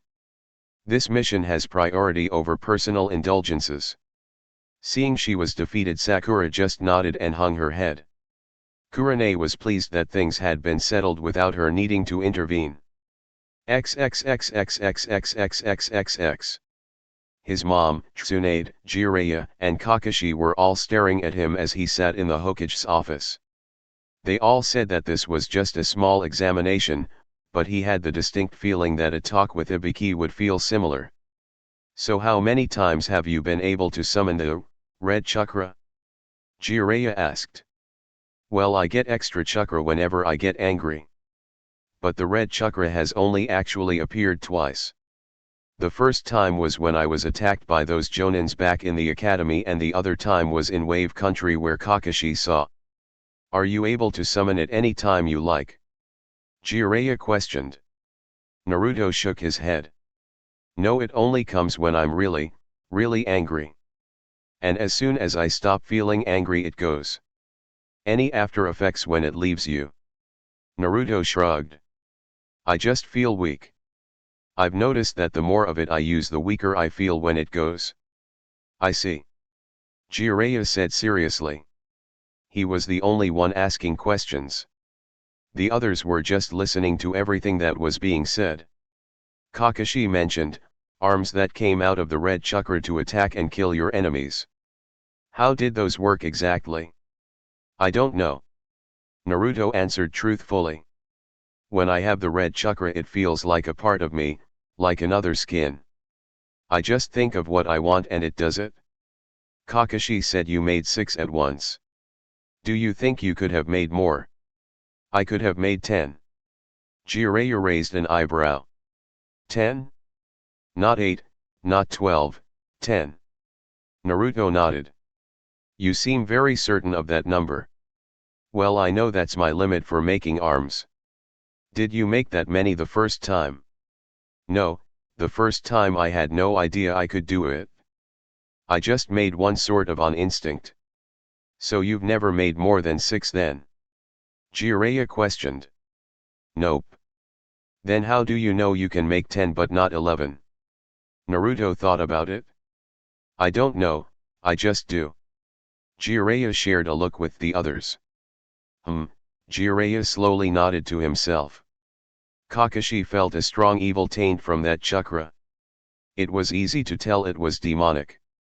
When you gain the red chakra, do you sense that? Naruto shook his head. Evil? No, I feel powerful and all my senses are heightened and I can move like lightning. But after a while I start to feel. What? My body starts to ache. It's like if I keep the red chakra too long I start to get used up. Do you feel pain? Tsunade asked. Naruto shook his head. No, I don't feel pain. It's more like I can just tell my body is starting to reach its limits. Alright Naruto. I want you to relax for a bit while I examine you. With that Jiraiya cast a jutsu and placed his hand over Naruto's seal. After about 10 minutes he finally ended the jutsu and withdrew his hand. Well? Kusina asked nervously. The seal is still firmly in place, but it has weakened a bit, making it easier for Naruto to access the Kyuubi's chakra. Jiraiya stated. Is there any chance of the seal failing? Tsunade asked. Jiraiya shook his head. No, though in a few years it may need to be recast. He paused to consider. I could add a layer to what's there now. That would completely prevent any of the demonic chakra from leaking through. I think that would be a good idea. Kushina said. No. Naruto said flatly and began to rebutton his shirt. The four other people in the room looked at him in surprise. Naruto, I don't think you truly understand how dangerous this red chakra is to you. Tsunade said to him. Godmother, I understand that it's dangerous to me. But do you understand that without it I'd be dead now? That had them looking at one another. The first time I would have definitely died without it. The second time I would have been defeated and probably died then as well. If I were to run up against someone like Gaara or a really powerful Jonin, my only hope might be the red chakra. I can't risk losing such a powerful asset. Jiraiya frowned. He has a point. He looked at Tsunade. That red chakra of his really is one hell of an ace in the hole. Tsunade frowned. It is, but the dangers it represents. If there were any danger of me losing control to the Kyuubi, then I would be the first to ask that it be reset. But when I use the red chakra, it's me that's in control, an angry me but me. Tsunade considered it. The world was not a safe place for any shinobi, but especially not for Naruto. When he said he might need that extra power, he might well be right. She let out a sigh. Very well. For the time being we will leave it as is. But from now on Jiraiya will be examining your seal each year, and should there be any danger at all of the seal failing, then he will reseal it. Naruto nodded.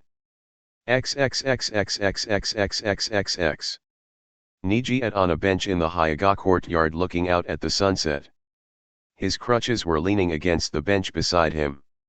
The Hokage had assured him that in time he would be able to walk with only a slight limp and would be able to have a normal life. He chuckled to himself. Yes, I could be a fine carpenter or mechanic. He shook his head at the irony of it all. He had always known how cruel fate could be.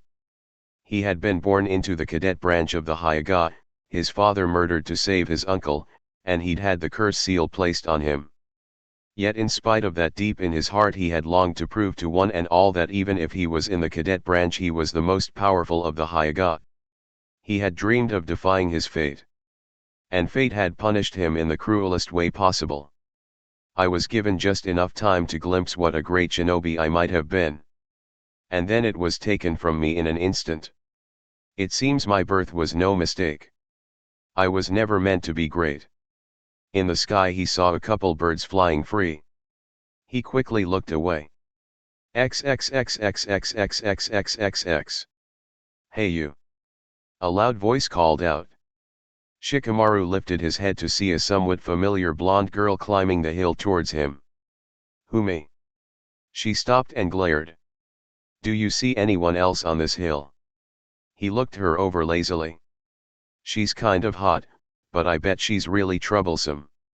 She was blonde after all, and the blondes he knew, Ino, Naruto, Tsunade, were all loud, energetic, and troublesome. Still. You're the Sand Kunoichi, Tamani, right? It's Tamari. She corrected. And you're my upcoming opponent, Shikamaru. He nodded. It was true, though he hadn't given it much thought. What can I do for you? I had to leave before your match, so I don't know your abilities. He shrugged. I use shadow jutsus to take over control of my opponent's body. Anything else? She just stared at him and began to turn a bit red. What do you think, I'm an idiot? You expect me to believe that just because you say so? He sighed. This girl could give Ino lessons in being abrasive. Fine. He ran through some hand signs shadow possession technique. His shadow stretched out, and before she realized it she was caught. There, believe me now. I don't believe this, I can't move. She looked at the boy who had just taken her with no effort. True, She hadn't actually come here expecting a fight. But for a ninja, being taken by surprise was not an acceptable excuse. Alright, you've convinced me, now let me go. Shikamaru smirked. He knew he'd regret it, but for some reason he wanted to play with her for just a little bit. Mimicking his movements, he stood up and then sat back down again, compelling her to lie down in the grass near him. Since you've come all this way, why don't you join me for a little while? Hey, what do you think you're doing? She panicked as she was helpless and he had her lying down on the grass. Listen, you pervert, I swear if you try anything I'll beat you to death with my fan. He chuckled. Relax, all I want is for you to watch clouds with me for a few minutes and then I'll let you go. Watch clouds? She said mockingly. What kind of brainless idiot would do that? He felt a small spark of anger. And what is wrong with watching clouds?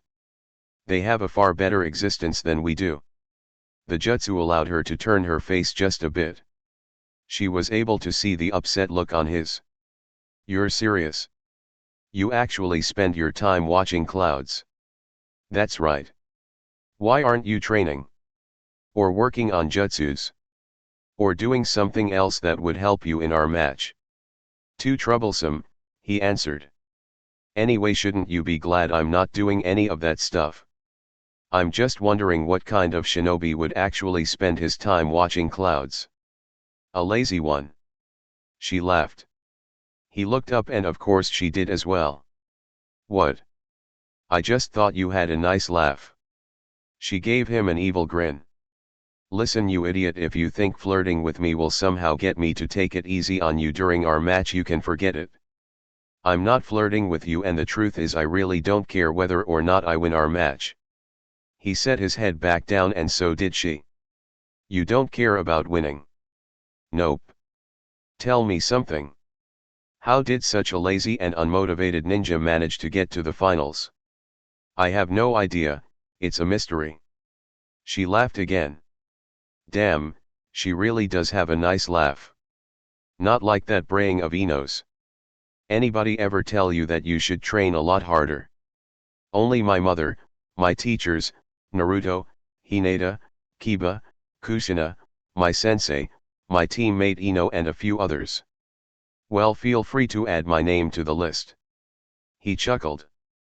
Alright, I've tortured you long enough. He ended his jutsu. You're free now. He'd expected her to stomp off, but she instead remained where she was. I said you were free. I heard you. She sighed. The truth is I'm on my own. My teammates and my sensei left after the preliminaries and no one has come back. I've done nothing but train for the last 3 weeks and I'm bored. She chuckled. I'm so bored, in fact I find looking at clouds to be entertaining. And I still have another week to go. She paused for a bit. Besides, you're not as annoying most guys. Gee, thanks. She laughed again. He lifted his head to look at her. She'll probably say no, but what the hell? Do you know how to play shogi? Yes, my sensei taught me. Want to have dinner with me and my family? Afterwards we can play. She looked at him in surprise. You're actually inviting me to have dinner with your family? Why not? Do you want to come? She considered it for a moment. He's kind of cute in a dorky sort of way. He doesn't compare to that Naruto though. Still. Okay, but you have to realize 2 things. First, you have no chance at all with me, and if you try anything I'll snap you in half, got it? He looked at her and lifted an eyebrow. Does that mean you're not going to scrub my back? She put her head back and roared. When she was finally able to talk again, she continued. All right, and second, understand that I won't take it easy on you in our match just because I'm breaking bread with you and your family. He nodded. All right, since we're being so upfront with each other, there are 2 things you should know. First off, I never take it easy on opponents in shogi. Fine, and what's the other thing? You'll be meeting my mother and she is the scariest woman in the world. She laughed as though that were joke. He shrugged, he'd warned her. XXXXXXXXXX. Kusina was wrapping up a training session with her team. Since passing her test, Gabriella had improved markedly. She had lost her sarcastic attitude, well mostly, and truly worked hard. Kusina had not failed to notice that she no longer called Haku kid, and the two of them seemed to have gotten closer. They had completed 2 C ranks without difficulty. Good training session, you two. The finals of the Chunin exams are in 2 days. I've decided to go ahead and give you the next 2 days off as a little reward for all your hard work. By the way, Gabriella, do you have plans to attend the finals? No, sensei.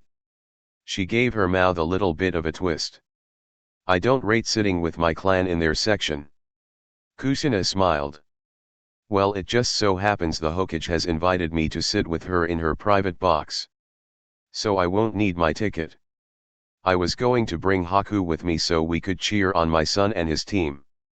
Why don't you and Haku go together? Gabriella smiled and turned to the boy. Well, I'm game. What do you say, Haku? He smiled widely. I would like that very much. Well, that's settled then. She handed Gabriella the tickets. You two have fun. XXXXXXXXXX. You know you don't have to keep walking me back to my hotel each night. Shikamaru shrugged. A gentleman does not let a lady walk home alone. Ow. He rubbed the top of his head. What was that for? That was for thinking I need anyone to watch out for me. Tamari informed. Humph, well, good night. He turned immediately to leave. She sighed. I had a good time. She called after him. He stopped and looked back at her with a smile. So did I. Again tomorrow? It's the last night before the exams. She nodded. I'd like that. He casually waved to her and left. She stood there outside the hotel and watched him go. As strange as it seemed, she liked him.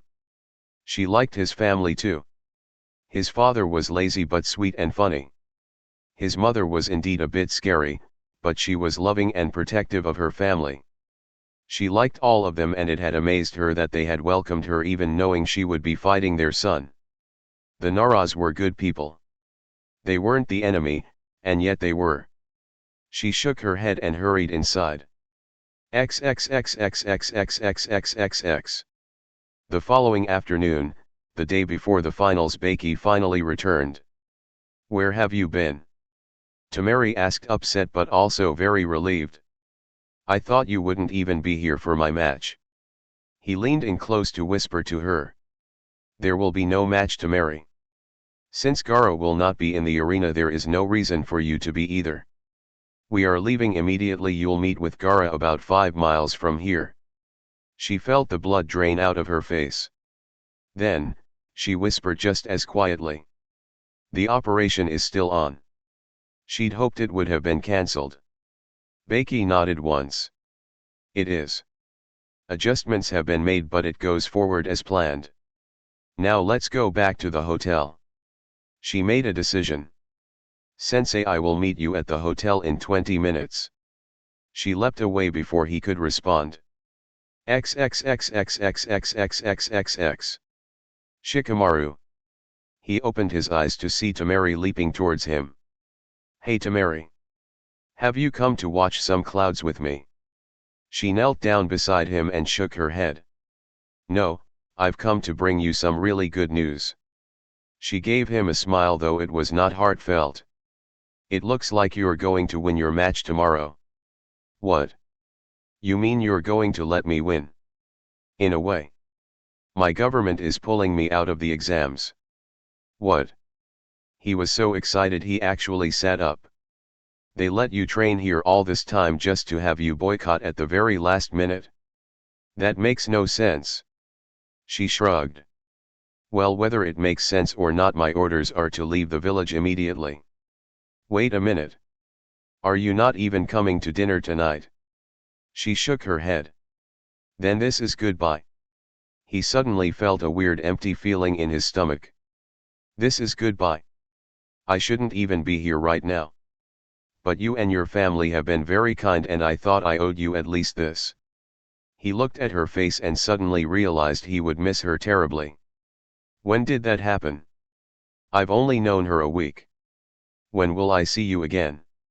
She looked at him in surprise and stood back up. You won't, this is goodbye. She turned to leave. I thought you liked me.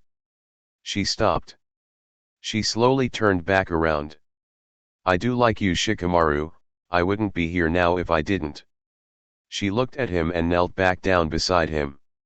Shikamaru, we are ninjas from two different villages. You knew from the start that when the exams were over I'd be going home. Yeah, I guess. He sighed. I guess I didn't want to think about that. She looked at him sadly. Well, the future has a way of coming whether you want it to or not. She looked at him. Shikamaru, I want you to know something, whatever happens tomorrow and after tomorrow I truly liked being with you and your family. If you should ever wonder, please know that is the truth. She reached out and hugged him. Stay safe, you lazy baka ninja. He looked at her in surprise. You don't need to worry, I'll get through the finals just fine. She let go and smiled. Of course you will, but just in case. She leaned in too fast for him to do anything and she pressed her lips to his. His lips were very soft. When she pulled back and opened her eyes, she saw the stunned look on his face. For luck, she whispered. Then she got to her feet and leapt away. She moved as fast as her legs would take her. She heard him call her name but she didn't stop or turn around. XXXXXXXXXXX. Naruto woke up an hour early. He was way too excited to go back to sleep. He showered, dressed, and got downstairs for breakfast with his mom and Haku. When he got done he was ready to leave and meet everyone. The two of them wished him luck as he hurried out the door. He hurried over to the Hyuga mansion where he met Hinata. Hand in hand they went to the bridge where they met Kiba and, amazingly, Kakashi right on time. Then together as a unit Team 7 headed for the arena. Naruto and Hinata were walking hand in hand as they usually did. As they approached the huge structure he could feel his heart pounding. He looked to his girlfriend and smiled excitedly. This is going to be an amazing day, Hinata-chan. This will be a day we will always remember. He had no idea. Chapter 30, Opening Act. Gaara was standing off a ways from everyone else, just like always. Baki approached him slowly and carefully. Gaara was staring off into the distance in the direction of the Leaf Village. At least he hadn't started talking to Mother yet. Gaara, Baki called to him. What? Gaara did not bother to turn around. You understand that you are the key to this battle? Everything depends on you. I know, now leave me alone. Gaara said brusquely. Baki nodded and withdrew. He returned to report to his master. Gaara seems relatively calm and under control. Baki reported. The Kazekage frowned, though it was hidden beneath his veil. He was not in his formal cage robes, for one did not go to war in such. He wore a sand-colored vest and pants with many pouches for scrolls and weapons. Everything with Gaara is always relative except danger, of course. Very well, everything remains on schedule. Go ahead, take your position and be ready. Baki nodded and disappeared in a swirl of wind and sand. XXXXXXXXXXX. Kankuro was humming a happy tune as he did a little last-minute maintenance on his puppet. How can you be in a good mood? A sharp tone questioned. He calmly looked up from his work and saw Tamari standing over him, frowning and upset. Why wouldn't I be? We're about to start a war here. Kankuro chuckled. I do realize that, sis, but it's not like this is the first time we've ever been in a fight. This is different. A lot of people are going to die today for us and them. And nothing says we won't be among the dead. Kankuro shrugged. That's true every day when you're a ninja. You become shinobi and you take your chances. I'm as ready as I can be and I'll be careful when we go in. And if that's not enough, He shrugged again. Then being gloomy now won't make a difference. Anyway, I thought you'd be eager to get going. No, she said flatly. I'm not eager for causing so much useless death and destruction. Kankuro eyed her carefully and took a quick look around to make sure no one was listening. Careful what you say. He spoke quietly. That sounded defeatist and you can get into trouble even with who you are. She frowned knowing Kankuro was right. Of course, she answered in a little more than a whisper. The truth is always dangerous. Before Kankuro could reply, Beiki appeared near them. He frowned at Kankuro. Are you still working on your puppet? Kankuro sent him a reassuring smile. No need to worry, I'm just doing a little last-second maintenance. Get done with it quickly. We begin in 30 minutes. Where are our allies? Tamari asked with a frown. Her father had agreed to this as a way to eliminate his main competition and revive the economy of their village. But he would never have done anything on his own without the incessant goading of Orochimaru. It was he that was the mastermind behind this attack and this war. So far as she was concerned, they were all being used to help that damn snake settle some scores. He is with his troops outside the walls. At the signal sound, ninjas will attack from within and from without on the east wall as we attack the gate on the south wall. So far all is going according to the new plan. That'll change, she said with depressing certainty. She had never been eager for this. When Beiki had first announced the plan to attack Konoha, she had argued against it. But once the decision was made, she resigned herself to do her duty as well as she could. She looked towards the Leaf Village and thought about Shikamaru and his parents. She hoped they would survive. XXXXXXXXXX. Tsunade smiled as Kushina sat next to her in the private box. You know, if things had gone differently, the Kaze cage would be sitting there right now. Kushina smiled. Well, I'm sorry that I'm only a clan head. Are you kidding? Do you think I wanted to spend a couple hours with that stuffed shirt? She frowned a bit. Do you know he decided to pull his own daughter out of the finals just yesterday? It's a bad sign and I'm afraid our relations with Sand may suffer. Are you regretting your decision with Gaara? But Tsunade shook her head. No, given what he did, there was never a chance he would be allowed to compete. I stand by my decision 100%. She smiled, wanting to change the subject. And how was my godson this morning?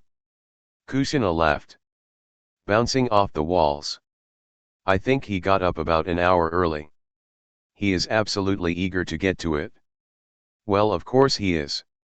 Tsunade said happily. Chunin is another step closer to Hokage. I'll tell you the truth, if anyone else but Naruto wins this tournament, I'll be amazed. Kushina looked at her. While I'm sure Naruto would appreciate the support, shouldn't you at least pretend to be a little more impartial? I managed to resist the urge to bet on him, that's as impartial as I can manage. XXXXXXXXXX. This is where we part ways. Kakashi told them as they approached the arena floor entrance. Do your best.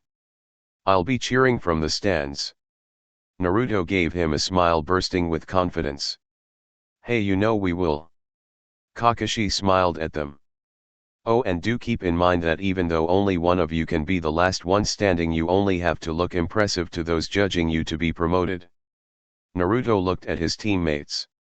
Hinata-chan, Kiba, we're going to have to fight each other at some point. Let's think of it as a really awesome spar and do our best. And no matter how it ends, no hard feelings.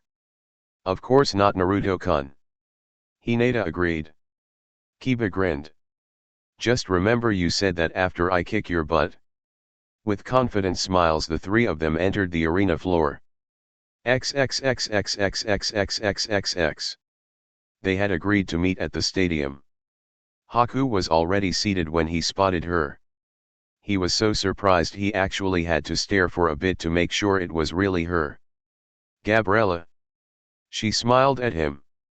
Who else? Wow. You look really beautiful. His simple compliment made her blush a bit and smile wider. Arigato Haku. Do you like my kimono? She twirled a bit to show it off to him. It was made of finest silk. It was a dark navy blue with light-colored flower imprinted on the lower half. She had also put her hair up and put on some makeup. It is lovely, he said. I have never seen you out of your ninja gear before. She sat down next to him. She didn't fail to notice that she was receiving her share of interested looks from the men in the audience. Every kunoichi is still a woman, and every woman likes to dress up every once in a while. She looked out onto the field below where 7 genins were lined up with their proctor. I take it I haven't missed anything yet. No, they have yet to start. You haven't met Naruto or any of his teammates yet, have you? She shook her head. No, I haven't. I kind of get the feeling Kushina-sensei is a bit nervous about introducing me to him. Haku frowned a little. Well, Naruto has some hard feelings towards the Uchiha clan. Gabriella sent him a mischievous little grin. Well, at least we have that much in common. She looked at him for a moment. Say, Haku, how old are you? 15. Why? Oh, I thought you were around 13 or so. She sighed. It's too bad that you're my age. Why? He asked, confused. With a wicked smile on her lips, she wrapped herself around his arm and leaned into him. She batted her long eyelashes and spoke in a low and husky. Well, I was sort of hoping I could be the older, more experienced woman who teaches you about love. What do you think? Having her so close, he suddenly felt his temperature rise and his heart begin to beat faster. He was looking into her brown eyes and feeling a mounting panic. She giggled and with one finger gently tapped the bridge of his nose. Just kidding. Maybe. She sat back into her seat, but left an arm around his. He looked at her arm nervously. You don't mind, do you? She asked innocently. Teammates and friends should be close after all. Oh, no, I don't mind, Gabriella. He paused a bit. I like being close to you, he said quietly. She smiled and was about to say something when the crowd began to stir. It looked like things were about to begin. XXXXXXXXXX. Kabuto sat back in his seat and relaxed. His henge made him look like a heavy-set man in his late 30s. Just another civilian who had come to see the show. He smirked. Everyone in the crowd thought the battles taking place in front of them would be the day's entertainment. Little did they realize that these matches were nothing more than an opening act. He looked at his watch. In a little less than 20 minutes the real show would begin. XXXXXXXXXXX. Forgive me, my lord, but do you truly think this is wise? Kimimaro asked. Orochimaru chuckled. Yes, I am very certain. This is a day I have been working towards for 15 long years. Since the cursed Third Lord forced me to flee. I intend to enjoy my moment of triumph to the utmost. But Lord, why can we not be there to guard you? Orochimaru smiled and activated his red eyes with 3 little black tomo in each. With this body I am invincible. I want to see the terror in their eyes as they realize they cannot even touch me. The Sound 5 will lead the attack, that is your role, Kimimaro. The white-haired ninja sighed but bowed. He wanted to protect his master but could not disobey a direct order. Yes, my lord. XXXXXXXXXX. Hayate coughed. Well now, let's begin the first match. As in the preliminaries, I may stop the match at any point I determine someone is hopelessly beaten. Once again, do not count on my intervention. Should you feel yourself to be outmatched, yield immediately. Ino sent her opponent a big smile. I've been looking forward to this for a whole month. I'm taking you out, Hinata-chan. Byakugan, she dropped into her Jyoken stance. That's typical of you, Ino. You talk a good game but you never manage to back it up. Shut up. I am so going to kick your ass, Hinata-chan. Hinata sent her a hard look. You know, Ino, I never did thank you for trying to steal Naruto-kun's first kiss. So you know what? I've decided to take something from you that you value greatly. Hayate sighed. The crowd was starting to boo. If it wouldn't be too much, cough. Trouble, do you think the two of you could fight now? Hinata needed no further encouragement, as she charged straight after the blonde. From the start, Ino's only chance was to catch her opponent with a mind control jutsu. Unfortunately, Hinata knew that and gave her absolutely no chance to cast one. She closed in and used her gentle fist to shut down Ino's chakra. Once that was done, Hinata dropped down and took her feet out. Ino found herself face down with Hinata kneeling on her back. Ino saw the kunao in Hinata's hand and an evil glint in her pale eyes. All right, Ino. This is for trying to steal Naruto-kun's first kiss and for the way you still flirt with him even though you know he's taken. Hinata. What are you going to do with your kunao? Hinata smiled, and for once in her gentle life, it was an evil smile. XXXXXXXXXXX. I think she's going to do it. Kiba cried out. She wouldn't. Not Hinata-chan. Naruto was stunned. Hey, Ino's been asking for something like this for years now. Shikamaru pointed out. He seemed to lack sympathy for his teammate. Naruto had seen many terrible things, but this was too horrible. I can't watch. He shut his eyes. The roar from the crowd told him. And if there was any doubt, Kiba dispelled it. Wow, she actually did it? Kiba cried out. Naruto opened his eyes and looked at the scene below. I can't believe Hinata-chan actually did that. Kiba laughed. We must be rubbing off on her. Naruto looked at him. Is that a good thing? Kiba shrugged. XXXXXXXXXX. Despite her quick defeat, Ino was on her feet and shaking a fist, absolutely furious with Hinata. You tramp! You slut! You stupid ugly girl! She screamed at a calm and smiling Hinata. Ino had just been humiliated, and the fact the crowd was still laughing did nothing to soothe her hurt feelings. Hinata held out her right hand. In it she still held a long blonde ponytail. She let go and allowed the hair to scatter in the wind. This was for trying to steal his kiss and for not leaving him alone even though he was taken. Understand it, Ino, I love Naruto-kun and he loves me. I am going to marry that boy one day and I won't let anyone try and take him away from me. She turned and walked away. That was fun.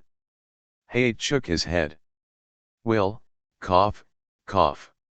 The next contestants Rock Lee and Namikaze Naruto come down. XXXXXXXXXX. Kakashi smiled to hear the excited buzz rising as the two approached Hayate. He would never admit it to his team, but he had bet heavily on each of them to win their opening matches and on Naruto to win the tournament. By the end of the day he fully expected to have made a small fortune. Kakashi, my eternal rival. An all too familiar and all too upbeat voice called out. He turned around to see him approach. Hello, guy. Kakashi actually liked his weird friend and had tremendous respect for him both as a ninja and as a teacher. He just wished he would be a bit less enthusiastic about things. Yosh.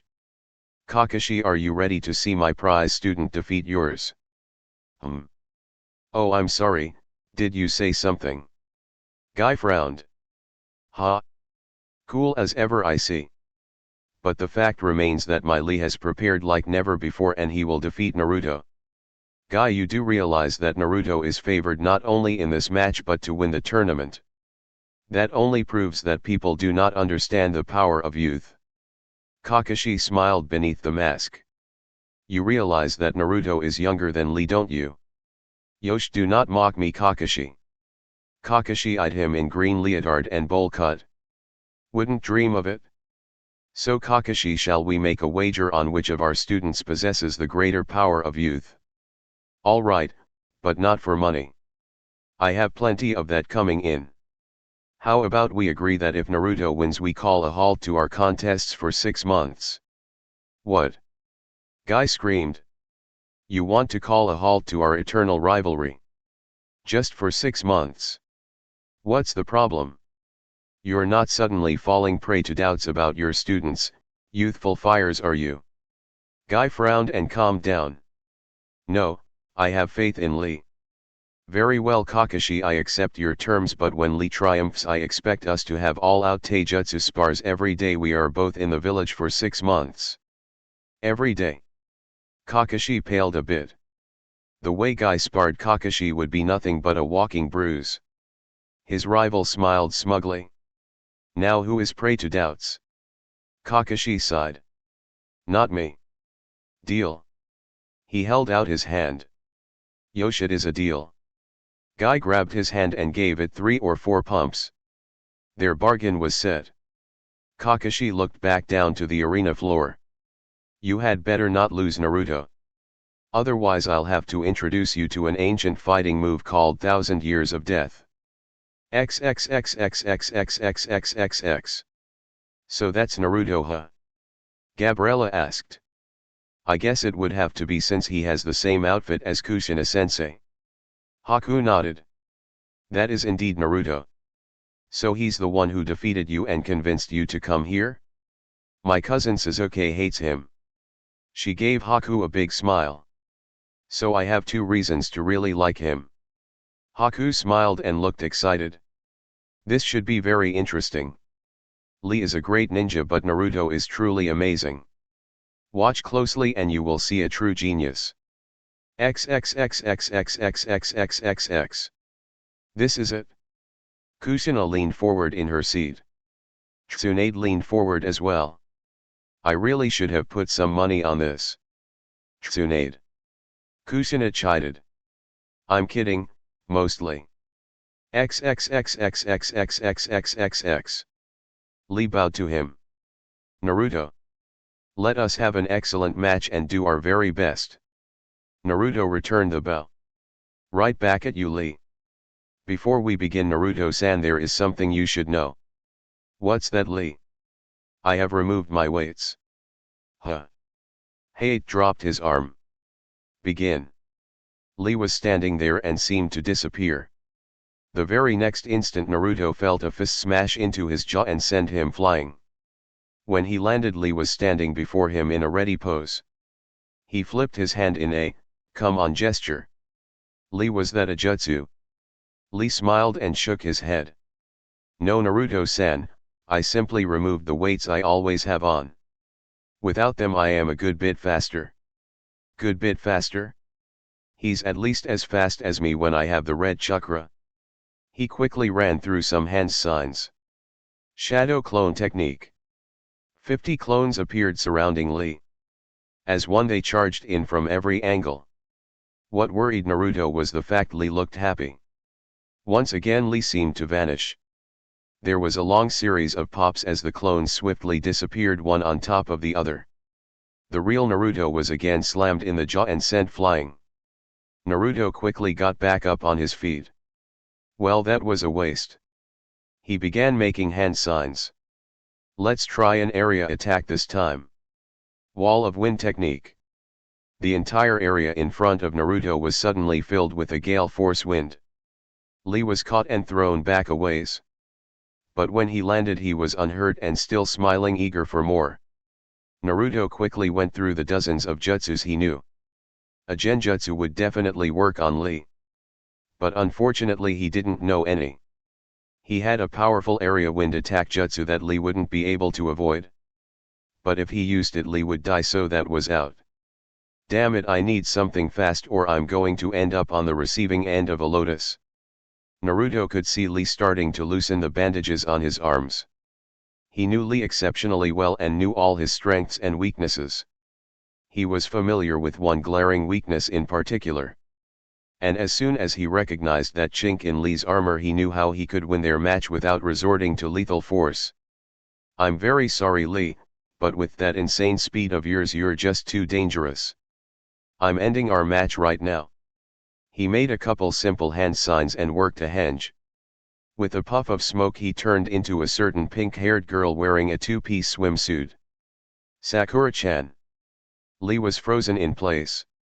He worked some more hand signs and 50 clones appeared. All of them exact copies of Sakura in her two-piece. They closed in on him and began a mass cuddle while telling him how strong and manly he was. The poor bastard never had a chance. In short order Lee was passed out on the ground with a stream of blood coming from his nose and a huge smile on his face. Naruto headed back towards the balcony a little embarrassed but triumphant. XXXXXXXXXXX. What do you call that? Guy shouted in outrage. Kakashi grinned. I'd call it no challenges for 6 months. XXXXXXXXXXX. Kusina had her head buried in her hands. Tsunade was patting her shoulder comfortingly. It's alright, the important thing is he won his match. Tsunade said. Kusina lifted her head just enough to give her friend a very flat look. He's received training from me, Kakashi, you, and Jiraiya. He knows almost 100 jutsus and has unbelievable chakra capacity. He is a jonin in everything but title, and that's how he wins a match. Tsunade chuckled. Look at the bright side, think what a great story this will make for the grandchildren. XXXXXXXXXXX. Gabriella turned to Haku with a grin. The entire crowd was roaring with laughter. Genius, huh? Haku shrugged. Genius can take all forms. She laughed and grabbed his hand. Come on, let's get some snacks before the next match. She didn't fail to notice the blush that covered his face as she led them towards the concessions. In one of the upper sections of the stadium seats, Jiraiya jumped to his feet and cried out. That kid's a freaking genius.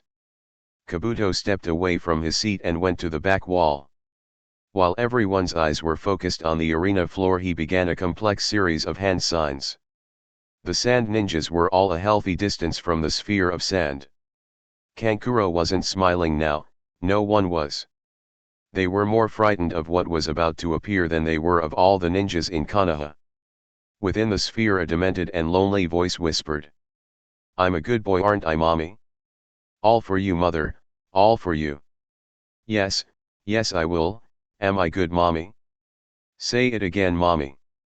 Tell me you love me. He let out a contented sigh. Say you love me again, mommy, and I'll give you all the blood you want. So what do you call that? Kiba asked with a grin. A win. Naruto said simply. Shikamaru smirked.